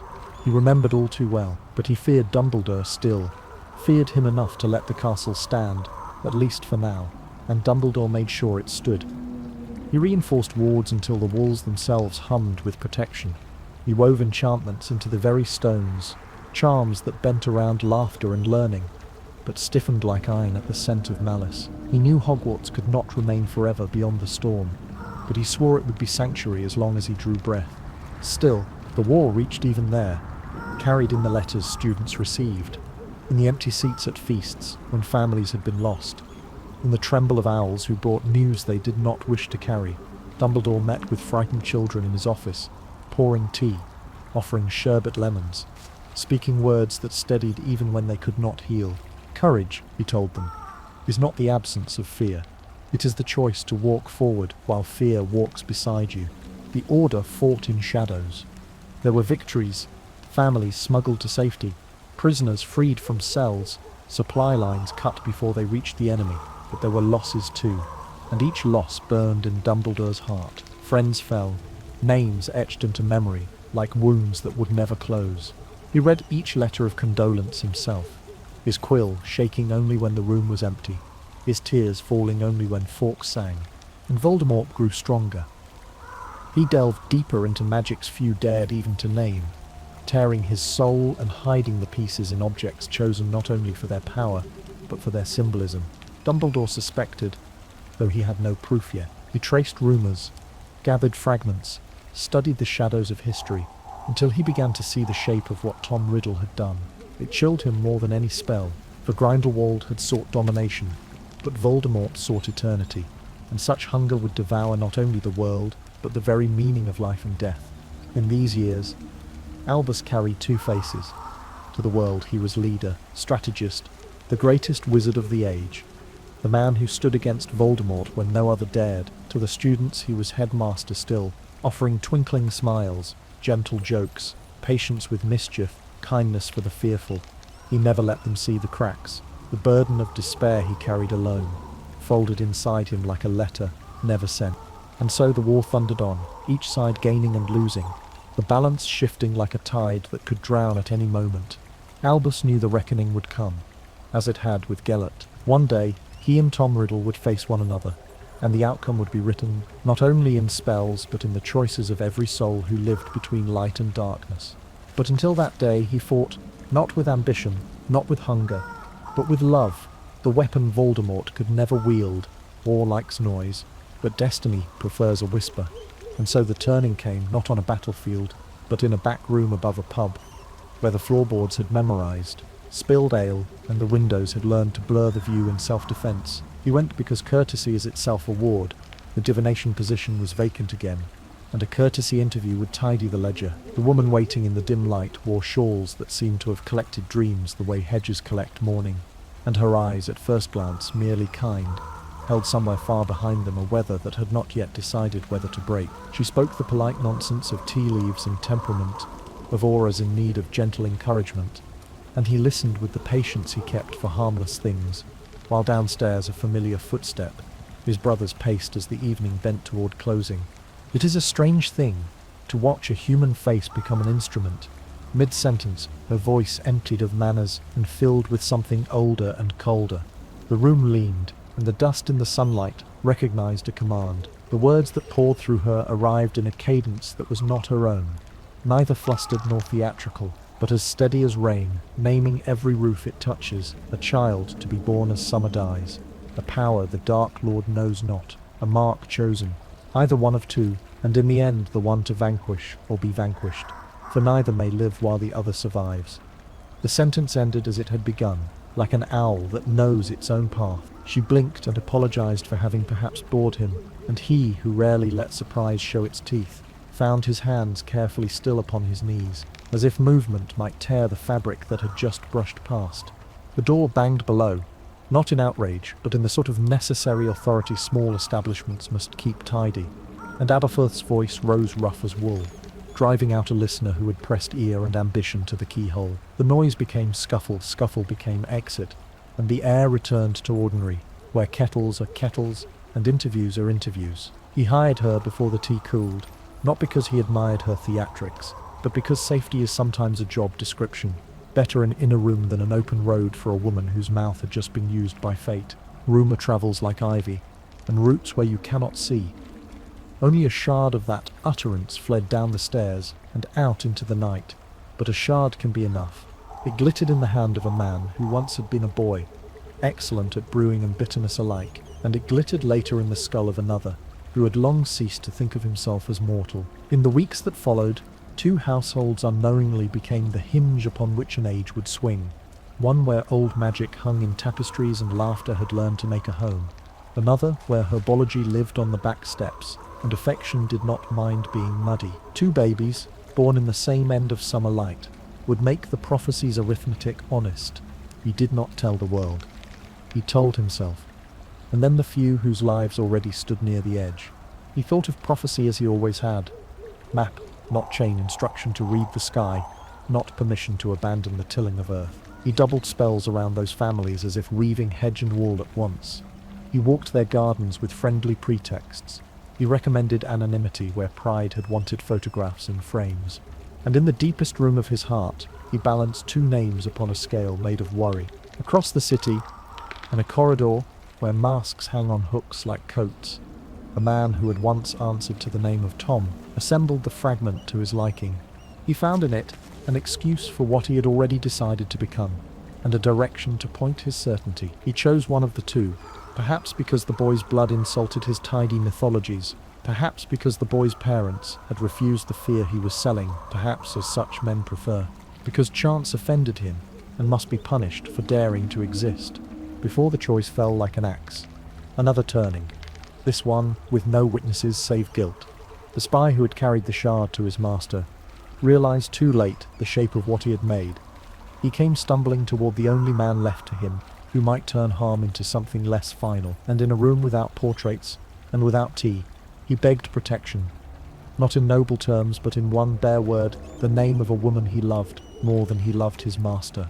More, at last, than he loved himself. Albus weighed what stood there, a life lived on the wrong side of care, a mind that had learned excellence as armour, a heart that had misread allegiance until it hurt, and he made a bargain that would alter the sound of every footstep that man would take thereafter. Protection given, but to the child as well, service required, and the kind that scours vanity from the soul, secrecy sealed, because some good works need darkness to grow. There are vows that make a person heavier, and vows that make him lighter. This one did both.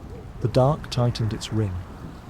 The order gathered nurses and knives, laughter and maps, spying done with biscuits wrapped in napkins and passwords tucked into lullabies. The city grew paranoid. Alleyways learned to listen. Fireplaces did diplomacy at odd hours. He wrote 1,000 small instructions and one large letter to his own conscience, promising that he would not let cleverness choose where compassion should decide. He suggested to one family an old charm that hides a location inside a human heart, a hiding so absolute that even the walls forget whom they shelter. They nodded, buoyed by courage and love, and chose a friend to hold the secret, the sort of choice friendship makes when it wants to be spectacular. He approved the magic and regretted how far down the years that regret would echo, that trust is blindest when it is proud of its eyesight.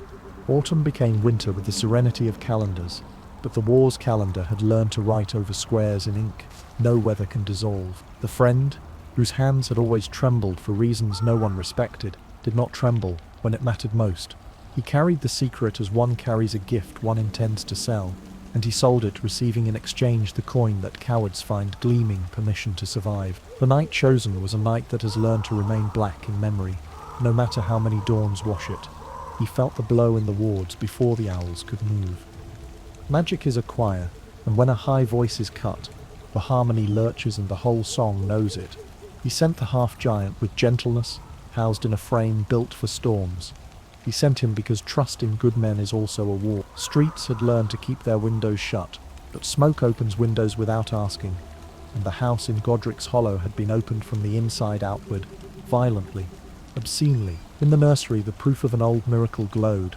A child breathing because a mother's decision had forced death to take a different road. He touched the ruined cot, only with his eyes. It is disrespectful to touch other people's grief. The giant gathered the boy with the delicacy that strength learns when it truly respects itself. A motorcycle growled like a dragon with good intentions. The sky made room. Elsewhere, the map of fear developed a hole where its center had been. The man who had cursed himself into a new shape discovered that even curses must negotiate with laws older than arrogance. He scattered like a candle, insulting the wind. People called it triumph as soon as they found words. They poured into streets, kissed strangers, lit their chimneys with pride. The mark above certain houses dissolved in embarrassed smoke. In prison, a man laughed, and laughed in a way that broke glass, because when one betrayal is complete, it demands another to square the ledger. And in a street with too many witnesses, two friends played a scene for history. One shrieked accusation until the other exploded, or so the official history said. Fingers pointed, chains clicked, and the wrong man went where wrong men often go, when they do not have the right to be complicated in public. He wrote no speeches. He wrote a letter and tucked it under a sleeping boy's blanket. He chose a door made of ordinary wood on a street that would never boast, a door with a knocker that had learned to be sensible. Blood is a history book, and he knew the chapter he needed. The woman in that house had once shared a cradle with the mother, who had just taught the world a lesson without needing a wand to make it happen. He laid ancient protection upon a threshold that did not know it would become history. As long as the boy called this place home, the old magic of love and kin would surround him like a hedge no hate could understand how to cut. He took his leave before the neighborhood woke. Owls are poor at returning curious stares. Dawn rubbed its eyes and found headlines trying to be adequate. He stood in his office, the instruments approving or worrying according to their temperaments, and let the world rush by him like a river that had suddenly remembered the sea. He did not drink brandy, did not fetch cake. He held the ribbon in one hand and a feather from a phoenix in the other, and permitted himself, for exactly the length of one slow breath, to believe that this time the tally might be fair. Then he began the work that follows miracles. Letters to the bereaved that neither patronize nor pretend. Orders to ease returning soldiers back into their skins. Counsel to a ministry giddy with survival and therefore vulnerable to its old habits. A quiet note to the wand-maker whose shop had once been a road into arrogance, inviting a conversation about how to teach humility to wood. The questions arrived as they always do after thunder has clapped. If the monster is gone, why does fear still hang its coat in the hall? If the boy lived, why does the grief not learn from him how to do that too? If the house fell, why is the scar on the child's head shaped like a sentence that has not finished speaking? He had partial answers, and one great suspicion he would not frame in words, until study and sorrow gave him permission. The man who had tried to become deathless had perhaps succeeded only in making pieces of his fear. The boy had undone one piece, not by counter-curse, but by being loved with the kind of love that chooses to stand where ending stands, and insists politely on being first. He opened old books, not to copy them, but to argue with them. He followed trails through family histories that preferred to pretend they were simply charming. He wrote to friends in deserts, and on islands, and under mountains, asking them to measure the weight of certain artifacts in their hands, and tell him whether pride hummed in them like a wasp nest. Snow fell, the phoenix burned and returned. The castle emptied into holidays and then refilled with a sound like a chest. Remembering how to breathe, the story told itself in candy shops and on trains. The baby had defeated the darkest wizard. The night had reversed itself. Good had written its initials on the moon. He let the story be told. Children deserve myths on which to hang their coats. He also taught his staff how to listen for the sound a myth makes when it tries to grow into laziness. The next storm would find such households easy to enter. He visited the graveyard and placed flowers in the wrong season, because grief has its own weather. He visited a prison, and looked through bars at a man whose laughter had finally stopped and whose eyes were clearer than his record. He did not write a memorandum about the visit, because some doubts are more trustworthy when kept away from committees. He visited his brother and was given soup and argument in equal servings. They both pretended not to notice the photograph behind the bar that showed 3 children in a yard before history had found them. He walked home in a wind that admired stubborn men, and decided to be gentle for a few streets. For the public, he allowed himself to be what they needed, a symbol that did not humiliate them with perfection. A leader who kept declining crowns in order to keep polishing the doorknobs of a school. For the child, he became an absence, controlled by a correspondence, a watcher at a distance, a planner of thresholds. He would let the boy be ordinary in a place that sometimes punished ordinariness. Because ordinariness is armor when the extraordinary wishes to make a trophy of you. He would wait, he would prepare, he would gather the right minds and the right maps and the right mercy. He would keep one hand on the present and the other on the future, and not allow either to be neglected. The last act of that first war was not a parade, but a quiet inventory who had returned, who would not. What justice could be made to fit in rooms where revenge was hungry? He argued against trials that confused spectacle with closure. He argued for reforms that would make the next temptation less persuasive. He lost some arguments and won others, and refused to tally them as if he were keeping score in a sport. He instructed the castle to learn the boy's name, not as celebrity but as duty. The portraits nodded and practiced, not winking. Spring found the hedges budding, as if nothing important had occurred, which is nature's way of refusing to flatter history. He stood on the tower where wind keeps its collection of straightforward thoughts and looked out over water that had taught itself a new kind of stillness. The war had ended with a child and a mother, and a choice. This, he told himself, is what you must teach now, not in slogans, but in timetables and chairs and the temperature of tea.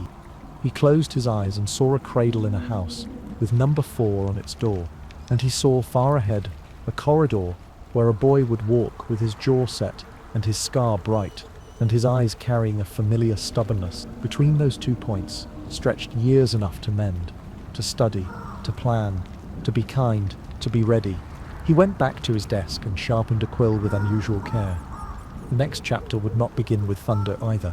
It would begin with letters and trains, and the sound of an owl fumbling slightly at a window latch in a house that did not like owls. He smiled, not because it was funny, but because hope often dresses itself in small absurdities so that despair, which prefers grandeur, will fail to recognize it.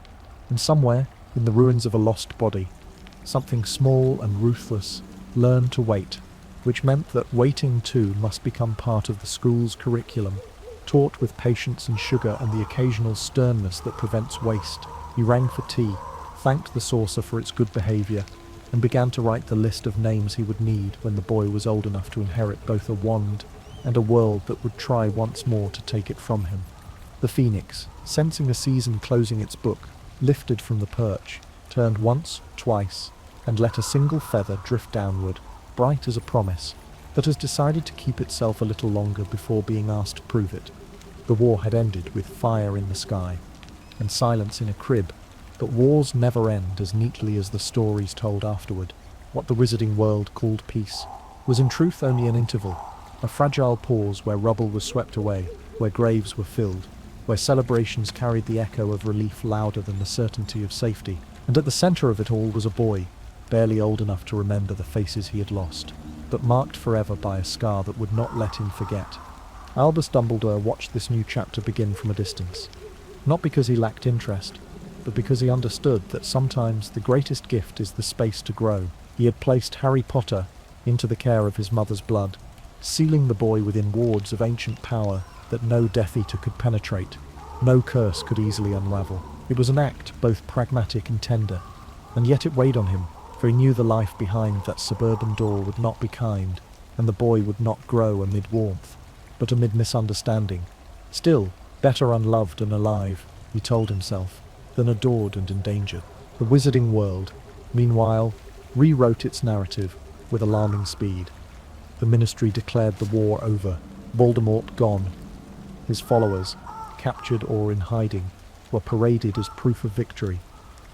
There were trials, though justice was rarely just. Some claimed the Imperious Curse as their shield, and the Wizengamot, weary of war and hungry for normality, too often accepted it. Dumbledore sat in those chambers, listening, watching, remembering faces that should never have been absolved, but he intervened only where silence would mean catastrophe.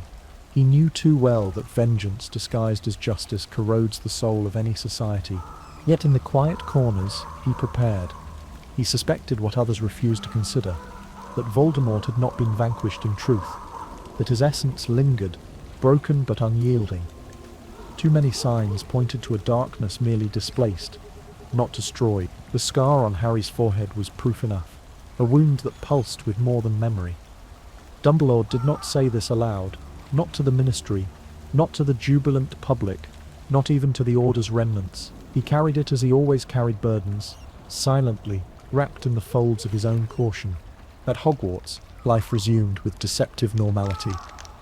The castle, which had survived centuries of siege, enchantments, and secrets, opened its doors once more to laughter and learning.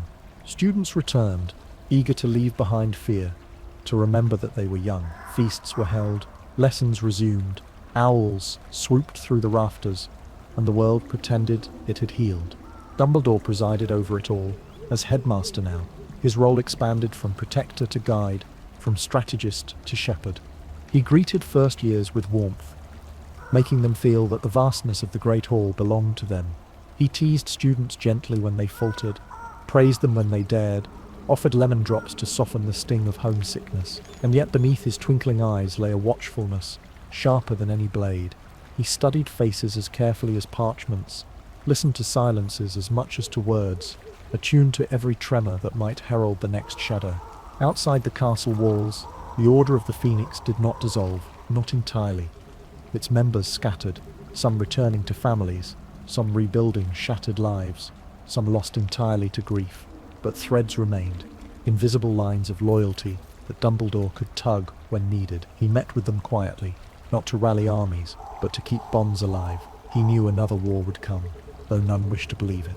And so the years passed with deceptive calm. Harry grew, unseen by wizarding eyes, while whispers of Voldemort's remnants flickered in the edges of the world. A sighting here, a rumour there, a cursed artifact discovered in some forgotten chest. Dumbledore followed each lead, piecing together a puzzle that was not yet ready to reveal itself. He aged in those years, though gracefully, his beard lengthening, his robes more colourful, his laughter softer, but the fire remained, the fire that had burned since Ariana, since Gellert, since Tom Riddle had first looked up at him with those questioning eyes. He often walked the corridors at night, his footsteps echoing in the silence, his hand brushing the cold stone as though reassuring the castle itself. In the shadows of the library, he consulted forbidden tomes. In the stillness of the astronomy tower, he watched stars as if they might answer the questions prophecy had left unfinished. Fawkes sang beside him, a song of endurance and rebirth, a reminder that endings were never endings at all, only thresholds. It was in those years of uneasy peace that the legend of the boy who lived grew into something larger than any child could bear. Songs were sung, stories exaggerated, myths woven tighter with each retelling. Dumbledore allowed it, knowing that symbols can protect as surely as spells. But he also worried, for he knew symbols can crush as easily as they uplift. The stage was being set once more, quietly, invisibly, and Albus Dumbledore, who had lived through more dawns and dusks of war than most could imagine, waited, patient as stone, for the day when the scar's true meaning would awaken, and the boy hidden in a cupboard beneath the stairs would step into a destiny neither he nor the world yet understood. Years after that Halloween night, the wizarding world carried on as though darkness had been banished forever. But Albus knew better. Evil does not vanish in a single scream. It lingers like smoke in rafters, waiting for the wind to stir. He felt it in subtle ways, in the way certain families whispered too proudly of their bloodlines, in the way the Ministry celebrated peace with speeches that sounded more like excuses, in the way old names once loyal to Voldemort managed to regain their seats at tables of power, shadows. He knew, do not die. They retreat. And in the meantime, the child who bore the scar lived a life that most would have called miserable, though he himself knew little else. Privet Drive was not a place where magic was welcomed, nor was kindness easily found. The boy grew in neglect, in cupboards and chores, in the silence of letters that never came. Yet in this, Albus saw something both sorrowful and necessary. For children raised in comfort may grow proud, but children raised in loneliness grow hungry for love, and love, when found, roots deepest in those who once lacked it. He watched from afar, though never carelessly, Arabella Figg, with her squinting eyes and clumsy cats, served as quiet sentinel, her presence in that muggle street a constant tether to the world. The boy did not yet know. Each year Albus checked the wards, walking Privet Drive at dusk, the lamplight gleaming on his half-moon glasses, his wand tucked discreetly in his sleeve. He whispered to the hedges and to the bricks, ensuring that the ancient magic of sacrifice held strong, that Lily's gift, her final act of love, still shielded her son.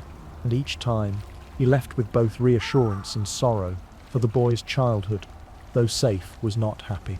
At Hogwarts, the years folded one upon another. Generations of students came and went, filling the halls with chatter, arguments, triumphs, failures. Albus, seated at the high table, watched them all with equal care. He saw echoes of his past in some ambition bright as fire, brilliant sharp as glass, and he nurtured them with patience, hoping always to guide rather than to stifle. He knew too well what brilliance untempered could become. When students argued of blood purity or muttered the prejudices of their parents, he countered with kindness sharper than any rebuke, planting in their hearts the possibility of a broader truth. The ministry, however, continued its uneasy dance. Officials smiled for photographs, boasted of a golden age, and yet trembled at any rumour of disturbance. Albus declined their offers of position again and again, refusing the title of minister that so many insisted would be his for the asking. He knew himself too well. Power, once tasted, corrodes. Ambition, once indulged, blinds. He had learned his lesson with Gellert, and he would not repeat it. Better a headmaster who guided children than a politician who lost his soul. Yet in private, he worked ceaselessly. He gathered fragments of evidence, stories that did not fit the official narrative. A cursed ring, unearthed in a countryside home. A diary passed from careless hands into darker ones. Whispers of followers who had not truly renounced their master, but merely hidden, waiting. He suspected, though he could not yet prove, that Voldemort had anchored himself beyond death, tearing his soul in ways too foul to speak of. And so, while the world rejoiced in peace, Dumbledore prepared for war. Still, he allowed himself the semblance of ordinary life. He walked the grounds in the evenings, pausing to stroke the bark of the whomping willow, to listen to the soft splash of the giant squid in the lake, to smile at Hagrid's booming laughter carrying across the lawn. He presided over feasts, where pumpkin juice gleamed and candles floated serenely above. He laughed at the mischief of Weasley twins before they were born, marvelled at the determination of quiet children who learned not by brilliance, but by persistence. And in each of them he placed faith, for he knew the future would belong not to one, but to many. Yet always his thoughts returned to the boy in Privet Drive. He imagined him on birthdays that went uncelebrated, on Christmases without gifts, on long summer days spent in chores while other children played. He longed to intervene, to sweep him away to Hogwarts sooner, to place him in arms that would cherish him, but he restrained himself, reminding his own heart that protection must come before comfort, that the prophecy bound the child's fate to Voldemort's, and that patience, however cruel, was the greater mercy. And so the years slipped by, one after another, until the moment drew near when the scarred boy would receive his first letter, and the world, so eager to forget its shadows, would be forced to remember. The hour that he had rehearsed in patience for a decade came the way important hours prefer to arrive, not with trumpets but with envelopes, cream and crackling, each bearing a green hand that knew exactly who a boy truly was, no matter what cupboard or door insisted on calling his room. Albus felt the date like weather in his bones. The wards at number 4 hummed with the mild curiosity of hedges about to see history deliver itself by owl. He walked the lane at dusk the week before, cane tapping as if holding a quiet conversation with the pavement, and on a garden wall a tabby cat watched him with eyes that would shortly be spectacles. They did not speak, not aloud, not where curtains could twitch, but the air between them agreed on what would be done. He had written the first letter in an ink that remembered violets and afternoons, the script careful enough to soothe a mind brought up to distrust surprises. He had added a second letter for a giant, with hands like kind shovels, instructions tucked alongside a key that glinted with goblin secrets, and a list of books whose spines would soon learn the weight of a boy's elbows. Because there is a right person to deliver a world. He sent Hagrid, not an Auror, not a diplomat, not anyone who would make destiny feel like a summons.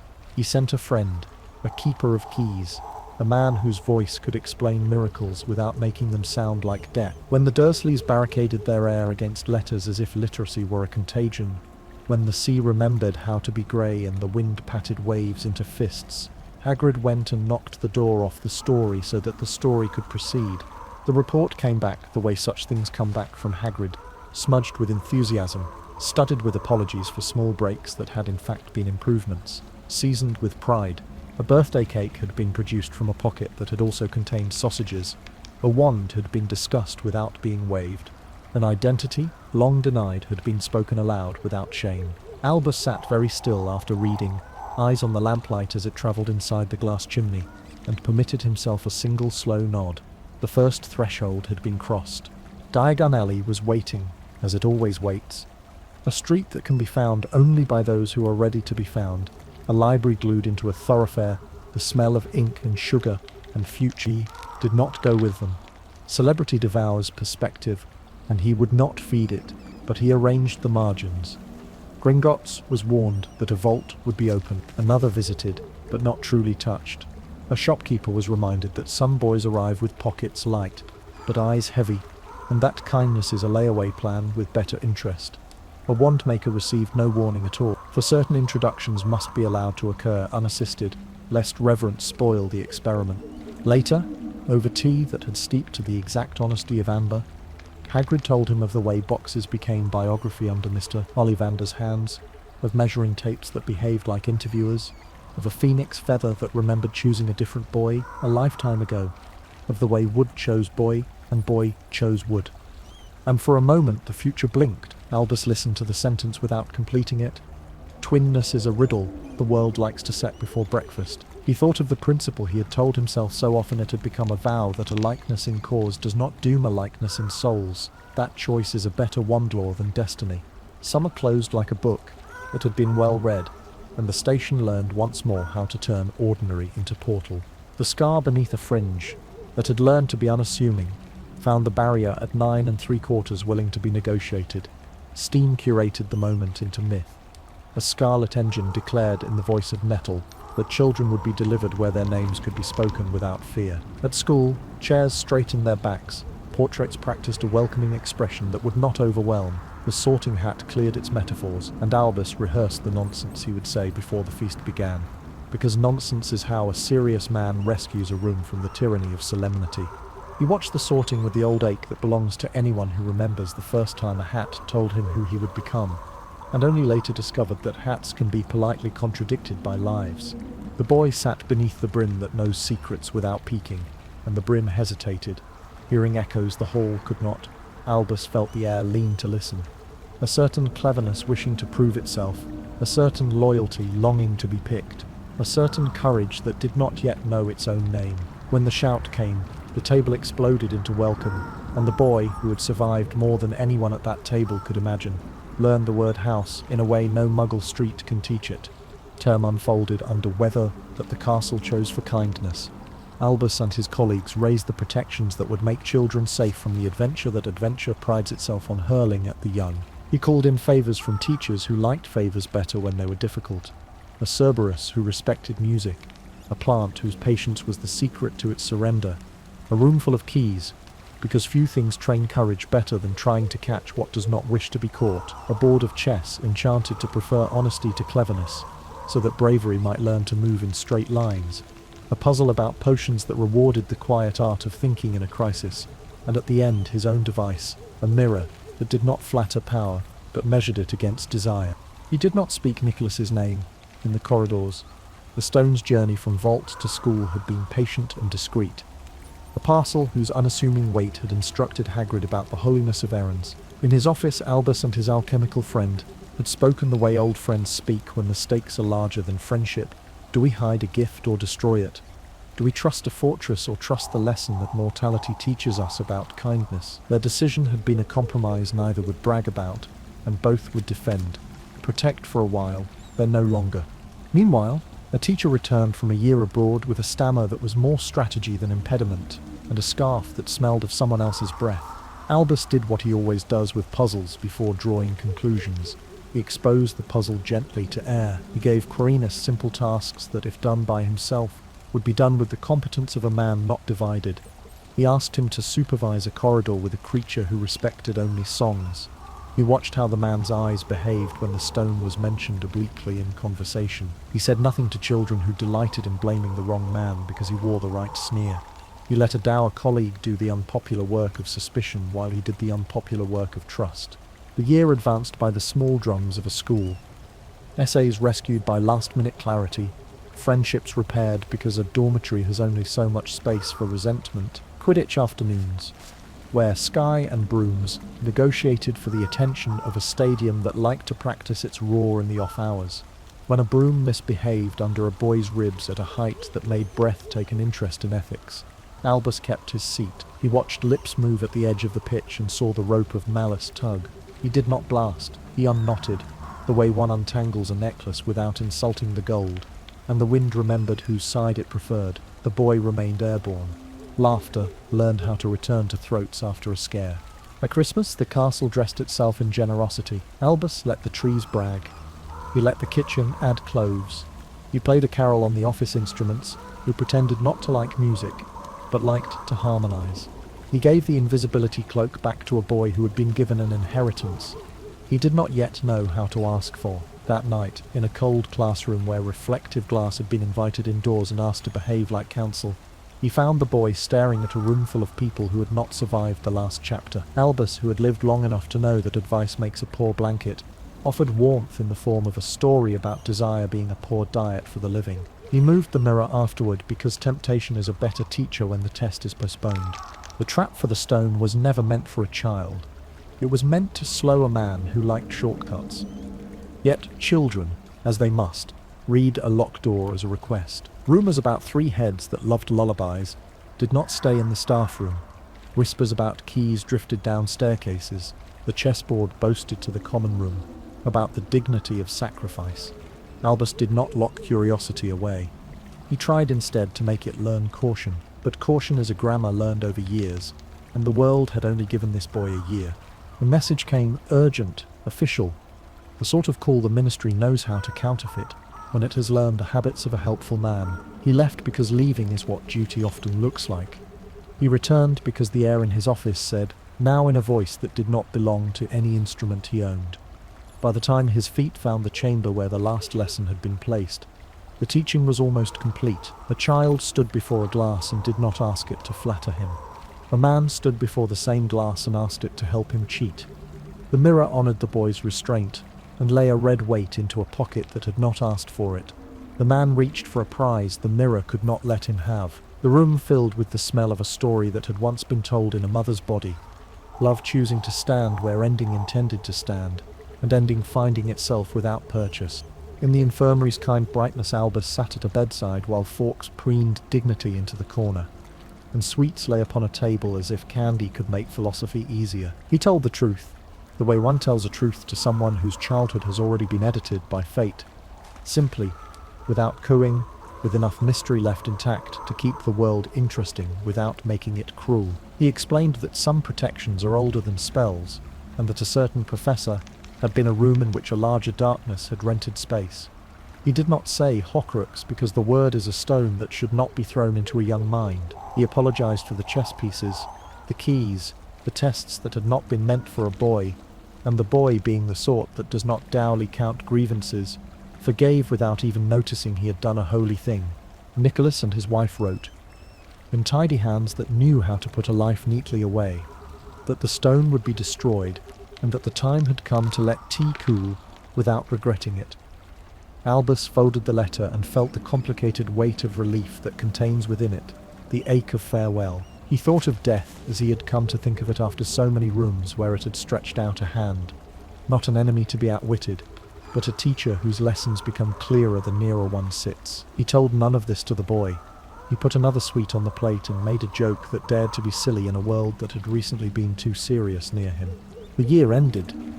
The way school years prefer to end, over laughter that is half triumph and half exhaustion, over trunks that have learned to close, over owls who like to pretend they enjoy carrying report cards. At the feast he tapped a goblet and set free a poem of thanks, disguised as nonsense. He praised courage that looks like friendship rather than fireworks, He made it clear without scolding that breaking rules had never been the point, and that saving a life, the banners arranged themselves to flatter the lesson. The ceiling, which loves drama and yet knows when to be sincere, showed a gentler weather upon the enchanted sky. On the platform where separation practices its art, he watched a boy in second-hand clothes receive the complicated gifts of farewells, pockets full of sandwiches, letters promised that would not all be written. A Grim that knew how to forgive a year that had asked too much. He turned back to the castle afterward and sat alone in the office, where instruments spend summer rehearsing the sound the future makes at a distance. He wrote to a friend in France about a diary he had heard rumour of. He wrote to a retired curse breaker about a ring whose inscription troubled him as much as the family that claimed it. He wrote to himself a note that said, in a hand he trusted, begin to think of the boy not as symbol but as student. There would be another year. Children spilling in like bright water, teachers arguing amicably in the staff room. A castle pleased to have been useful. There would also be a chamber that was less legend than plumbing.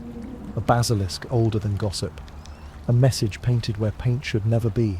A diary that remembered writing itself. But that was for later. For now, Albus walked the grounds at twilight and thanked the trees for lending their shade to first years who had learned their way. And he thanked the lake for keeping secrets that ought to be kept. And he thanked the air for carrying a phoenix's feather wherever courage was feeling tired. He closed the term with a hand upon the back of the chair that kept his shape for him when he was away, and he promised the room and the year and the child who wore a lightning bolt that he would continue to make courage easy to practice and cruelty hard to hide. Outside, the train had become a line of sound diminishing into countryside. Inside, a clock had decided to be gentle for a few weeks. The window held the last light, as if it were a saucer, and the evening a cup, and he let the scene steep until it tasted of readiness. Summer returned as it always did, the grass rippling on the Hogwarts grounds, the sky pulling its great blue quilt over towers and turrets, the lake shimmering with secrets beneath. For most children, it was simply another year of classes and games, of essays written in tired scrawls by candlelight, of friendships made and tested.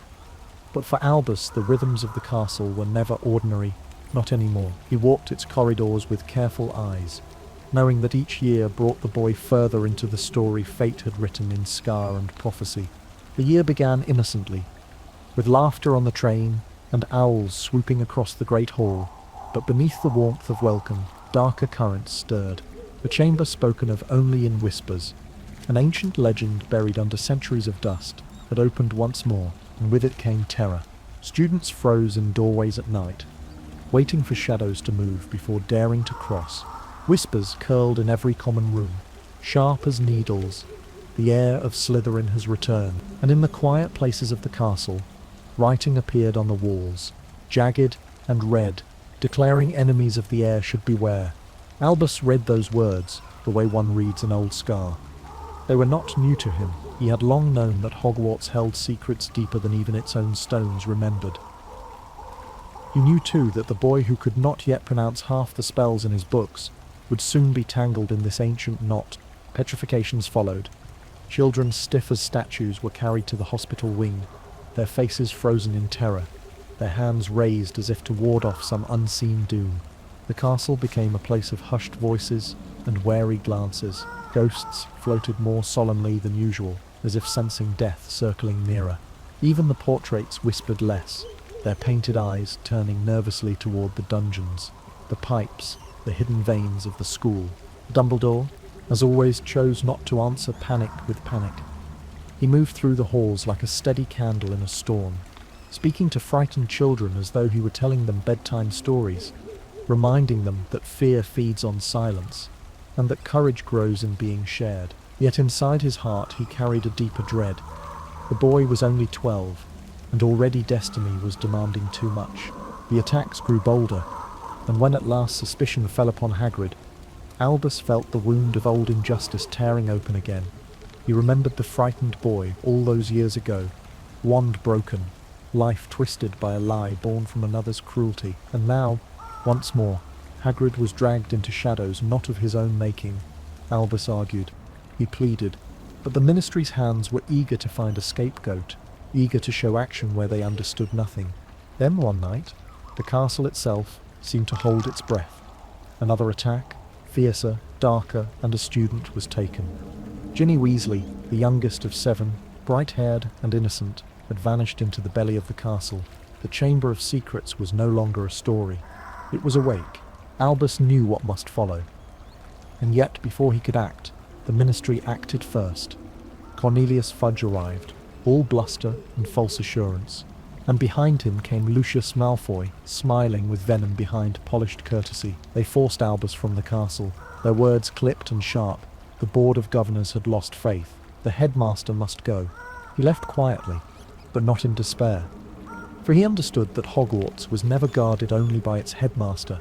It was guarded by the choices of its children, by their courage, by their stubborn loyalty to one another. And he believed, perhaps too much, perhaps not enough, that the boy with the scar would hear the whisper of destiny and follow it. And so it was. Deep below the school, in chambers that had tasted the breath of serpents for centuries, Harry Potter met Tom Riddle's memory, and faced the basilisk, whose eyes turned life to stone. With sword in hand and phoenix beside him, the child triumphed where grown men might have faltered. When the news reached Albus, relief spread through him, not like triumph but like rain upon parched ground. Gentle, quiet, life returning after too long a drought. He returned to the castle as though he had never been gone. His place at the high table, waiting, his office alive again with whirring instruments in the soft coo of Fawkes. Yet his heart was heavy with questions. How had Tom Riddle's memory endured? How had the diary become a vessel of such dark endurance? The answer lay in the fear he had carried since Voldemort's fall, that the Dark Lord had ripped his soul into fragments, planting them like seeds of death in objects across the world. He told the boy what he could, gently, sparingly. He praised his courage, reminded him that it is our choices, far more than our abilities, that define us. But he did not reveal all, not yet. The truth of Horcruxes was a burden even he struggled to carry, and the boy was only 12, his laughter still clumsy, his heart still tender. And so the year closed as it had begun, with feasts and song, with banners rising high above the tables. But beneath the music, Albus felt the tremor of footsteps not yet taken, battles not yet fought, for the chamber had been only a shadow of the darkness to come, a whisper of the storm that was gathering again in silence. He looked out upon the hall, the candles flickering above, the children laughing with the easy joy of those who have survived danger without yet realizing how close it came. And he told himself, as he so often had, that tomorrow would be enough. One day more of peace was always worth the price of waiting. Peace at Hogwarts is always measured in school terms, in the laughter of September, the exhaustion of December, the triumphs of June. And yet, beneath those steady rhythms, Albus Dumbledore heard the low hum of trouble, like a string drawn taut, waiting to be plucked. The Chamber of Secrets had closed again, but the echo of its cries lingered. Tom Riddle's memory had been banished, the basilisk slain. Yet Albus knew these were not endings, only warnings written in stone. The following year dawned with pomp and pageantry of a kind unusual even for Hogwarts. A glittering silver cup arrived, polished so brightly that it seemed to blind even those who should have known better. The Triwizard Tournament, resurrected after a century of disuse, had been thrust upon the school with promises of unity, excitement and honour. Dumbledore smiled warmly at the delegations from Durmstrang and Beauxbatons, his voice carrying charm enough to soften even the easiest of greetings. But in his heart he was wary. Contests, he knew, awaken rivalries as often as friendships, and where glory struts, danger follows close behind. He stood in the great hall as names were called by flame, each slip of parchment rising from the goblet like prophecy. And when Harry Potter's name appeared, he felt the weight of inevitability settle upon his shoulders again. Too young, too unprepared, yet chose. Albus read the astonishment in the boy's wide eyes and knew the truth. This was no accident of age. This was a snare, carefully laid. The year unfolded with trials both spectacular and sinister. Dragons roared against chains, merfolk sang beneath dark waters, and mazes grew taller than towers, their paths shifting like the thoughts of fate itself. Through it all, Harry survived, stumbling yet steadfast, his courage flowering under pressure he should never have borne. And Dumbledore, watching from the shadows of each task, felt pride laced with sorrow, for he could see the hand behind it, the shadow of a master who had never truly died. The climax came not in the blaze of victory, but in the chill of graveyard earth. Cedric Diggory, kind and bright, lay lifeless in the grass, his youth stolen in a heartbeat. Voldemort had risen again, not in whispers or rumours, but in flesh and fury. When Harry stumbled back, clutching the boy's body, Albus's heart clenched, as it had not since Ariana, a child dead, another broken, the Dark Lord reborn. The pattern of sorrow repeated itself. The Ministry denied it, as cowards often do. Cornelius Fudge clung to denial, as if it were armour, rejecting the truth, even when it lay cold upon the floor of the castle. He accused Dumbledore of seeking power, of spreading panic, of exaggerating the threat, and though Albus's patience was vast, in those days it thinned, for he saw not merely incompetence, but willful blindness, the kind that would cost lives. So the Order of the Phoenix rose again. Letters went out in secret, meetings held under charms and shadows. Old allies returned, some greyer, some scarred, but all steadfast. New allies were sought, their trust fragile but growing. The Phoenix flamed anew, its song heard in kitchens and cellars, where hope needed strengthening. Dumbledore once again became not merely headmaster but general, not of an army but of a fellowship bound by loyalty and love. Yet even as war gathered, he maintained Hogwarts as sanctuary. He laughed with students, listened to their petty troubles, congratulated them on essays and Quidditch goals. To the children, he remained the kindly headmaster with twinkling eyes, offering lemon drops and gentle guidance. Few knew that, in his office by night, he pored over maps of Horcruxes, over scraps of evidence pieced together with Fawkes' feathers, over memories extracted from the unwilling. He carried two lives at once, the man who preserved childhood, and the man who prepared for war. And always, he thought of Harry. The boy was too young, yet fate pressed him forward relentlessly.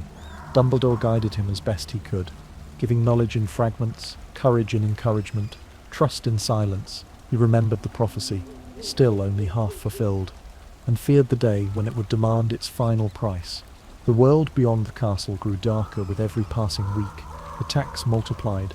Families fled. The dark mark once more burned green against the night sky. The Ministry, clinging still to denial, branded Harry and Albus as liars, spreading slander instead of protection. But truth, though delayed, is inevitable.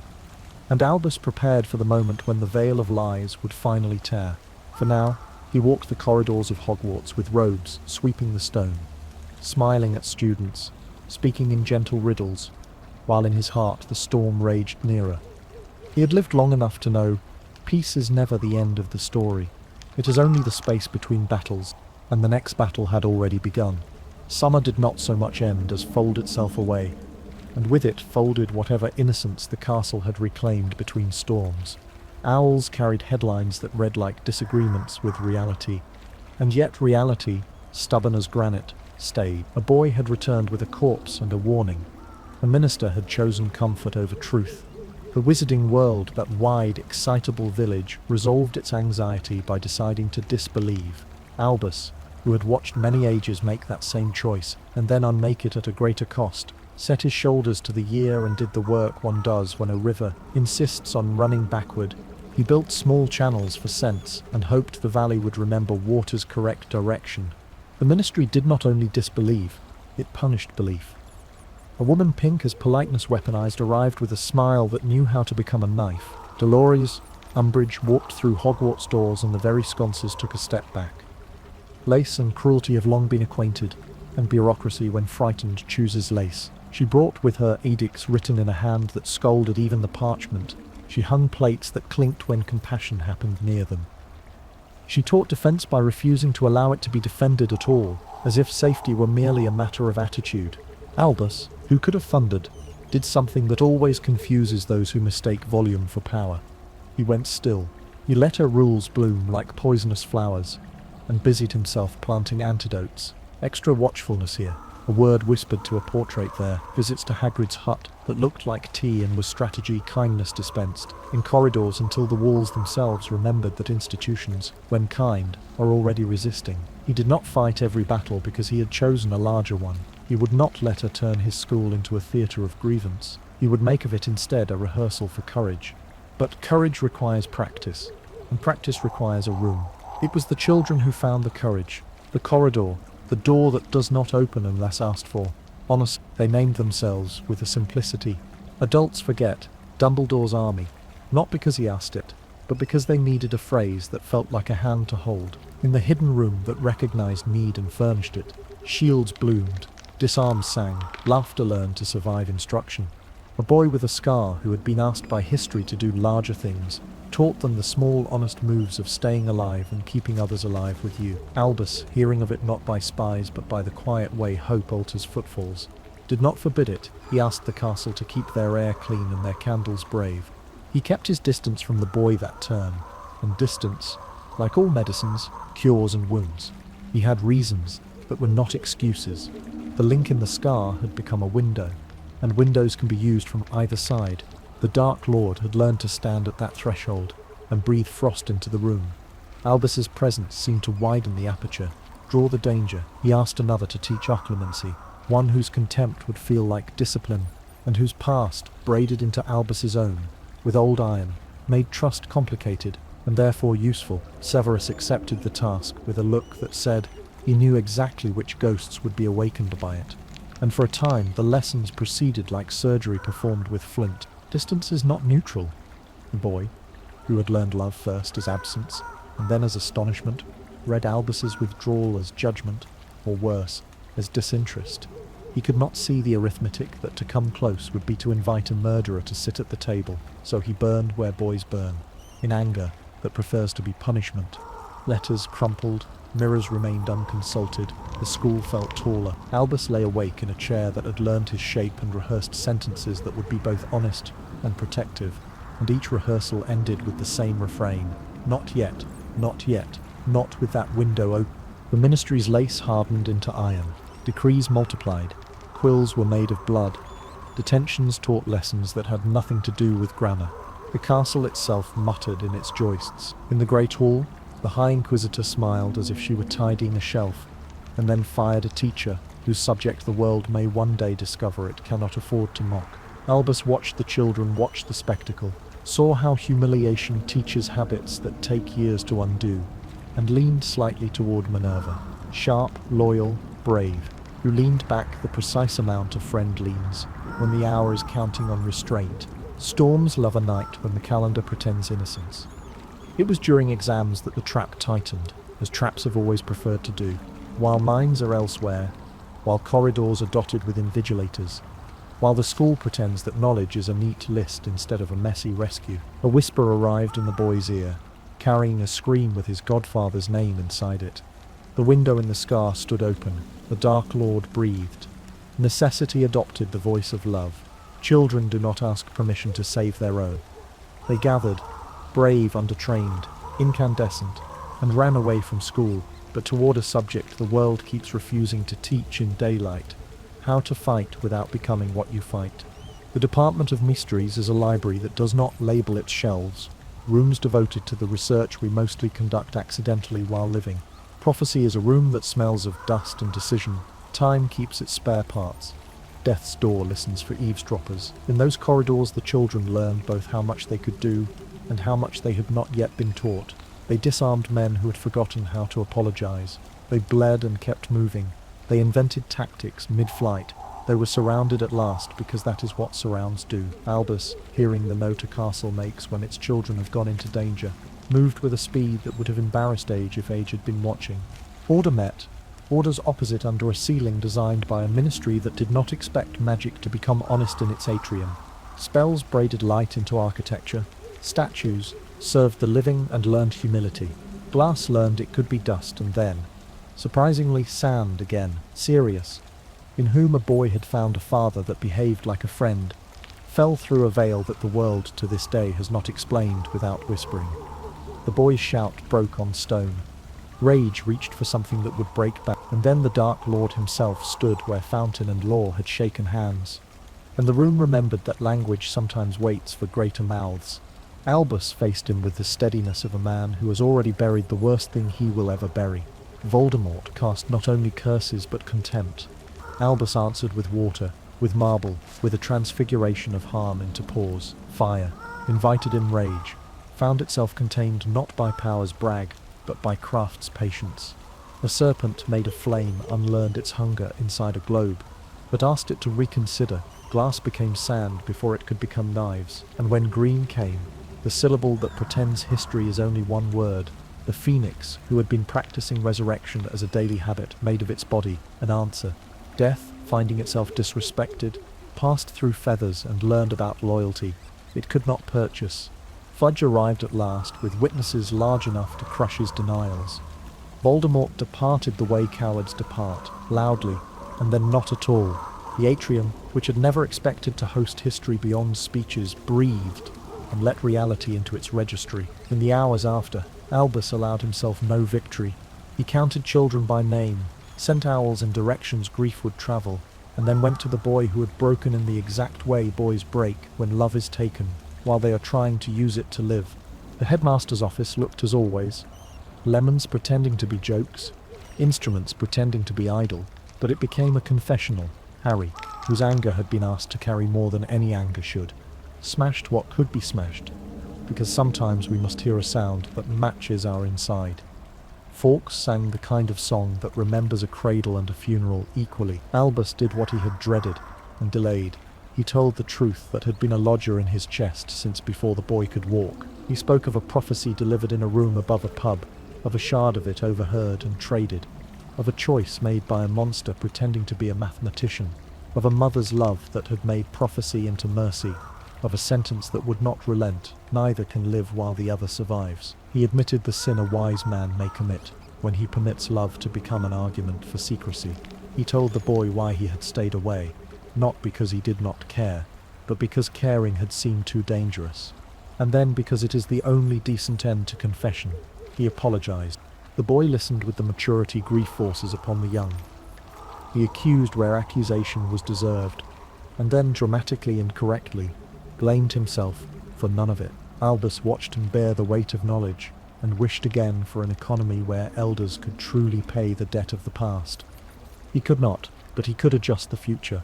Lessons would be plainer now, companionship less abstract, the war's syllabus tragically clearer. Outside, denial collapsed like a tent in a wind too honest to argue with. The ministry became full of mea culpas, printed on good paper. Dolores left the school as charm leaves a sneer when the room grows brave. The castle, which had been forced to learn the shapes of her footsteps, allowed its flaws to forget her.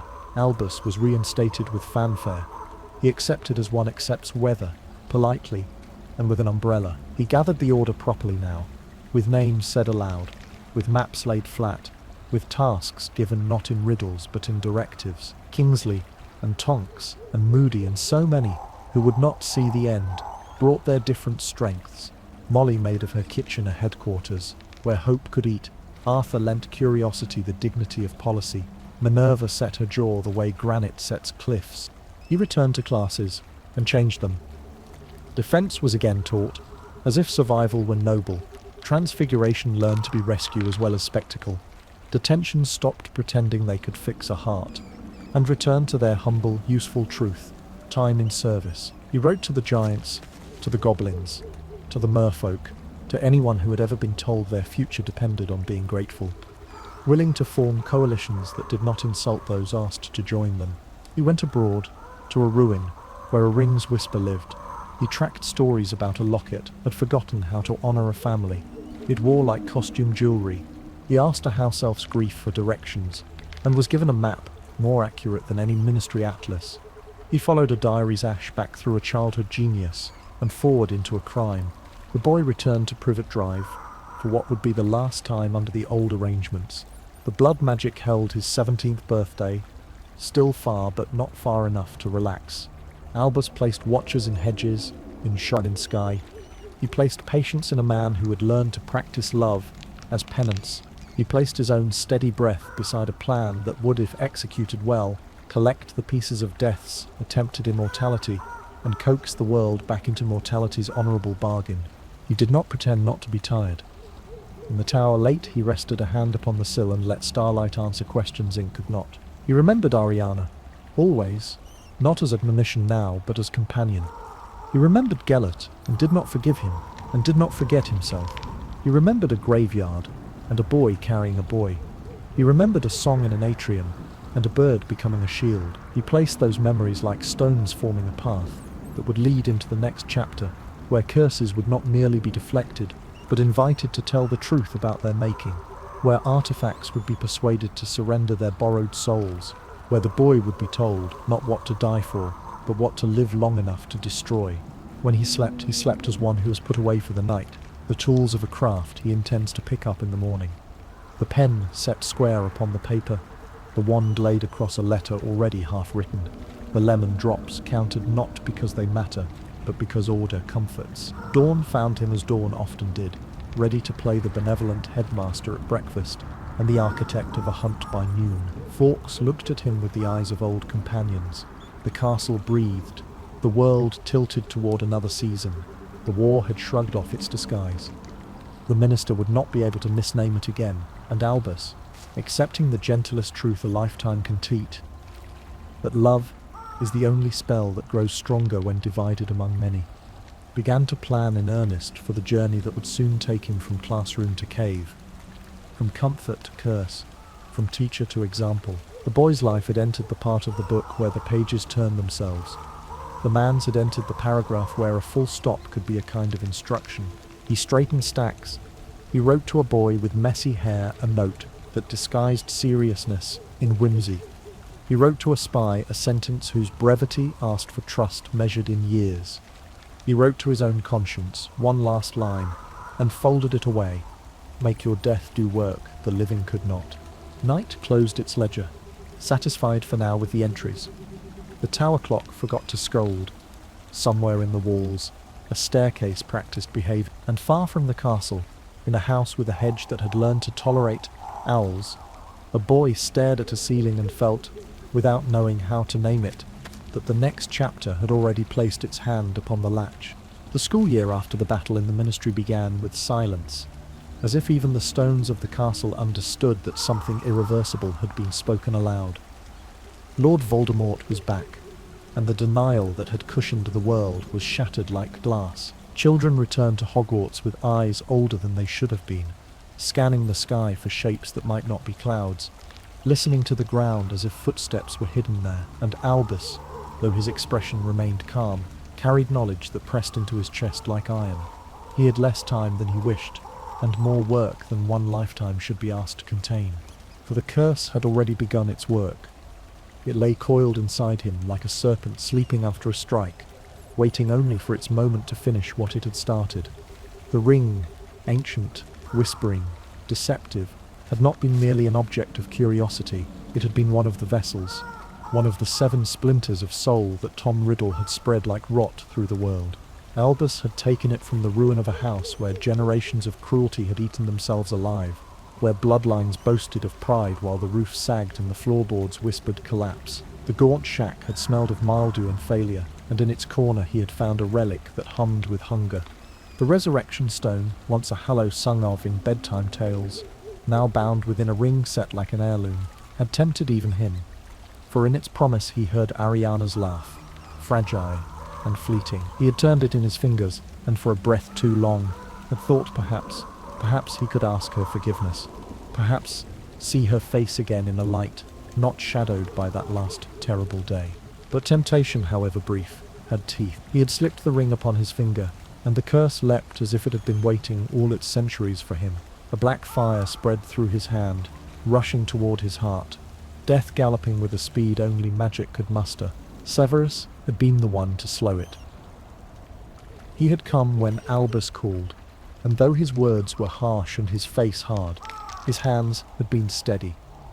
He bound the curse to the ruined hand, trapped it there like a wolf caged in bone. It would kill him, certainly, but slowly. Months, perhaps a year, not days. Enough time to prepare, to finish what must be finished, to teach what must be taught. So Albus moved through the year with the quiet composure of a man already hearing the ticking of an invisible clock. To the students he remained the same. Gentle humour, twinkling eyes, the lemon drops offered as if the world were not cracking. But in his office, late at night, he spread parchments across the desk and drew maps, not of lands but of souls. Each Horcrux had to be found, each hidden place understood, Tom had divided himself sevenfold, and each fragment was a door that had to be closed before the man himself could be met.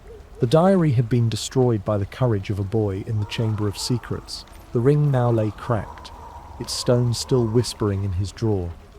That left 5, the locket, stolen once from a house elf's family, cup of Helga Hufflepuff, hidden with cunning, the diadem of Ravenclaw, lost in shadows, Nagini, whose scales moved with the Dark Lord's breath, and one more, unguessed, a puzzle piece missing from the board. Albus spoke with Severus in hushed hours, their conversations brittle as glass. He confided the curse, the shortening of his time, the necessity of arranging even his own end. "Woo, if it must be," he said softly, "let it be you, for the boy's sake, for Draco's sake. Better mercy in one hand than cruelty in another." And Severus, though his eyes blazed with loathing at the request, nodded, because beneath his bitterness lay the iron of loyalty, and because he too knew what it was to be trapped in a vow. The castle that year hummed with tension. Death Eaters whispered through the corridors of power in the Ministry. Owls brought news of disappearances, of families torn apart, of muggles found as if sleep had been turned into murder. Within Hogwarts, Albus built small sanctuaries where he could encouraging Harry, guiding without suffocating, teaching him not only spells but ways of seeing, ways of choosing in their lessons together. Albus pressed memory after memory into the pensieve, pouring Tom's past like ink into clear water, showing the boy where greed had sprouted, where cruelty had become philosophy, where the Horcruxes might be found. Yet, even as he taught, his hand blackened further. The skin shriveled, the veins traced with ink dark lines that no charm could disguise. He wore it hidden in his sleeve, a secret he shared with only a few, but he felt it always a reminder, a countdown, a whisper of Ariana's name, each time pain spread up his arm. Still, he smiled. Still, he listened to children in corridors, paused to admire a spell, complimented a potion, ensured that laughter did not vanish entirely from the halls. He would not let Voldemort take the school before the war even reached its gates. Hogwarts was sanctuary still, and as long as he walked its staircases, it would remain so. But he knew where the path led. It would not end in bed or armchair, but in confrontation with the remnants of Tom's soul. And one night soon, he would take a boy with messy hair and loyal eyes into a cave where the sea sang only of death, and there he would drink poison for the sake of tomorrow. For now he waited and prepared, and let the curse remind him that time is a teacher too. The days of that year at Hogwarts passed with deceptive normality, as though the castle itself wished to shelter its children in routine, while outside the world collapsed further into fear. Lessons were taught, brooms soared across the pitch, essays were scribbled at candlelight, and feasts glowed with candle flame and clattering laughter. Yet Albus walked the halls with a secret burning in his sleeve, the curse gnawing at his hand, his hours dwindling, and he knew that every step he took was one closer to the end. To Harry, he offered guidance disguised as lessons, knowledge wrapped in patience. In the privacy of his office, beside the silver instruments humming softly, Albus poured memory after memory into the pensieve. Together they bent over its swirling light, and Harry was drawn again and again into Tom Riddle's past. The orphanage, the thefts, the trophies, the charm that wrapped cruelty in politeness. Albus spoke little as they watched, letting the boy see for himself how ambition, once untethered from love, had fractured into monstrosity. Each memory was both lantern and map, a piece of the riddle that must one day be solved. It was in those quiet evenings that Albus felt most keenly the weight of what he was doing. He was training the boy not only to understand Voldemort, but to destroy him. The prophecy lay coiled between them like a serpent. Neither can live while the other survives. He longed to tell Harry everything, to unburden himself of the terrible truth that one day the boy would be asked to walk willingly into death.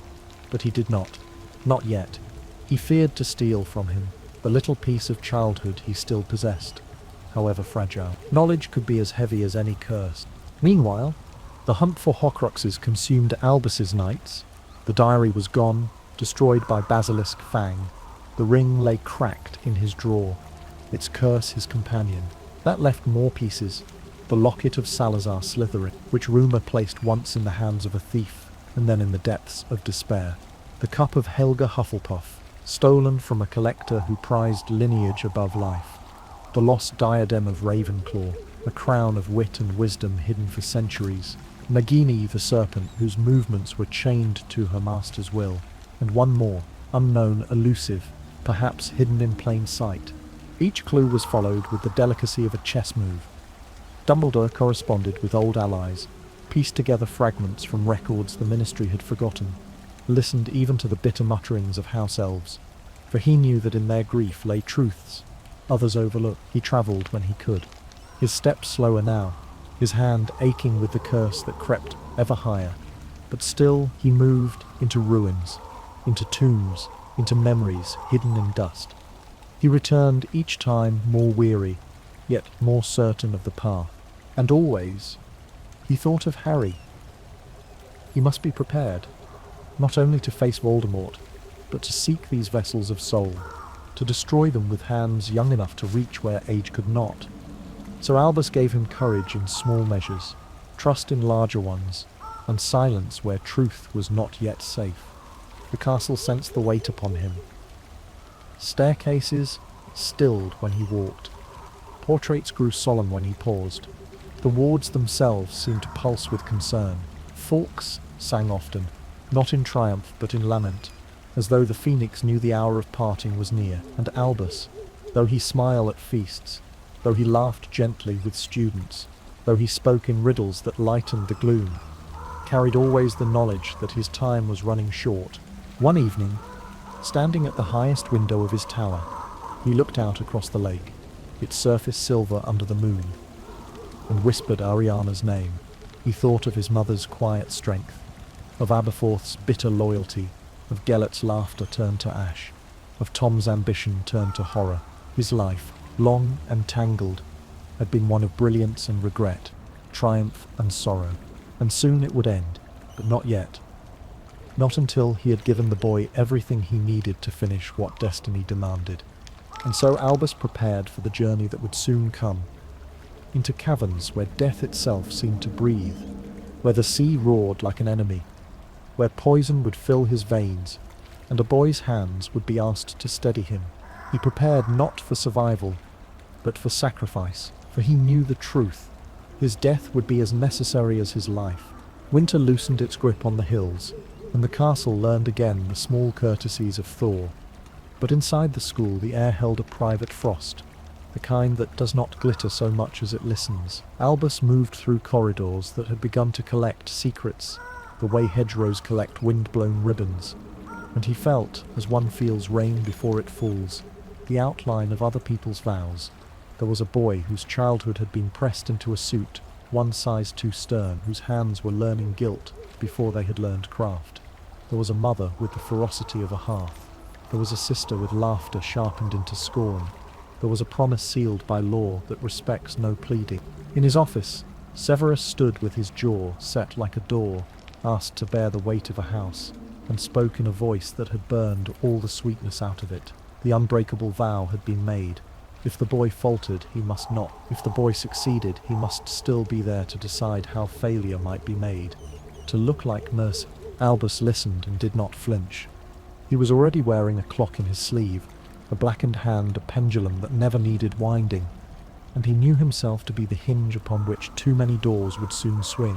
For the child, he said at last, and the word meant 2 children at once. For the school, it is a brutal thing to ask a man to be executioner as a form of rescue.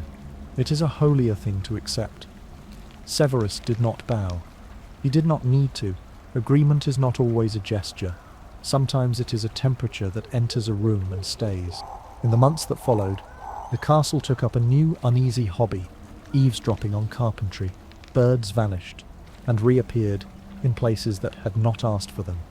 Small bangles of magic rang against the stone like teaspoons against glass. The cabinet, long sulking, remembered a twin far away and began to wonder whether distance is a rule or a rumour. Albus traced the pattern in dust, as one traces the movement of mice without setting traps, and he talked to the walls with the patience of a beekeeper. Here is where harm may try to enter. Here is where kindness must thicken. Here is where a boy will stand on a staircase and feel his childhood folding itself into a pocket. He made plans that looked like drift, arrangements that resembled accidents, watchfulness that lodged itself not in suspicion but in care. Meanwhile, the syllabus of the wall wrote itself more legibly across the staff room table. Harry brought in a memory pried loose from the armour of an old man's shame, and together they watched a younger collector of talent, with sugared voice, asking a student about the arithmetic of immortality, and the student, Tom, forever, Tom beneath the new name, speaking as if he were merely inquiring after a library's hours, while in truth he was drafting a murder of the soul. The pensieve sighed. Albus let the echo of that small, terrible conversation lie upon the surface like oil. 7. The boy had sought, as if wickedness were an equation that elegance could excuse. 1. Albus thought, as if goodness were not. The map was nearly complete in his mind. Now, the diary was ash.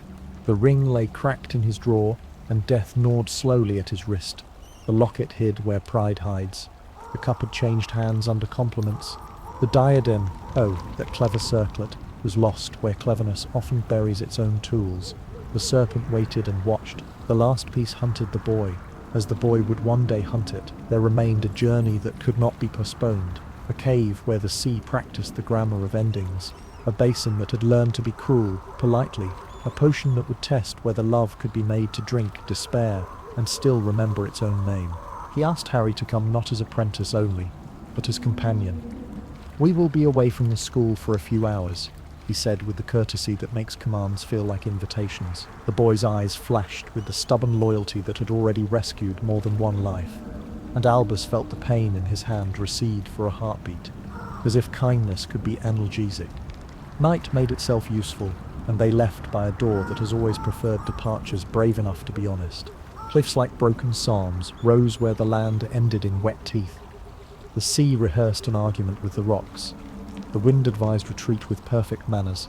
Albus touched the air, and the air stepped aside. They crossed the slick threshold of a memory, threaded with menace, into a cavern where water remembered every sob it had ever heard and echoed them back without malice. He raised his wand, and the dark stepped backward like a scolded dog. Runes on the wall, arrogant, ancient, theatrical, recognized in him a reader who had not come to flatter their author, and let themselves be solved with the dignity due to puzzles that guard coffins. A boat appeared, and for a moment it seemed to be no more than an object, sitting upon black glass. But it was craft in another sense too, a vessel that understood the arithmetic of what weight it would bear. Albus's reflection looked up from the water with a steadiness he no longer felt. The boy's reflection looked up and refused to be smaller. They crossed to an island that had taught itself not to love company. In its heart sat a basin full of liquid that had learned to pretend to be merely beautiful. He told Harry the rules of the spell as one tells a friend where the path is narrowest. It must be drunk, he said, and did not insult the moment with optimism. The cup touched the potion, and the potion remembered its job. He drank, because he had seen, too often, what happens when the young drink what the old should have. The first swallow was harm disguised as memory. The second was memory disguised as harm. Each mouthful pulled at a thread inside him that led back to a door that would never reopen. A summer forever interrupted. A girl's laugh that had become a cliff. He begged, because begging is what bravery sometimes does when it is being honest. He asked for it to stop. He asked for death. He asked not with words, not quite, for Ariana to be returned to him, the way morning returns to a window. Harry's hands, loyal to orders given in calm hours, guided the cup back to his lips again and again. Obedience doing in that cruel minute the work love could not bear to be seen doing. When the basin lay dry, thirst raised its own flag inside him, a desolation that made the sea seem merciful. "Water?" he asked, and the room smirked. Conjured water vanished before it could arrive. Water, called by name, refused. Only the lake, that patient counterfeit of calm, offered a cup to those willing to lean toward it. Harry leaned. That is the thing about courage. It is always at the last, a movement of the body. The inferi woke, their silence the most honest part of the trap. Hands like arguments reached, faces like questions closed in. For a heartbeat, death rehearsed triumph. Albus remembered himself then. Not as the greatest wizard of his age, not as a duelist or a scholar or a headmaster, but as a man who had once promised a small grave that he would never again confuse inaction with gentleness. Fire came not as a scream, but as a ring, as a promise written in heat. It laid itself gently between the living and the owed. The inferi, offended by warmth, retreated with the dignity of haters shown a porch where love is being served. The cave, seeing the error of its taste, sulked. He slumped and let the boy carry his weight, which is another definition of teaching be, at last, a burden that proves the student's strength without breaking it. They left with a locket that felt heavier than metal, heavier than greed, heavier than years. The sea and the cliff and the night all suggested that they reconsider, and then, seeing the suggestion fail, settled for doing their best impressions of admiration. Hogsmeade's roofs huddled like listeners, the air thinner, the hour nervy, as they appeared at the edge of familiar streets. A shape in the sky pretended to be a storm, and then admitted it was a message. A dark mark, theatrical and obscene, hovered over the castle's silhouette, as if a child had scrawled blasphemy across a church and dared the bells to keep their schedule. "Take me to the school," he said, and Harry did, and every step they took toward the gates compressed the future weeks into minutes, maps into hallway turns, plans into breath. Madame Rosmerta's eyes were wrong. The cold in the street was the cold of someone else's decision. Brooms waited like impatient arguments. They rose into air that felt like glass, and crossed the boundary where the castle's wards, recognizing their names, opened their hands without asking for introductions. On the ramparts and parapets, the stone shifted its weight as if bracing for a push. Fawkes was far away, or perhaps in the exact place where phoenixes stand when a man must finish what has been promised. Albus's hand burned with the black crown that had fastened itself around his bones, but the other hand, the one that still obeyed him, steadied the boy at his back, with the touch a father gives when the path narrows and then vanishes. He knew already that he would not fight that night with the ferocity he had loaned the atrium. He would fight, instead, with design, mercy, in the right hour, his architecture. They landed upon the tower that keeps company with stars, and he was old for a moment in a way he had never permitted himself to be. "Fetch Severus," he told the boy. But the hour had sent other feet, and the door learned a new surname. Wand spoke without courtesy. A pale face, set with fear, practiced being a mask. A boy stood where men should have, with a wand taught how to tremble, and an assignment handed to him by cowardice and dressed as destiny. Albus looked at him as one looks not at an enemy, but at a child who has been handed a weight heavier than the bone across which it has been laid. Words began the work, but spells could not finish. He lowered his wand, which is sometimes the bravest way to hold it. He asked questions whose only correct answers were, "Yes, you are still loved," and "No, you have not run out of choices." He bought time with gentleness, the way one buys time with gold, hoping that feet below would remember which staircases misbehaved and which did not. The locket in his pocket lay quiet, but it was not the thing they had come for. It was the thing that would now prove, like too many trophies, to be a riddle. He felt the note within, the neat hand lying in wait with its correction, and he understood already that another path would be required, another season of hunt. Wind fretted at the edges of the night. The boy with the wand inhaled the way a swimmer inhales before discovering the river is deeper than the storybooks promised. Footfalls approached, threads of a vow pulling their owner upward. Albus arranged his face into the expression one uses when telling the truth to a clock. "I am ready to be on time." He turned his head a degree and heard the castle hold its breath for him, the portraits in their frames becoming wider with listening, the stone aligning itself to become witness in a way that would give courage to those who later needed to remember. The next heartbeat would be a doorway. What followed would decide whether a school could remain a school, while a world tried to become a weapon. Albus felt the weight of his years, and found beneath them the lift that love gives when it is asked to carry more than it thought it could. He closed his eyes for the polite length of a blink and opened them upon the moment he had been arranging since the ring had set its teeth in him.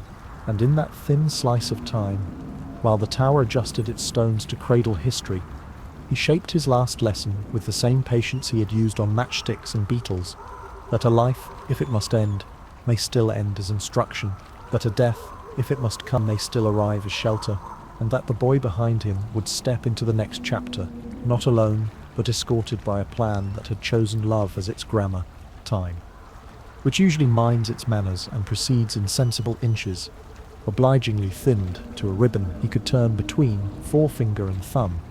And in that narrowness, Albus chose his next kindnesses. He drew the boy's cloak closer, the old weave of it smelling faintly of laughter and winter, and with a soft word that belonged to another century, he stilled those brave, unruly limbs, not as a jailer stills a prisoner, but as a surgeon stills a friend.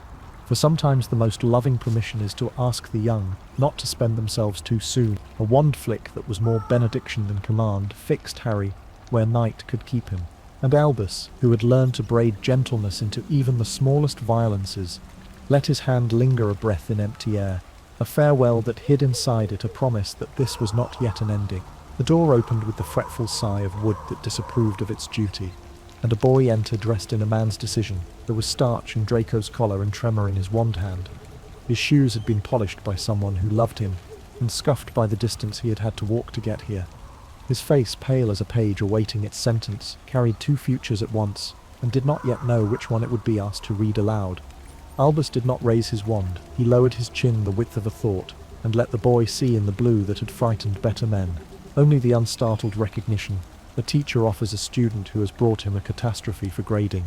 "So," Draco said, and the word arrived in the voice of a child, trying on his father's coat. "It ends. It changes," Albus answered, "because endings too require grammar, and because truth must be offered to the very brink of error if it is to have any chance of being chosen. You are shivering," he added after a moment, "with the scandalous courtesy that can undo a murder. May I call you by your first name?" Draco swallowed. His wand tip behaved like a moth. "Don't," he whispered, but the plea wasn't for safety. It was for anonymity, for the relief of not being seen when one is failing at bravery. "Your mother?" Albus said gently, and the name made the room rearrange itself so that the hearth, which was not lit, seemed to glow. "She loves you fiercely. There is a corridor I can offer you that does not end in this door. Come down it. Let me protect her as well as you. Terror is proud when it wears a pure-blood crest."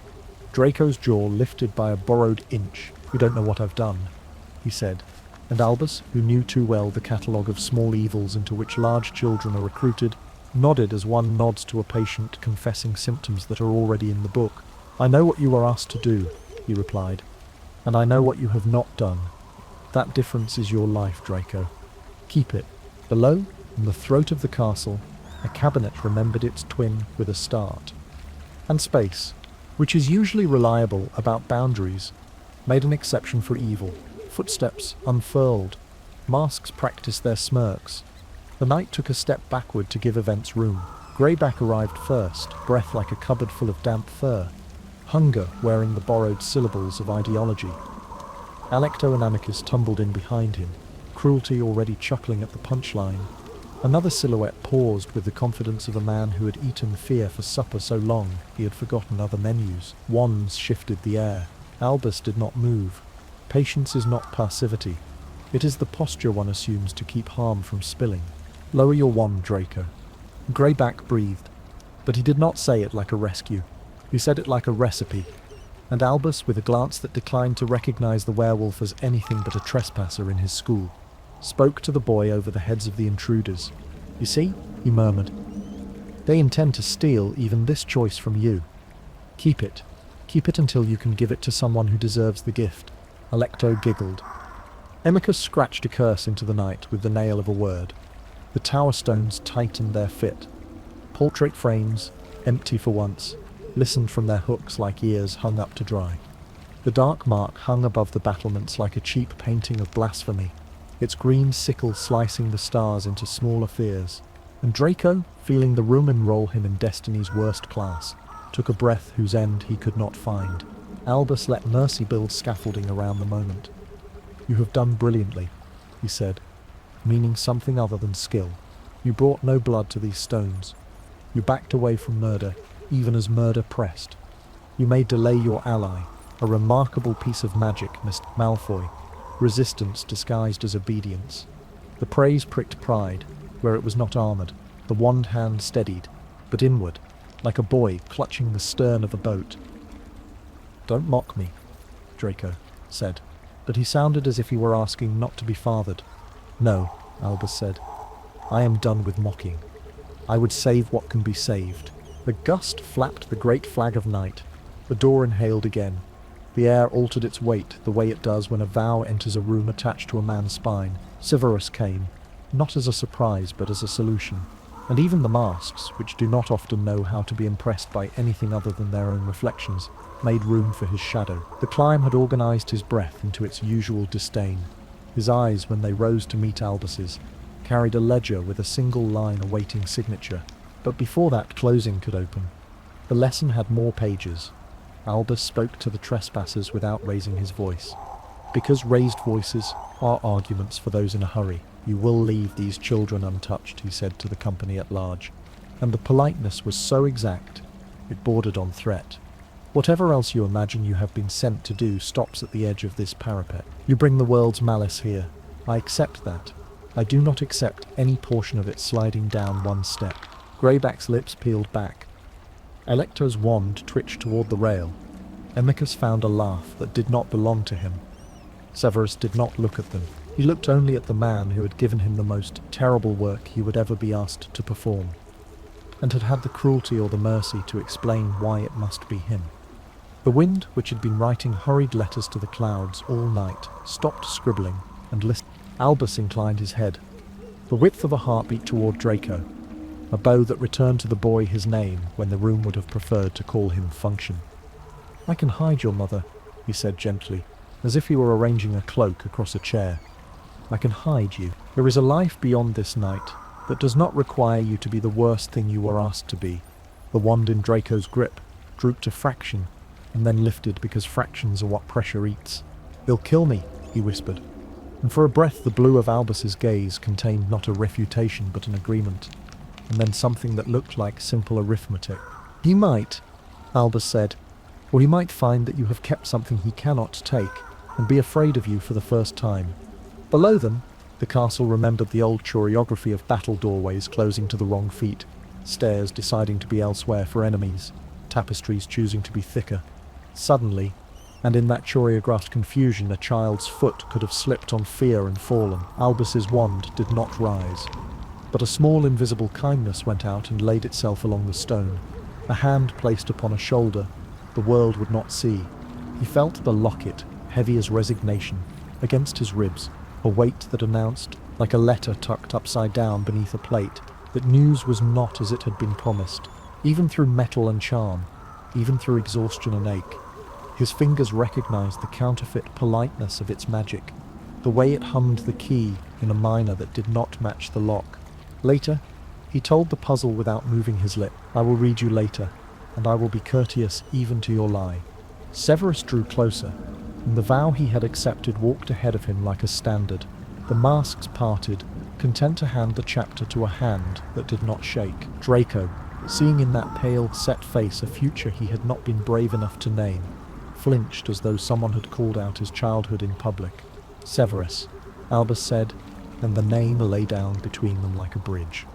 The cold pared the moment to its bone. We're exactly on time, behind the stillness he had made for everyone else. Memory lifted its own small lanterns, one by one. Ariana by the window. Light caught in her hair like a rumour that refused to be corrected. Aberforth's fist, which had always been a plea disguised as a blow. Gellert under a summer tree. Geometry making a conspirator of the sky. Tom in a chair too small for the size of his certainty, asking how many pieces a soul could survive being divided into and still call itself more than an inventory. Harry under a cloak that had learned to be a cradle, the ring burning his hand with the exact clarity of punishment finally agreed upon by all parties. He felt no courage, only the absence of fear's noise, the way a room sounds after a clock has been stopped. He had asked too much of too many, and had been forgiven by more than he deserved. He had bargained with grief until grief, impatient, had begun to bargain back. Now he did the one piece of work left for which no one else was qualified. He made of his leaving a shelter large enough for a boy to walk through without knowing yet that it was a doorway. Draco, he said, and the name was a gentler spell than any he had taught in Transfiguration. Please remember, when you are older than you are now, that you were offered another road. Alecto's fingers twitched. The werewolf's breath made a complaint of hunger. Amicus considered a cruelty and then thought better of it when Severus's gaze, which had never been kind to fools, slid over him. Somewhere in the dark, the school owlery muttered about dawn. Albus set his ruined hand soft against his chest, a confession to no one but time. He looked from the boy who had been told to be a blade to the man who had been told to be the hand that holds it, and he gave each of them the same blessing he had always given. His students, when they stood at the lip of a difficult lesson, he made it clear by the exactness of his attention that they were still capable of the right thing. "Severus," he said again, and this time the word carried not command but completion. The neatly tied thread at the end of a scene, the quiet that falls in a room when the last note of a song lifts its hands from the air. He did not add the pleas aloud because the plea had been living in both their bodies for months, and did not need vowels to authenticate it. He let it shine in his eyes, and Severus, who had been reading those eyes like scripture he resented, read them one last time without mispronouncing a single syllable. The wind made the smallest of courtesies to the moment, and smoothed the tower's chill against his cheek as if adjusting a collar before a portrait sitting. The stars, tired of being asked for omens, agreed to be merely stars. Below, the castle steadied itself, and above, the mark swayed like a cheap lantern about to meet morning. Albus exhaled. Not a surrender, not a sigh, only the final period, at the end of a very long sentence, and turned his face slightly toward the man who had come, as student, as enemy, as ally, as instrument, as friend, for whom friendship could never be a simple word. The history in his bones stood up and bowed. The lesson gathered itself to be learned. The next heartbeat took its place at the door, and in that soft exact instant, when love had arranged the furniture and the room had agreed to be brave, he offered the hour to its purpose, allowing the tower to lean toward what the night required, so that what followed could lift a boy into the rest of the story without breaking him on the threshold. The tower had learned to be quiet after centuries of astronomy, but that night it became an unwilling witness to history. The air still held the shape of Albus's last breath, as though the stone itself remembered how to cradle it. The body lay framed by moonlight, robes rippling faintly in the night wind, beard spread like silver threads across the stone, eyes closed as though in gentle sleep. For a moment, silence reigned, long enough for the world to pretend this was only another night, another stargazing lesson. But then the castle sighed, and the truth unfolded. The headmaster of Hogwarts had fallen. Below, chaos churned.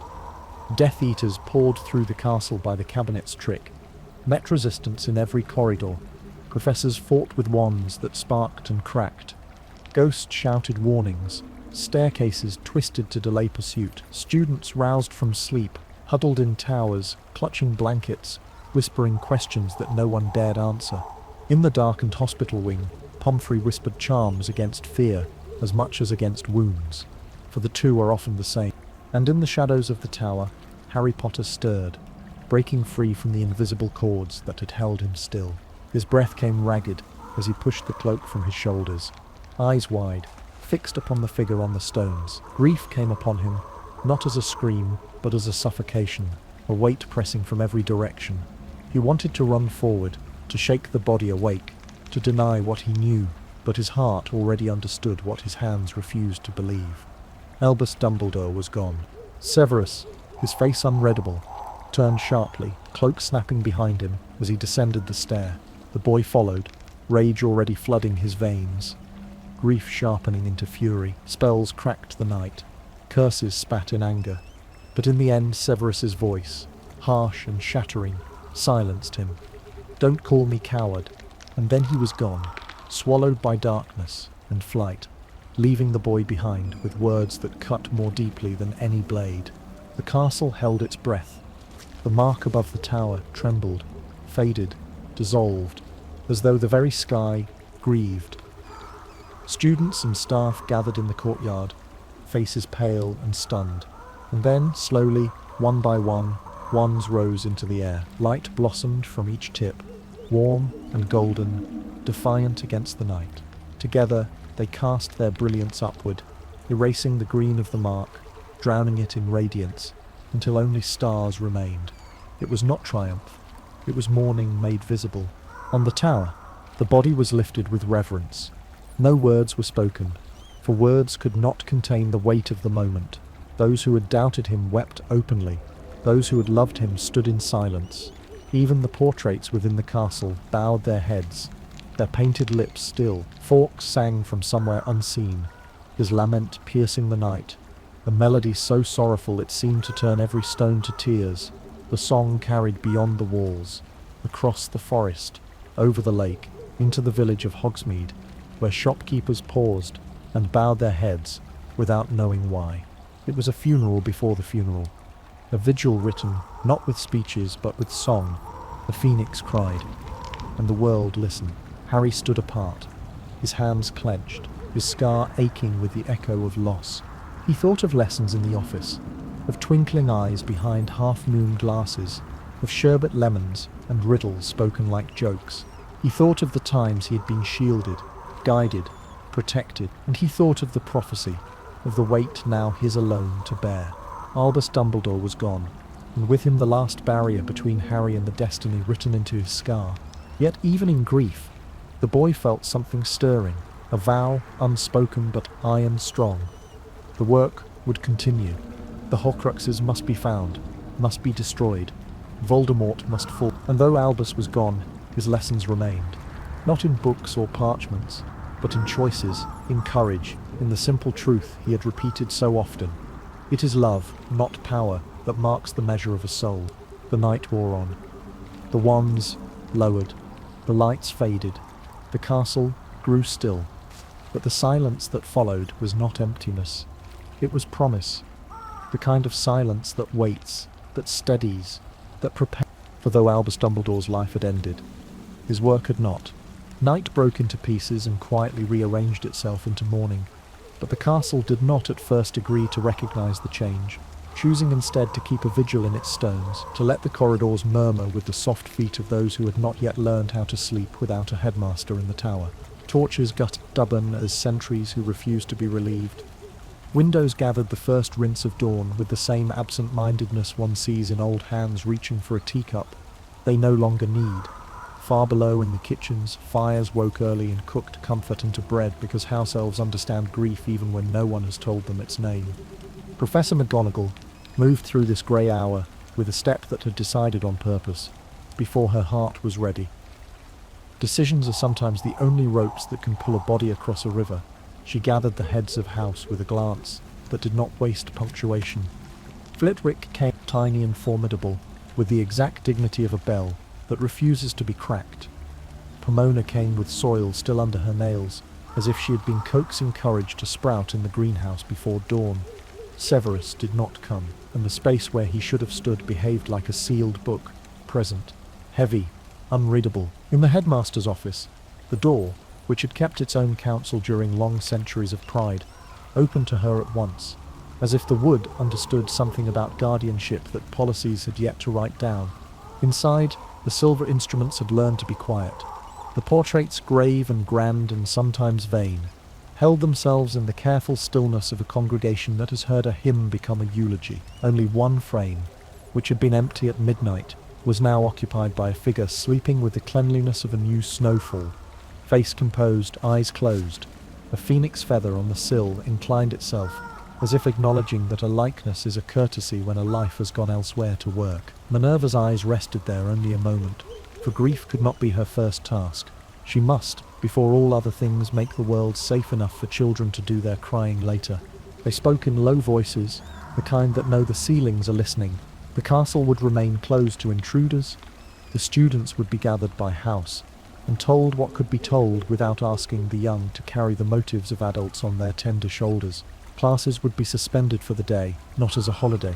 Grief is clumsy when dressed as leisure, but as a breathing. Hagrid's name came to the table with the softness of a large animal's footfall. Minerva sent for him, because there are tasks that require a strength that does not frighten the earth. It touches. He arrived with eyes rimmed red, and a gentleness that did not look small, even beside his size. And when she told him in the simplest of words what must be done with the body, he nodded without answer, then without a sound laid his enormous hand for a moment on the back of her chair, the gesture of a friend who knows he cannot lift sorrow, but can steady the one who must carry it. The sun inspected the day, and decided to be respectful, diffused, pale, A kind of hush made visible. Owls came late, their deliveries perched uncertainly upon the lip of tragedy. Some letters blossomed black seals that meant officials would soon knock at doors. Some carried clippings already turning into legends. Some were simply notes written by anxious parents who had never loved the idea of magic, and who now loved it less. Minerva answered as many as she could with the discipline of a woman who has never permitted panic to borrow her quill. Where necessary, she wrote, "We will call, your children are safe. We grieve together, and we will protect them." The parchment absorbed steadiness, as parchment will when the hand upon it has learned steadiness in a harder school than ink. The children, gathered by houses, learned in rooms shaped by their colours what can rarely be shaped by speech. But an age had turned. There were tears that tried to be private and failed.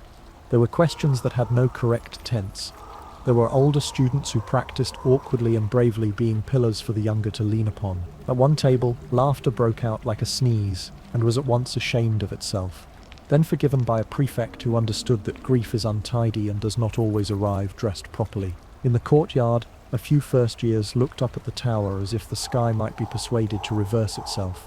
One of them took another's hand, and that was a kind of spell even the ministry could admire without trying to regulate. Harry walked the morning in a circle that kept returning him to the point his mind refused to cross. The last soft word that had struck him immobile, the late arrival, eyes unreadable, the green light he had not seen but whose absence had left a scar upon the air. Friends found him, as friends do, with tea that had learned how to cool at the right speed, with questions they did not require him to answer, with silence that agreed to be furniture rather than interrogation. He kept his pocketed secret, the locket that felt wrong, the note that felt truer than he wanted from a stranger, whose initials behaved like a riddle, until the hour would let him open it without stealing attention from the dead. Hagrid came to the tower with steps that spoke politely to the stone. He carried Albus as one carries something both vast and fragile, and the tower, which had seen bodies fall and seen them lifted, had the grace to tilt its draughts away so that the beard would not stir, so that the face would remain dignified. Down through corridors that had taught laughter its acoustics for decades, he moved, and people turned aside because reverence is contagious. At one landing, a suit of armour put its gauntlet to its visor in a salute. At another, a portrait of a former headmistress, formidable in life and not less so in paint, placed a hand over her heart and lowered her eyes. Fawkes did not appear, but anyone listening carefully could distinguish, slipping through the air like thread through cloth, a line of melody that held the room together when it wanted to ravel. The news travelled outward in rings. In the forest, centaurs lifted their faces and read in daytime stars a sentence they had hoped not to translate. They did not come near. Pride, custom, caution, but they offered 3 arrow shafts into the sky, their brief ceremony, for a man who had treated them as neighbours and not as prophecy machines. Beneath the lake, figures swayed in water speech, and the kelp bent in decorum. A choral bell was rung, summons to a vigil in a world that breathes differently. Old debts, which in water are counted with currents not coins, were acknowledged with a circling gesture. In the village, shutters were opened and then closed, as if people could not decide whether to let the day see them mourning. The pub kept its door unlocked and its music off, and the cups that were set down upon the bar did so with the softness that keeps a room from shattering. The ministry arrived, as the ministry does, wearing responsibility like a new cloak and tripping over the hem. They brought condolences that struck the ear like memorized lines, and questions that mistook an investigation for comfort. Minerva received them with a courtesy that held their impatience at a distance, equal to the length of her wand. They learned by the end of that interview that Hogwarts could be both gracious and granite. When they asked to tour the tower, she declined, and declined again when they pressed. And on the third asking, she smiled with such cold precision that even a bureaucrat could feel the weather change, and the question died of exposure. Arrangements began, not as a spectacle, but as the answer to a practical question. What is the right way to say goodbye to a life that has made itself a roof for so many? The grounds chose a place by the lake where the grass already knew the weight of his steps. The water, which had admired him, agreed to be backdrop. Wands were summoned, not as weapons, but as candle. Invitations went out that were not invitations at all, but open doors to colleagues from a tie now called old, to friends who had learned how to be loyal without writing it on banners, to creatures who had once been inconvenienced by his kindness and then grown used to it. The word funeral was not liked by any of them, not even by the wind, which has always distrusted nouns that pretend to close things, but it served. Harry climbed the stairs to the office and found it changed in the way rooms change when they lose the one person who knew their habits intimately. The instruments orphaned, murmured in smaller voices. The portrait in the largest frame slept on, as if good manners prevented even the painted dead from inserting themselves unasked into the living's arrangements. On the desk lay the little sherbet tin that had patiently endured so many confessions disguised as small talk. He sat, not in the headmaster's chair. That would have felt like a trespass, but in the one across from it, and took out the locket. The note, elegant, exact, merciless, announced a correction. The trinket was a counterfeit. The true thing had been stolen by a conscience that had chosen, finally, to act under initials that would soon gather a story. Harry read it twice, then again, each time feeling not betrayal from the dead man he loved, but a fresh assignment from a stranger who had joined their side with the simple audacity of taking. He placed the lie back in its chain as one puts back an unhelpful tool and made, without speaking, a promise to chase the truth wherever it had gone. That evening, the castle's bells, seldom asked to do more than name the hours, spoke for longer. Students, tidy in robes that did not know how to wear sorrow, filed toward the lake in obedient lines that dissolved, upon reaching the open air, into circles and clusters. Because grief prefers the geometry of companionship, teachers stood where the view would let them count faces and restore their breathing. Hagrid placed the body upon a bier simple enough to please a man who had preferred good work to grand furniture. The white that would later seal itself around him had not yet risen from the ground. It waited, as the finest magic does, for the exact note in the song that would call it. The procession of those who had come because love is a direction, not an argument, arranged itself without orders. There were witches with hair gone winter white, who had learned their craft on chalkboards. He had charmed not to squeal. There were wizards who had argued with him in public and thanked him in private. There were a few older than policies, who wore no wands at their belts because their magic lived in the way they walked. There were centaurs at the tree line, not approaching but present. There were shadows in the water made by merpeople, who understood honour better than phrase-makers. There were giants, far off, whose sorrow, when it shook the ground, took care to shake it evenly for all. When the time and the air became a silence rather than an absence, Fawkes came, not as spectacle, but as instruction. He did not circle, he did not burn, he chose a branch that leaned above the gathering, and opened his throat. The song was not new. It was the same one he had sung in the night, but it had learned during the day the names of the listeners, and it said them one by one, without needing syllables.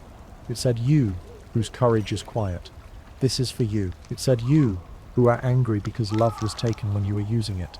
Your anger is seen and will be taught its better work." It said, "You, who think you did not know him enough to cry. You are wrong about what knowing required." And the song threaded the lake and the lawn and the towers, and found in each of them a resonance that had been waiting. Minerva spoke. Not long, but exactly. She began with his first kindness to her, a detail no student knew, and many would forget, but which the day needed to hear.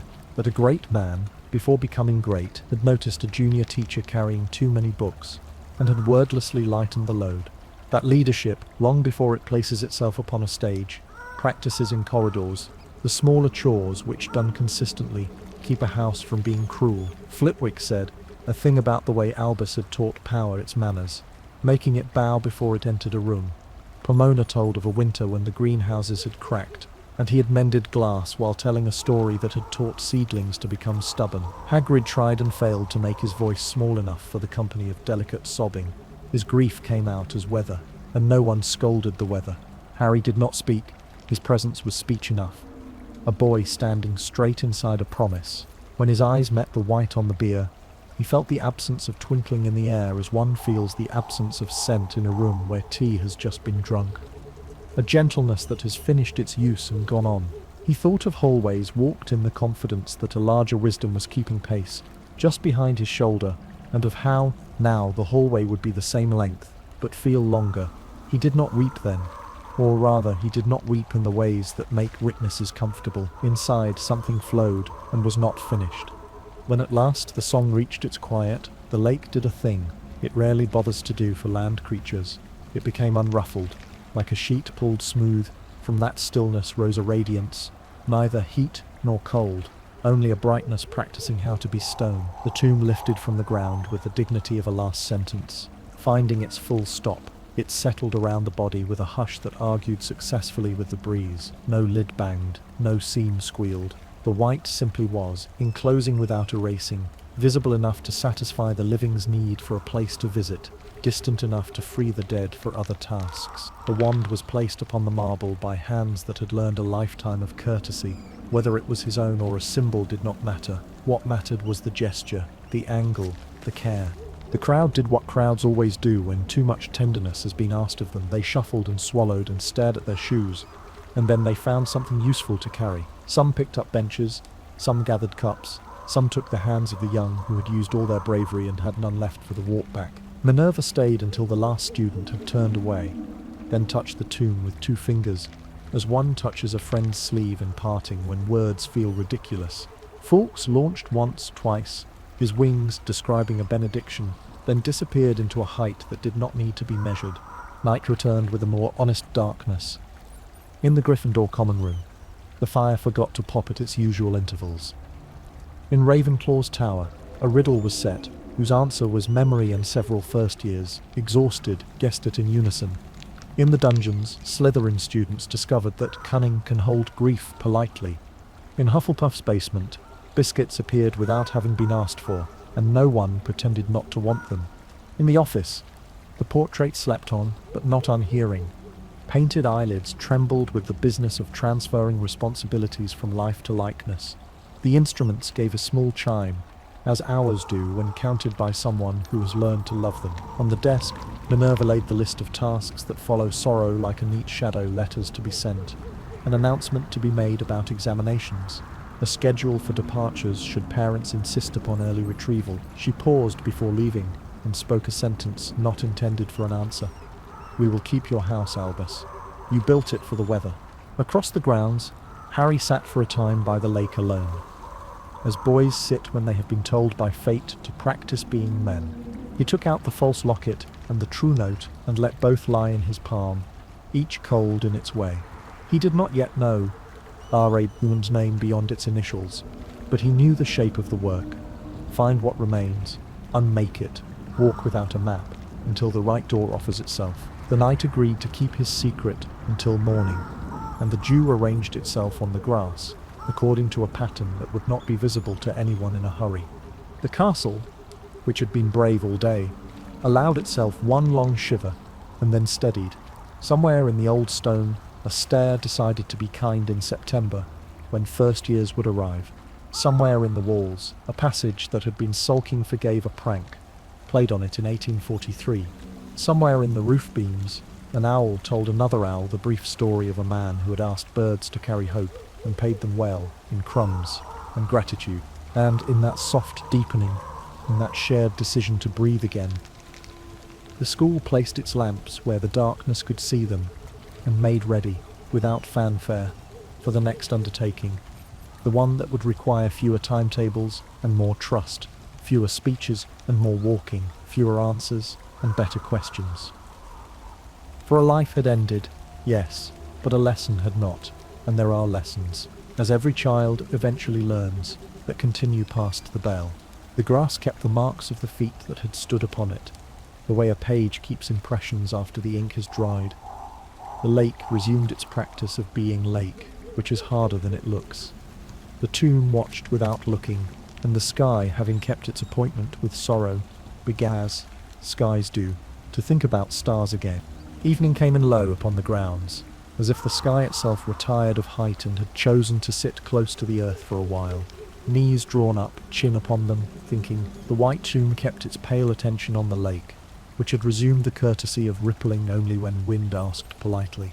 The castle inhaled and exhaled in those long, even breaths that follow a day of weeping, the sort of breathing that teaches rooms how to be quiet without becoming empty. Candles in the high windows learned to lower their flames for the sake of mending.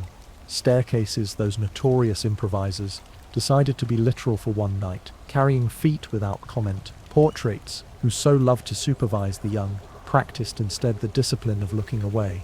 Minerva walked the corridors like a seamstress at dusk, touching here, straightening there, knotting loose thread with the deftness of someone who had long ago chosen competence as her way of loving a place. When she came upon students sitting on the floor, backs to walls, knees to chests, hands carrying nothing but one another, she made herself smaller in her stride so as not to disturb the grammar of their closeness. When a first-year's sobs threatened to topple the fragile architecture of her friend's composure, Minerva conjured not platitude but a square of thick wool that remembered winter and tucked it around the child as if tucking the whole day in. She did not enter the hospital wing. Pomfrey was there, and grief is also a craft, and each craft trusts its own hands. In the headmaster's, no, the office, Harry stood again, summoned by the weight of a door that had learned his pulse. The silver instruments sighed in miniature weather. The shelves straightened their backs at his presence. The sleeping portrait did not yet stir, as if even paint understands that sometimes the living must speak first before likeness may answer. Fawkes was not perched. A single feather lay by the window, its bright certainty a small sermon on endurance. Harry touched nothing. He allowed the room to do the talking, and in its murmurs he heard not secrets but permissions. The permission to be angry without breaking, the permission to be sad without drowning, the permission to be determined without becoming stone. Minerva joined him there, and in the quiet that settled between them you could have heard a grain of dust decide where to land. She did not pretend to be his grandmother, nor he her little lion cub. They met on the ground that grief clears, where titles fall away and only the honest shapes of people remain. She told him what the governors had asked, what the ministry had suggested, what the staff had offered. She told him the school could open next year if safety could be promised, and that safety, like truth, was a garment that must fit even when the weather changed. She did not ask his opinion as a vote. She asked it as one asks a compass whether north is still where it used to be. Harry, still holding inside him the cold and precise note addressed from RAB, spoke as if laying stones for a bridge that would need to carry more weight than one boy's feet. He said he would not return in September, that a road had opened which did not pass through classrooms, that he had work left to him by a man whose last lesson had been to show how to die in order to make space for others to live. Minerva did not argue. She is a woman who knows when curriculum must give way to calling. She did, however, set upon the table a saucer of biscuits and a small pot of tea, because even the bravest sentences sit more steadily when something warm is placed within reach. Ron and Hermione found him afterward near the window where owls rehearsed their routes, and the three of them stood with their shoulders nearly touching, the way beams do under a roof that has suddenly remembered the existence of weather. He told them. They said, "We," not theatrically, but as if the word had been waiting behind their teeth for years, and their faces in that soft light looked older not because of sorrow, but because of decision. Plans, for the moment, were not plans, so much as compass points. A locket that was not a locket, a name with only initials, a wedding coming in summer that would gather people whose kindness could be borrowed for an afternoon without their noticing. Hermione's hands itched for a library that could answer properly. Ron's jaw learned a new firmness that would become a habit. Harry's silence accepted, without negotiating, the cost that had been itemized for him by a prophecy, and then made bearable by an old man's love. Elsewhere in the castle, the detritus of interruption began to place itself back on shelves. A suit of armour that had lurched into duty returned to its corner with the relief of metal that prefers not to be narrative. A tapestry rolled up the extra bravery it had used to thicken itself and hung again in its accustomed tatters. A wall patched itself with the shy pride of something that has served. Hagrid sat on his steps under a sky that had had the decency to grow a few stars, and spoke aloud to the night about a boyhood afternoon, when Albus had come to the pumpkin patch and laughed at a joke so gently that the joke had felt elegant. Fang, who understood only tone but understood it completely, laid his head upon Hagrid's boot and dreamed the kind of dream dogs make when they have been allowed to live beside good men. Letters continued to arrive, because grief is also administrative. Some were addressed to the headmaster, and Minerva, to whom accuracy is a sacrament, placed them in a pile whose title would be corrected tomorrow. Some bore no name, only the childlike scrawl of gratitude that needed to be posted to someone who had made a school feel like a promise. She read a few aloud to the empty office, and found that the air, which had earlier felt like glass, warmed by a degree or two, as if ease were possible again, in small quantities. One letter came from abroad, its wax stamped with an old crest. It asked for nothing, offered no advice, only enclosed a pressed plant from an alpine slope, and the sentence, in a language that likes to pretend it has invented philosophy. A good man's shadow makes paths through snow. She placed it by the feather, and the two looked well together, brightness and patience sharing a windowsill. And then there was the matter of the wand. Not the small obedient wand that rests beside ink and lemon drops, but the wand that stories whisper by different names. The one that had glided through continents of rumour to arrive, for a season, in Albus's long fingers. Harry did not know its legend's ledger, did not count allegiances as others will later do. But the wand itself, now quiet in a tomb, had its own opinion about ownership, and far away, in a house where mirrors had learned to lie as a courtesy to their master, a man without a nose leaned a little toward the thought of it. The future moved an inch. The knight pretended not to notice. At the lake's edge, Hermione knelt, and because she believes that even water carries memory if asked politely, pressed the locket's false face to the surface. The ripples accepted the counterfeit without comment. The moon shrugged at the trick. Somewhere a fish wondered whether it had been consulted. She lifted it out and shook her head, and said that answers would need to be fetched from scarcer shelves. Ron skipped a stone, not to be clever, but to measure the reach of his arm, on a night when everything felt beyond reach. The stone touched water 5 times, which is the exact number Hope uses when it wishes to be neither greedy nor modest. They went back inside, holding between them a quiet that did not bruise. McGonagall convened a meeting in the Great Hall, where chairs had learned how to hold up tired men and women without squeaking. She spoke plainly. Hogwarts would send the children home tomorrow. Owls had been dispatched. Trunks would pack themselves if asked nicely. The train would come. The barrier would behave. Those who wished to remain, those without a safer place than these walls, would not be hurried. Staff would rotate through the hours of dark. No child would sleep unwatched. When she finished, there was no applause. This was not a performance. There was only the sort of settling that happens in a flock before migration. Late, very late. Harry walked alone to the white stone that now kept vigil in the grass. The tomb did not glow. It did not hum. It did not exaggerate. It merely abided. A fact laid gently upon the lawn. He placed his palm against it and felt nothing that a storyteller could sell, only cool certainty. "I'll do it," he whispered, and the sentence did not fly away like a bird. It entered the stone, and the stone, being honest, kept. A breeze came across the water, with the tidy purpose of folding a corner of his robe, and he smiled because it was ridiculous to be fussed over by weather, and also perfect. Ginny came and stood at a distance, then did not keep the distance. They spoke the conversation that is 2 conversations, part farewell, part rehearsal for a future reunion that neither of them dared schedule. She called him noble and made it sound like a complaint. He told her he had to go and made it sound like an apology to himself. They let the lake finish their sentences. When they parted, it was not with melodrama, but with the dignity of 2 people who had learned earlier than is fair that love is not a leash, but a lantern. Morning set its cups and saucers in the sky. Trunks assembled like polite animals waiting to be fed into compartments. Cats were bribed into baskets.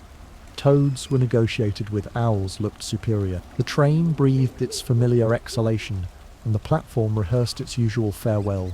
Wheels, handkerchiefs, last instructions shouted, and then immediately forgotten. There were parents whose hugs clung, as if to postpone physics, and children who pretended embarrassment to make it easier for those parents to let go. Harry, Ron, Hermione boarded without ceremony, and found an empty compartment that felt like a page at the back of a book where you were allowed to write your own line. When the castle slid away, it did exactly that. Slid, not vanished, because leaving a place you love should never look like an erasure.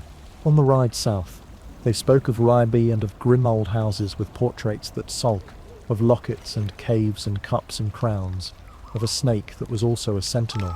They did not speak of fear, except as logistic. Hermione produced a notebook whose pages were already arguing helpfully with one another. Ron produced sandwiches that had been packed by a mother who understood questing better than she would ever admit. Harry produced silence when needed and broke it when needed more. Through the window, fields unscrolled themselves in greens and golds. Somewhere a scarecrow saluted as if enlisted. A small flock turned like a single thought. At King's Cross, the world resumed its courage by pretending to be ordinary. The barrier permitted what it always permits, the dignity of passing. Mrs. Weasley's arms arrived, fierce and full. Mr. Weasley's handshake contained more intelligence than some summits. The twins, reduced to one pair of eyebrows now, but not to half a heart, offered jokes that were, this time, crafted with more gentleness than bite. The Dursleys stood like furniture that has been moved without agreeing to it.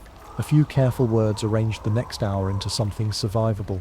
A nod was given that meant until soon a glance was exchanged with those who would not let him be alone when alone would be unsafe. Privet Drive received him as it receives all weather, with its curtains drawn just so and its hedges combed into submission.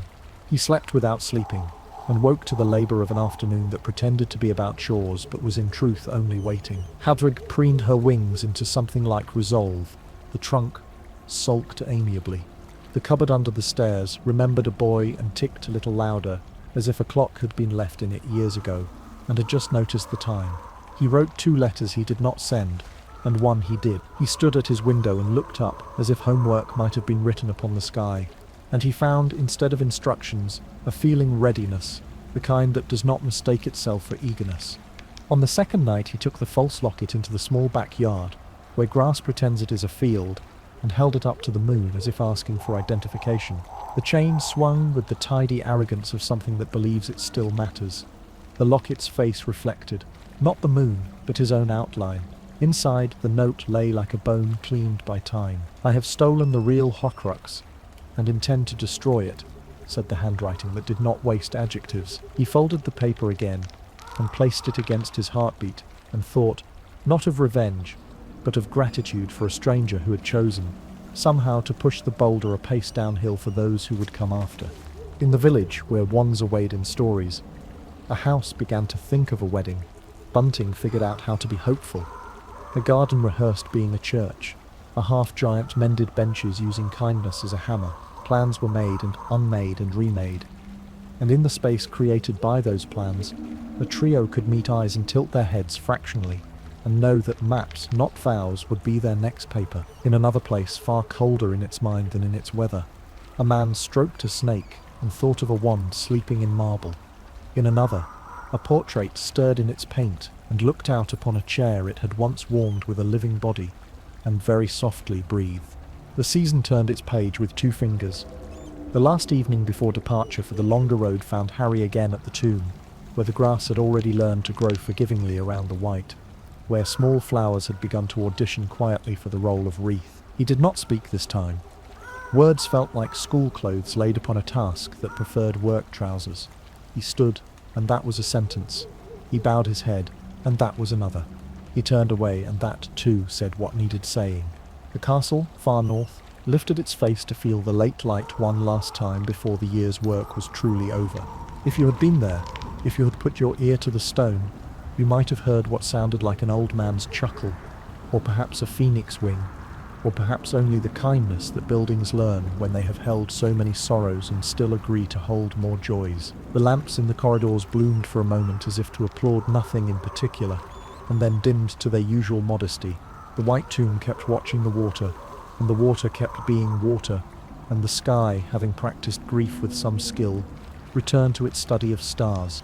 And so, on the hinge of mourning and mission, the story leaned forward, not with trumpets or banners, but with 3 young people collecting bread and maps, with a school deciding that keeping children safe is the boldest magic, with a bird whose feather remembered every birth of fire it had ever been near, with a name on a note that would one day become a doorway and a friend. The night put its cool hand upon fevered brows and whispered the one permission that matters most.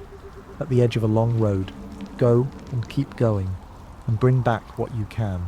The days that followed bent themselves into a shape that felt almost like ordinary summer, though everyone could tell that the season was only imitating itself, like a photograph trying to be weather. The burrow took in the young the way a lighthouse takes in light, gathering, tending, sending out again, and the garden rehearsed joy as diligently as if exams depended on it, stringing bunting between trees that had learned kindness from the children who had climbed them. Chickens muttered their domestic philosophy in the dust. Gnomes plotted and were thwarted. Mrs. Weasley wrote lists that braided grief into sugar, because the wedding required both. In that house, where love was always louder than the news, absence had to work hard to be heard, and yet it was there, in the silence that followed a joke, in the chair someone remembered to set, and then, blushing, quietly returned to the wall. Harry found that the air itself contained Dumbledore's leaving as a scent that would not wash from his hands. The cool marble of the tomb by the lake, the phoenix's song at dusk, the deliberate way an old man had arranged his last kindnesses so that the living could find their footing. He woke early and stood at a window where the pasture woke slower, and he let the dawn speak its slow, reasonable language. There is still bread to butter, there are still letters to answer, there is still work, and the work has remembered your name. The false locket lay in his pocket like a reprimand that was also a riddle, and beside it the crisply folded note with initials that insisted on being a door. The ministry arrived wearing its best face, which is to say a mask of courtesy held in place by habit. The lion-maned minister, who had used thunder when denial suited him, and now had to practice sorrow, stepped into the kitchen where kettles have always made their own opinions. His condolences were tidy, his questions were not. He had brought with him a will, sealed with a wax that smelled of the office, where history goes to be stapled, and a set of suspicions that believed themselves to be prudence. Dumbledore's bequests were simple, as all profound tools are, to Ronald Weasley, a device that looked like a trinket and behaved like a promise. A little silver cylinder whose click taught rooms to become stars and then remembered how to return them. To Hermione Granger, a book so old it had learned to be kind to hands. Fairy tales that nations told their children when they needed to remind them that cleverness is a form of courage. To Harry Potter, a snitch that had once darted into his first victory and now curled small as a secret in the minister's palm, golden, homely, stubbornly shut. I open at the close, etched upon its surface like a proverb from a language the heart knows before the mind. The sword was mentioned and not given, and the refusal wore the ministry smile that insists it is being helpful. A goblin might have laughed. Mrs. Weasley did not. The minister tried to turn a will into a deposition, and found that teenagers who have learned to lie only to protect others are more resilient than statutes suggest. When he left, the kitchen at once restored the broken shape of the hour. Bread sliced itself thinner to make sandwiches for a dozen cousins. The clock that keeps Weasleys like beads on a thread allowed itself one approving tick. A breeze came in through the open door, saw the snitch on the table, and held its breath so as not to disturb the inscription with movement. Ron clicked the silver tube once, and every lamp on the dresser tucked itself inside, the room blushing at its own sudden stars. He clicked it again, and light returned obediently, as if reminded of its manners. Hermione opened the old book at random, and found on the first try the story of three brothers who had attempted to negotiate with death, and she read it the way scholars read parables, when the parable refuses to be merely charming, like a map. Harry raised the snitch to his lips on a private guess, and the gold knew without opening that it had been greeted by the one person whose mouth could persuade it, but that the hour on its dial was not yet in the right part of the day. The objects waited, which is what good legacies do. They let the living approach under their own breath. The wedding built itself around the household with the bright, industrious patience of swallows.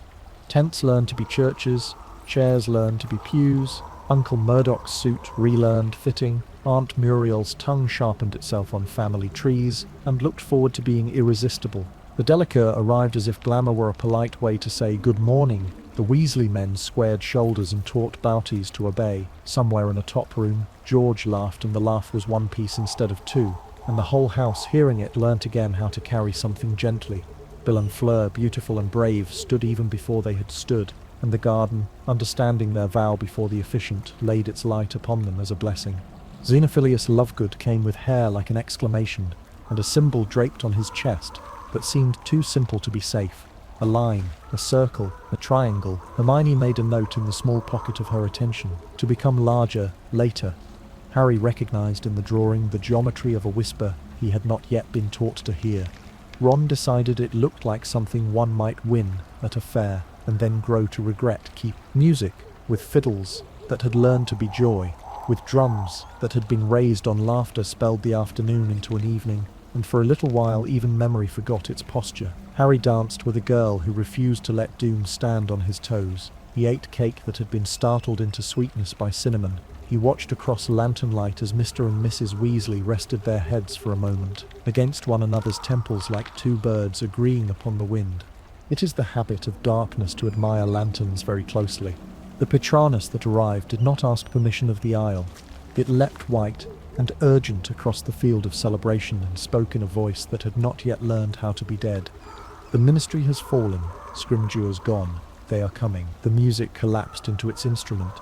The air, which had been politely holding confetti, exhaled it as if it had always been ash. Plans flowered instantly in mouths that had been talking recipes, the orders grammar, returning with no time wasted on conjunctions. Harry raised his wand for politeness and goodbye and found himself with Ron and Hermione elsewhere, the world contracting to the sudden thin air of a muggle street where neon thinks it is a kind of moon. Tottenham Court Road tried on the three of them like a suit and found them only slightly ill-fitting.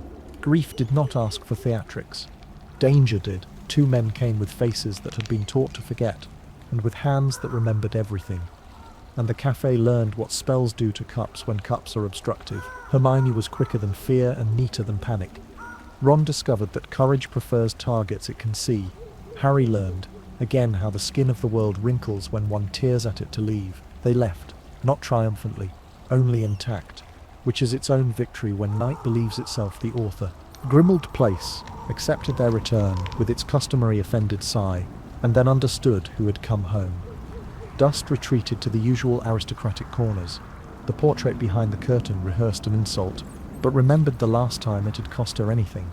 The door at the end of the hall, which had learned in earlier wars how to be loyal to the right voices, unlocked itself with a click that sounded like forgiveness.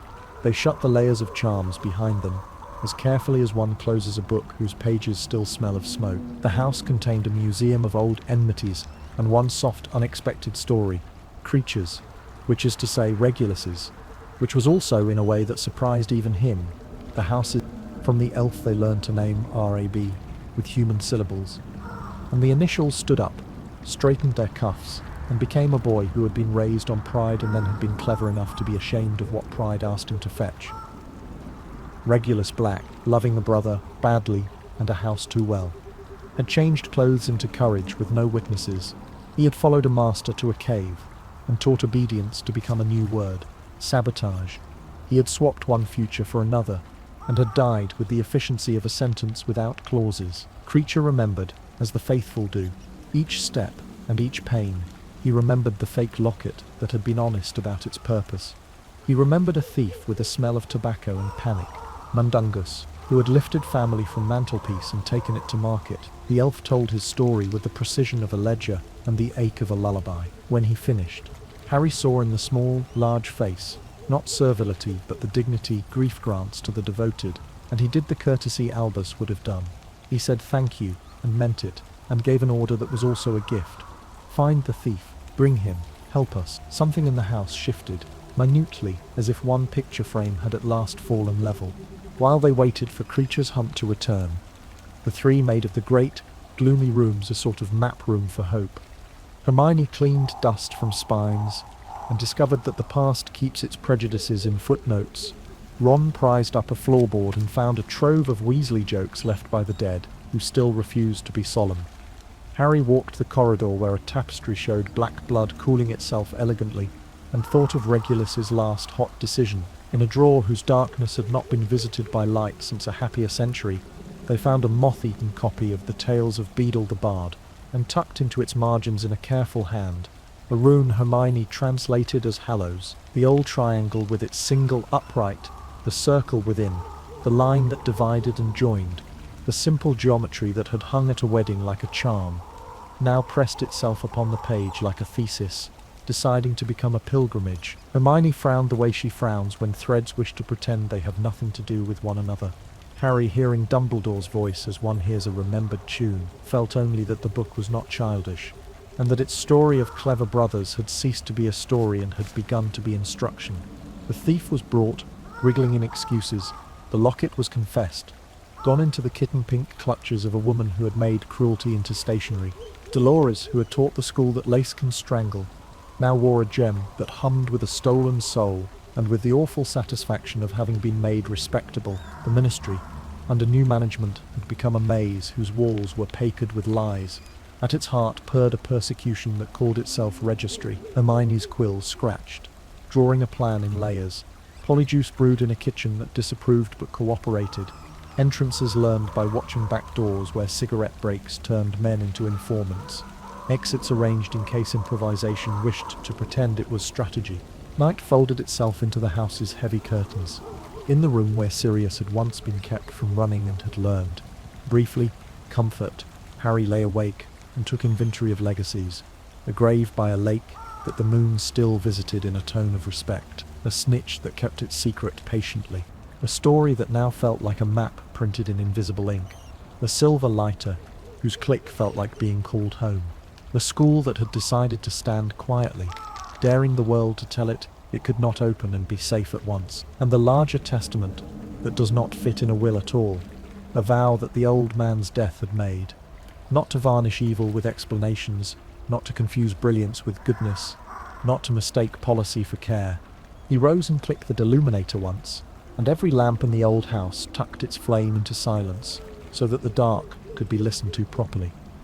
He clicked it again, and light came back, not offended, not scolding, only glad to be useful. He set the snitch on the windowsill, where it could practice pretending to be a seed.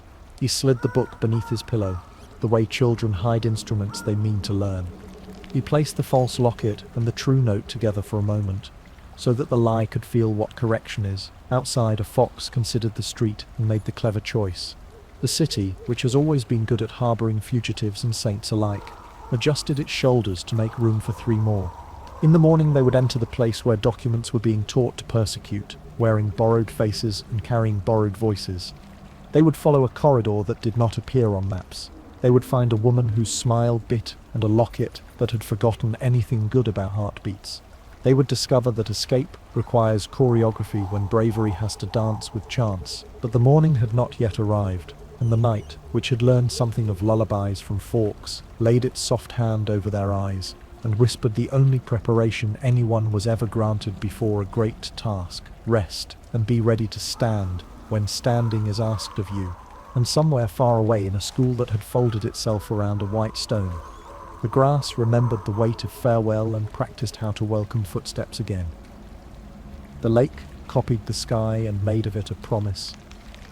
And in the portrait that now knew how to listen even in sleep, a painted head inclined just so, as if consenting to the next move the living would make. Grimmauld Place had become less a house than a companion, its crooked corridors echoing with footsteps that did not belong to the family, stitched into its tapestries.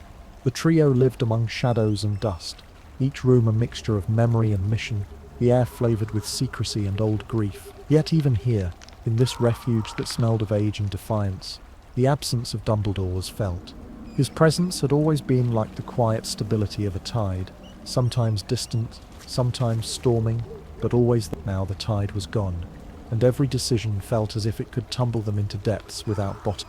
Harry would often sit at the long scarred table in the kitchen, the locket heavy in his palm, the note from Rare B beside it. He read it again and again, until the words felt burned into his skin. I have stolen the real Horcrux, and intend to destroy it. The initials pulsed in his imagination, Regulus Arcturus Black, reminding him that even within families poisoned by prejudice, a single act of courage could bloom. Dumbledore had believed this too, that redemption is always possible, that even in the darkest house, a candle might flicker. Creature, once sullen and snarling, had begun to change under Harry's regard. He still muttered insults under his breath, but his service to the boy who spoke to him with a strange, unaccustomed respect softened him.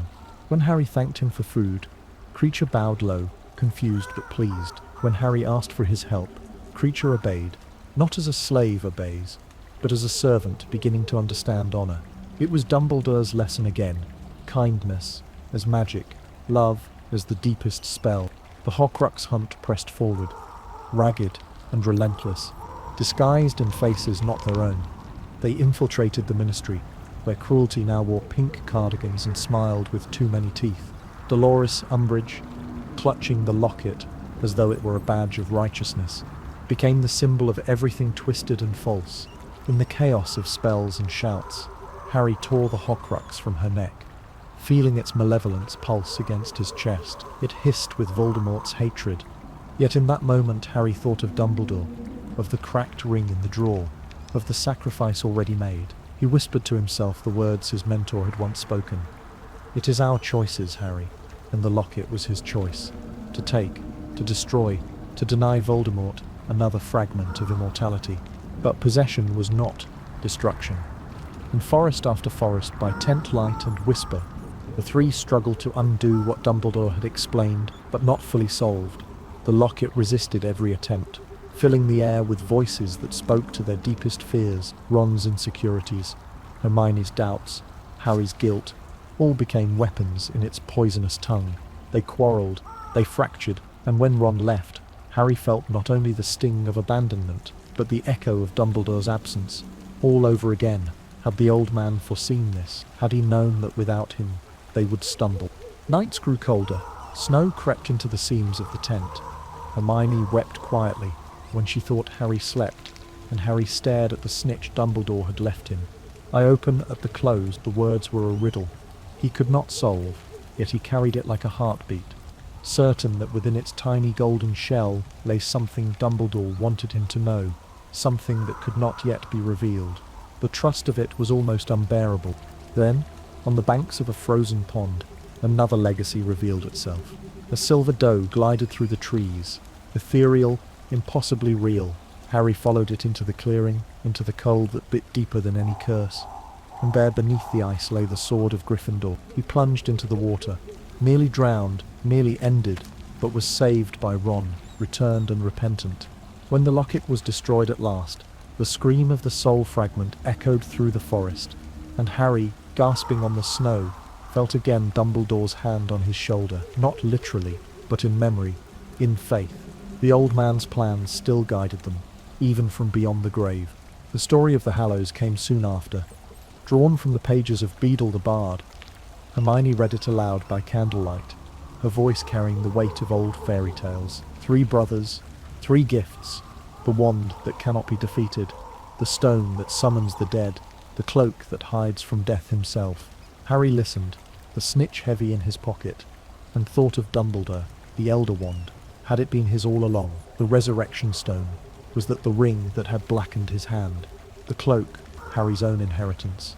It was not coincidence. It was pattern design, a story Dumbledore had been weaving even as he walked toward his own end.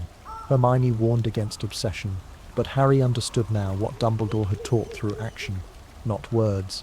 That the Hollows were not prizes, but choices. The brother who sought power was doomed. The brother who sought denial was doomed. Only the brother who accepted mortality found peace. Dumbledore had made his choice. He had walked to death willingly, and in doing so, had passed the true lesson to Harry. In the end, every step, every clue, every gift left behind had been part of this greater legacy. Not weapons, not relics, but lessons in disguise. That courage is not the absence of fear. That love is the strongest shield. That death, faced without greed or hatred, loses its power.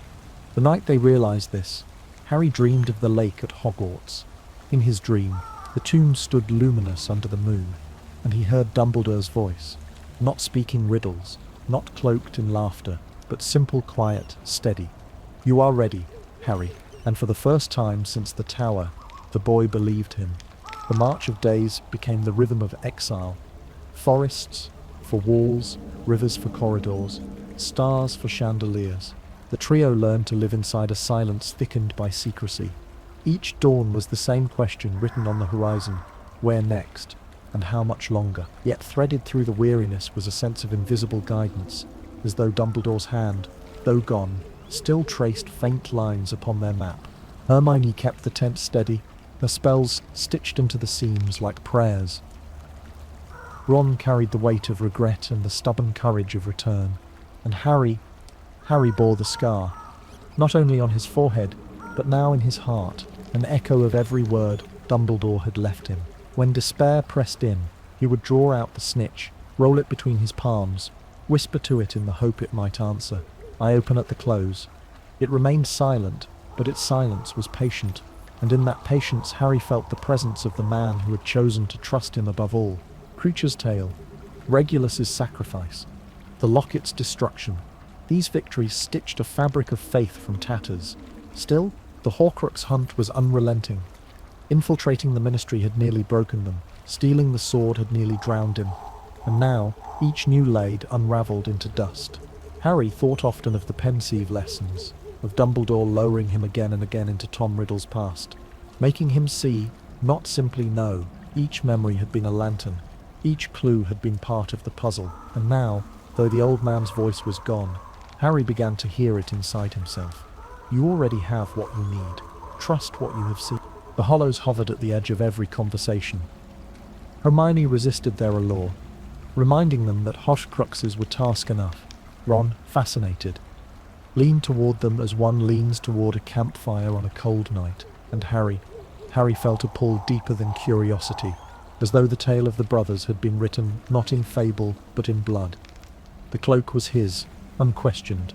The stone had Dumbledore truly worn it on his cursed hand, and the wand, the Elder Wand, whispered of, in legend. Had it not been Dumbledore's all along? The thought chilled him, for if Voldemort believed it too, then the tomb by the lake would not remain sacred much longer. Nights grew heavier with rumour. Snatchers prowled the land like wolves wearing boots. The trio moved from county to county, from hollow to hilltop, the tent shrinking their world to canvas walls. One night, as frost crusted the ground, Harry dreamt not of his own thoughts, but of Voldemort's, sliding into the serpent's mind, watching through slitted eyes the tomb being broken, the wand lifted from its marble cradle. He woke with a cry, the truth spilling from him like cold water. Voldemort had taken the Elder Wand. The balance of power had shifted. Dumbledore's last mastery, the wand that had answered only to him, was now in the hand of his enemy. Despair pressed them like a fist. Yet even then, Dumbledore's lesson returned, stitched into Harry's marrow. It was never about the wand, nor the stone, nor even the cloak. It was about the choice. The brother who chose power was doomed. The brother who chose denial was doomed. Only the brother who accepted death as part of life could meet it without fear. Dumbledore had known this, had walked to the tower unarmed, had arranged his own death as a gift. He had not been defeated. He had consented. The trio's path bent toward the cottage at Godric's Hollow, where the grave of James and Lily Potter lay beneath snow. Harry knelt, the inscription simple, "The last enemy that shall be destroyed is death." He touched the cold stone and felt again Dumbledore's faith in him, faith that stretched not from wand to wand but from heart to heart. Hermione wept softly beside him. Ron placed a hand on his shoulder, and Harry whispered into the night, not to his parents only, but to the headmaster who had carried him this far. "I will finish it. That winter was their crucible. Trust wavered, tempers flared, fear gnawed, but through it all, the memory of Dumbledore endured. A compass pointing north, even when the path was buried, and when they heard at last the news of a rebellion brewing in the very halls of Hogwarts, it was as though the old man himself had breathed on the embers. The castle had not forgotten him. The students he had shaped had not surrendered. His legacy lived not only in gifts and plans, not only in objects and riddles, but in people, in courage born in common rooms, in kindness taught in corridors, in loyalty practiced over pumpkin juice.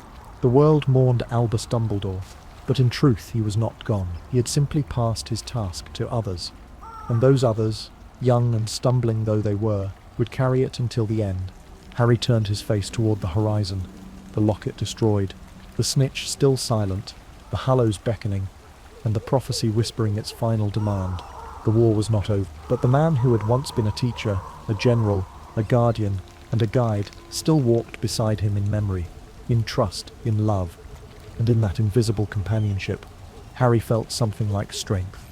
The last night drew itself up, like a deep breath, held a moment too long, and the castle, that old patient heart, beat slower so that those within it might hear their own pulses and understand what they were being asked to do.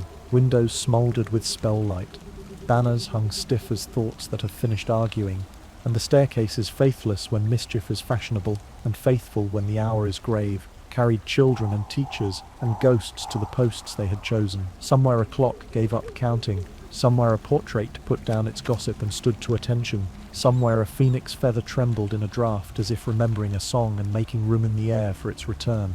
Harry walked not away from courage, but toward its quietest room. There had been a day when he would have sprinted, when fury would have dragged him, That day had been taught gentler manners by loss and by love. He moved through corridors where stone kept confidence and dust held the footfall of every student who had ever learned the difference between stubbornness and resolve.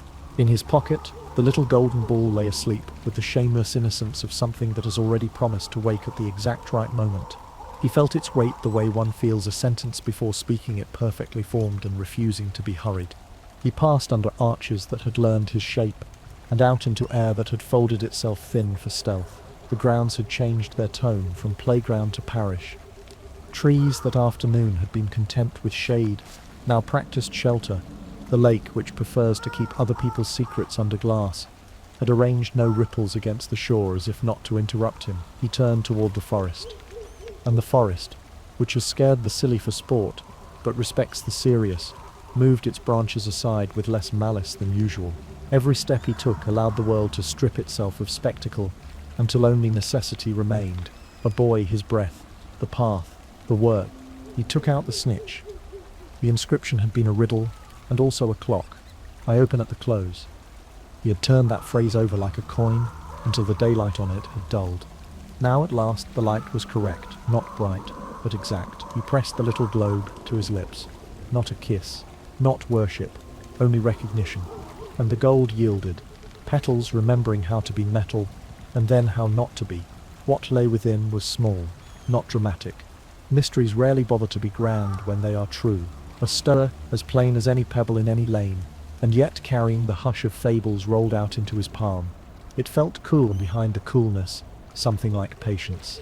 Set into an old story by three brothers, and since then sharpened and blunted and hidden and found until it had grown tired of being rumour and was ready to be answered. He closed his fingers and turned at once, the way one turns a key in a door that has been stuck for years. The world did not explode. It filled. Shapes stepped into being without conquering the dark, as if the dark were hosting them. His father, not as the photograph in the album had him, always running, always laughing, but steady, as a man who had learned the usefulness of standing still. His mother, with the kind of attention that makes a room feel safe just by being in it. Serious, grin-gentled by the knowledge of how swiftly joy can be confiscated. Grimace, tired and kind and surprised to find that kindness is still what he wishes to offer first. They did not crowd him.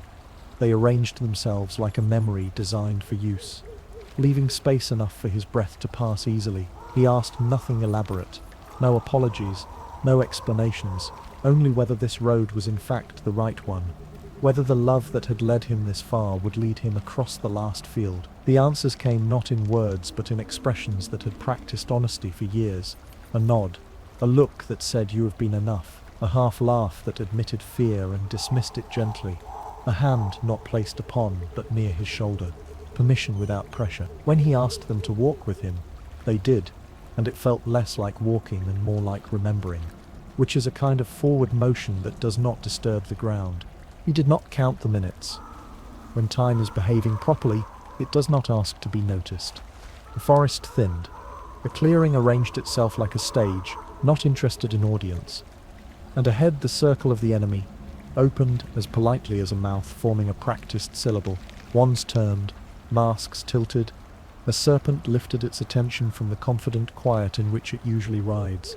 He saw the man who had made himself smaller by pretending to be larger, thinner now than even fear could keep him, eyes bright with the kind of triumph that tires quickly. There was a sentence offered, an option for pleading, a bargain with humiliation, something cruel and generous clothing. But Harry, who had been taught by an old man that bargaining with death is simply another way of being afraid of life, shook his head. He did nothing theatrical with his hands. He simply let them hang correctly at his sides, the universal grammar of consent. Green came, the syllable that insists it is an ending, and the world folded inward, like a book being shut. He fell without falling. He arrived without leaving. The floor of the place he came to was not the ground, and yet it remembered trains. Light had taught itself to be kind rather than dazzling. There was a bench waiting, and when he sat, he discovered that sitting can be a kind of answer too. Albus was there, not as a ghost, not as a portrait, not as a memory waxed and polished for ceremony, but as the friend the world had not allowed him to be when breath and politics were still making their mischief. He looked older and younger at once, which is what wisdom does when separated from chronology. The ruined hand was no longer ruined. The eyes had kept their mischief and forfeited nothing of their gravity. The beard had of course arranged itself. He said Harry's name as if greeting a guest to the house he has been waiting to show them. And there was no apology in it, and no surprise, only the soft satisfaction of a lesson that has arrived precisely on schedule. They walked, as people do when talk wants to be honest. The place kindly produced a path, and the path kept itself clean of debris, because hard conversations deserve tidy floors. Harry asked, and the asking cost him less than he had feared, because the man beside him did not require grace from his sentences. He asked about the wand whispered of in poem, and Albus smiled in that way which is mostly listening, and partly laughter, and answered that sticks of wood obey allegiance more than mythology, that ownership has always been a matter of mercy and choice, and that the thing Voldemort failed, over and over, to understand is that power is an instrument and not an accomplishment. He asked about the Hollows, and Albus's face altered with the candour of a penitent. How he had once sought them not as parable but as parade. How the ring had tempted him not with immortality but with the correction of a single hour in his life. How the lesson had been harsh and just. How the cloak, faithful, mild, had been in the right hands all along. He asked about Snape, and the man who loved complexity did not simplify him. He laid out the ledger with delicacy. Selfishness turned to service. Service asked to disguise itself as cruelty. Loyalty held beyond pride's endurance. A love that had survived without being returned in any of the ways storybooks find convenient. When Harry flinched at the deliberateness with which his childhood had been arranged toward this moment, Albus bowed his head and called his own craft by its ugliest and truest name, then lifted his eyes and called Harry's by its best, free, because nothing he had contrived could have forced the boy to make the choices he had made without also offering at every turn the relief of refusing them. They came to the edge of the light, and there, under a bench as if left by someone who had misunderstood both gifts and garbage, lay a thing that looked like a child and a wound and a creature and a consequence. It whimpered. Harry looked at it with the complicated instinct to help and to recoil that all kind people feel when offered the sight of a harm they cannot repair. Albus's hand, warm in this place where temperature was a courtesy rather than a rule, hovered near his sleeve. "There are injuries that apologize too late," he said. "The words neither condemnation nor comfort, and injuries that will be healed only when the time of healing is allowed to be time." Harry stood with that, and did not try to be heroic about it. He asked the last question, whether he must go back, and the answer came not as an order, but as a mirror. He could go on. Yes, it would be rest. It would be finished. Or he could return to the place where people still needed him, where a woman with hair like a torch would defy cowardice at a long table, where a centaur would choose an arrow over a riddle, where a house elf would speak of freedom into being with the last of his breath, where a mother would call love by its true name and shame a curse, where a friend with a wolf's fatigue would fall believing his son to be carried by gentler men than the world had always offered, where a boy he had spared would run stumbling toward life with a chance to be decent. Finally his own. Albus did not list these. The list simply lived between them, as the air lived. "If you return," he added, the smile arriving again, and bringing with it an unruly kindness, "I believe you will find that help has developed the habit of appearing at the correct hour." Harry laughed quietly, quickly, a sound that forgave the world its clumsiness, and said that he would go back, because love, which had escorted him to this very station, had not learned how to leave him here. They embraced in the manner of those who have too much respect for one another to perform. 2 arms, a pressure equal to the need, a release when release is asked for. "Where shall I find you?" Harry asked. "When I need to ask the question that wants you." And Albus answered the way all good teachers answer when dying correctly. "In the answer you will make." The station brightened as if grateful to be useful again. Doors offered themselves, the floor learned to be platform. A distant whistle sounded like permission pronounced in a friendly accent, before the scene resolved itself into the friendships of matter and momentum. Albus paused and turned, and what he said was not advice but a blessing. And not a blessing but a rehearsal of the only truth that finally matters, that where there is love, there is no final victory for fear, and where there is mercy, even the cleverest curse exhausts itself like a wave that has forgotten what shore it meant to break. The book opened. The page returned. Cold kissed his face. Sound crashed back like a choir pleased to have found its pitch. He lay, Not quite where he had fallen, but near enough that the geometry of fate remained elegant. The clearing still held its ring. The serpent still watched. The man who had not learned humility was already arranging his triumph for best effect. Harry did not rise. He did the most difficult thing a brave person can do. He stayed softer than steel, long enough for steel to shatter itself. Hands grabbed, a body was carried. The castle was shown a trophy of cruelty and would not accept the lesson, for the castle had learned its ethics from better mouths. There followed the last, untidy march through corridors that tremble with the weight of mourning waiting to be earned. The great hall arranged itself for spectacle, and was given instead an ending that freed the young from the obligation of becoming the old. A wand that had been stolen from a tomb remembered that tomb's owner not with grief but with loyalty, and answered, at last, to the boy who had greased no gears of tyranny, who had honoured not myth but allegiance. What Voldemort could not understand he could not possess. What he could not possess he could not command. What he could not command he could finally no longer be. When silence fell, it did not fall like doom as it had so many times before. It fell like light when someone opens the curtains and decides that dust looks beautiful if you do not scold it. People looked at one another as if the world were a map they had collectively forgotten how to read, and had just remembered.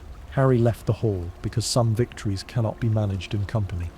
He went outside to stand where a tomb faced a lake, and a lake faced a sky, and a sky had learned humility. He did not report.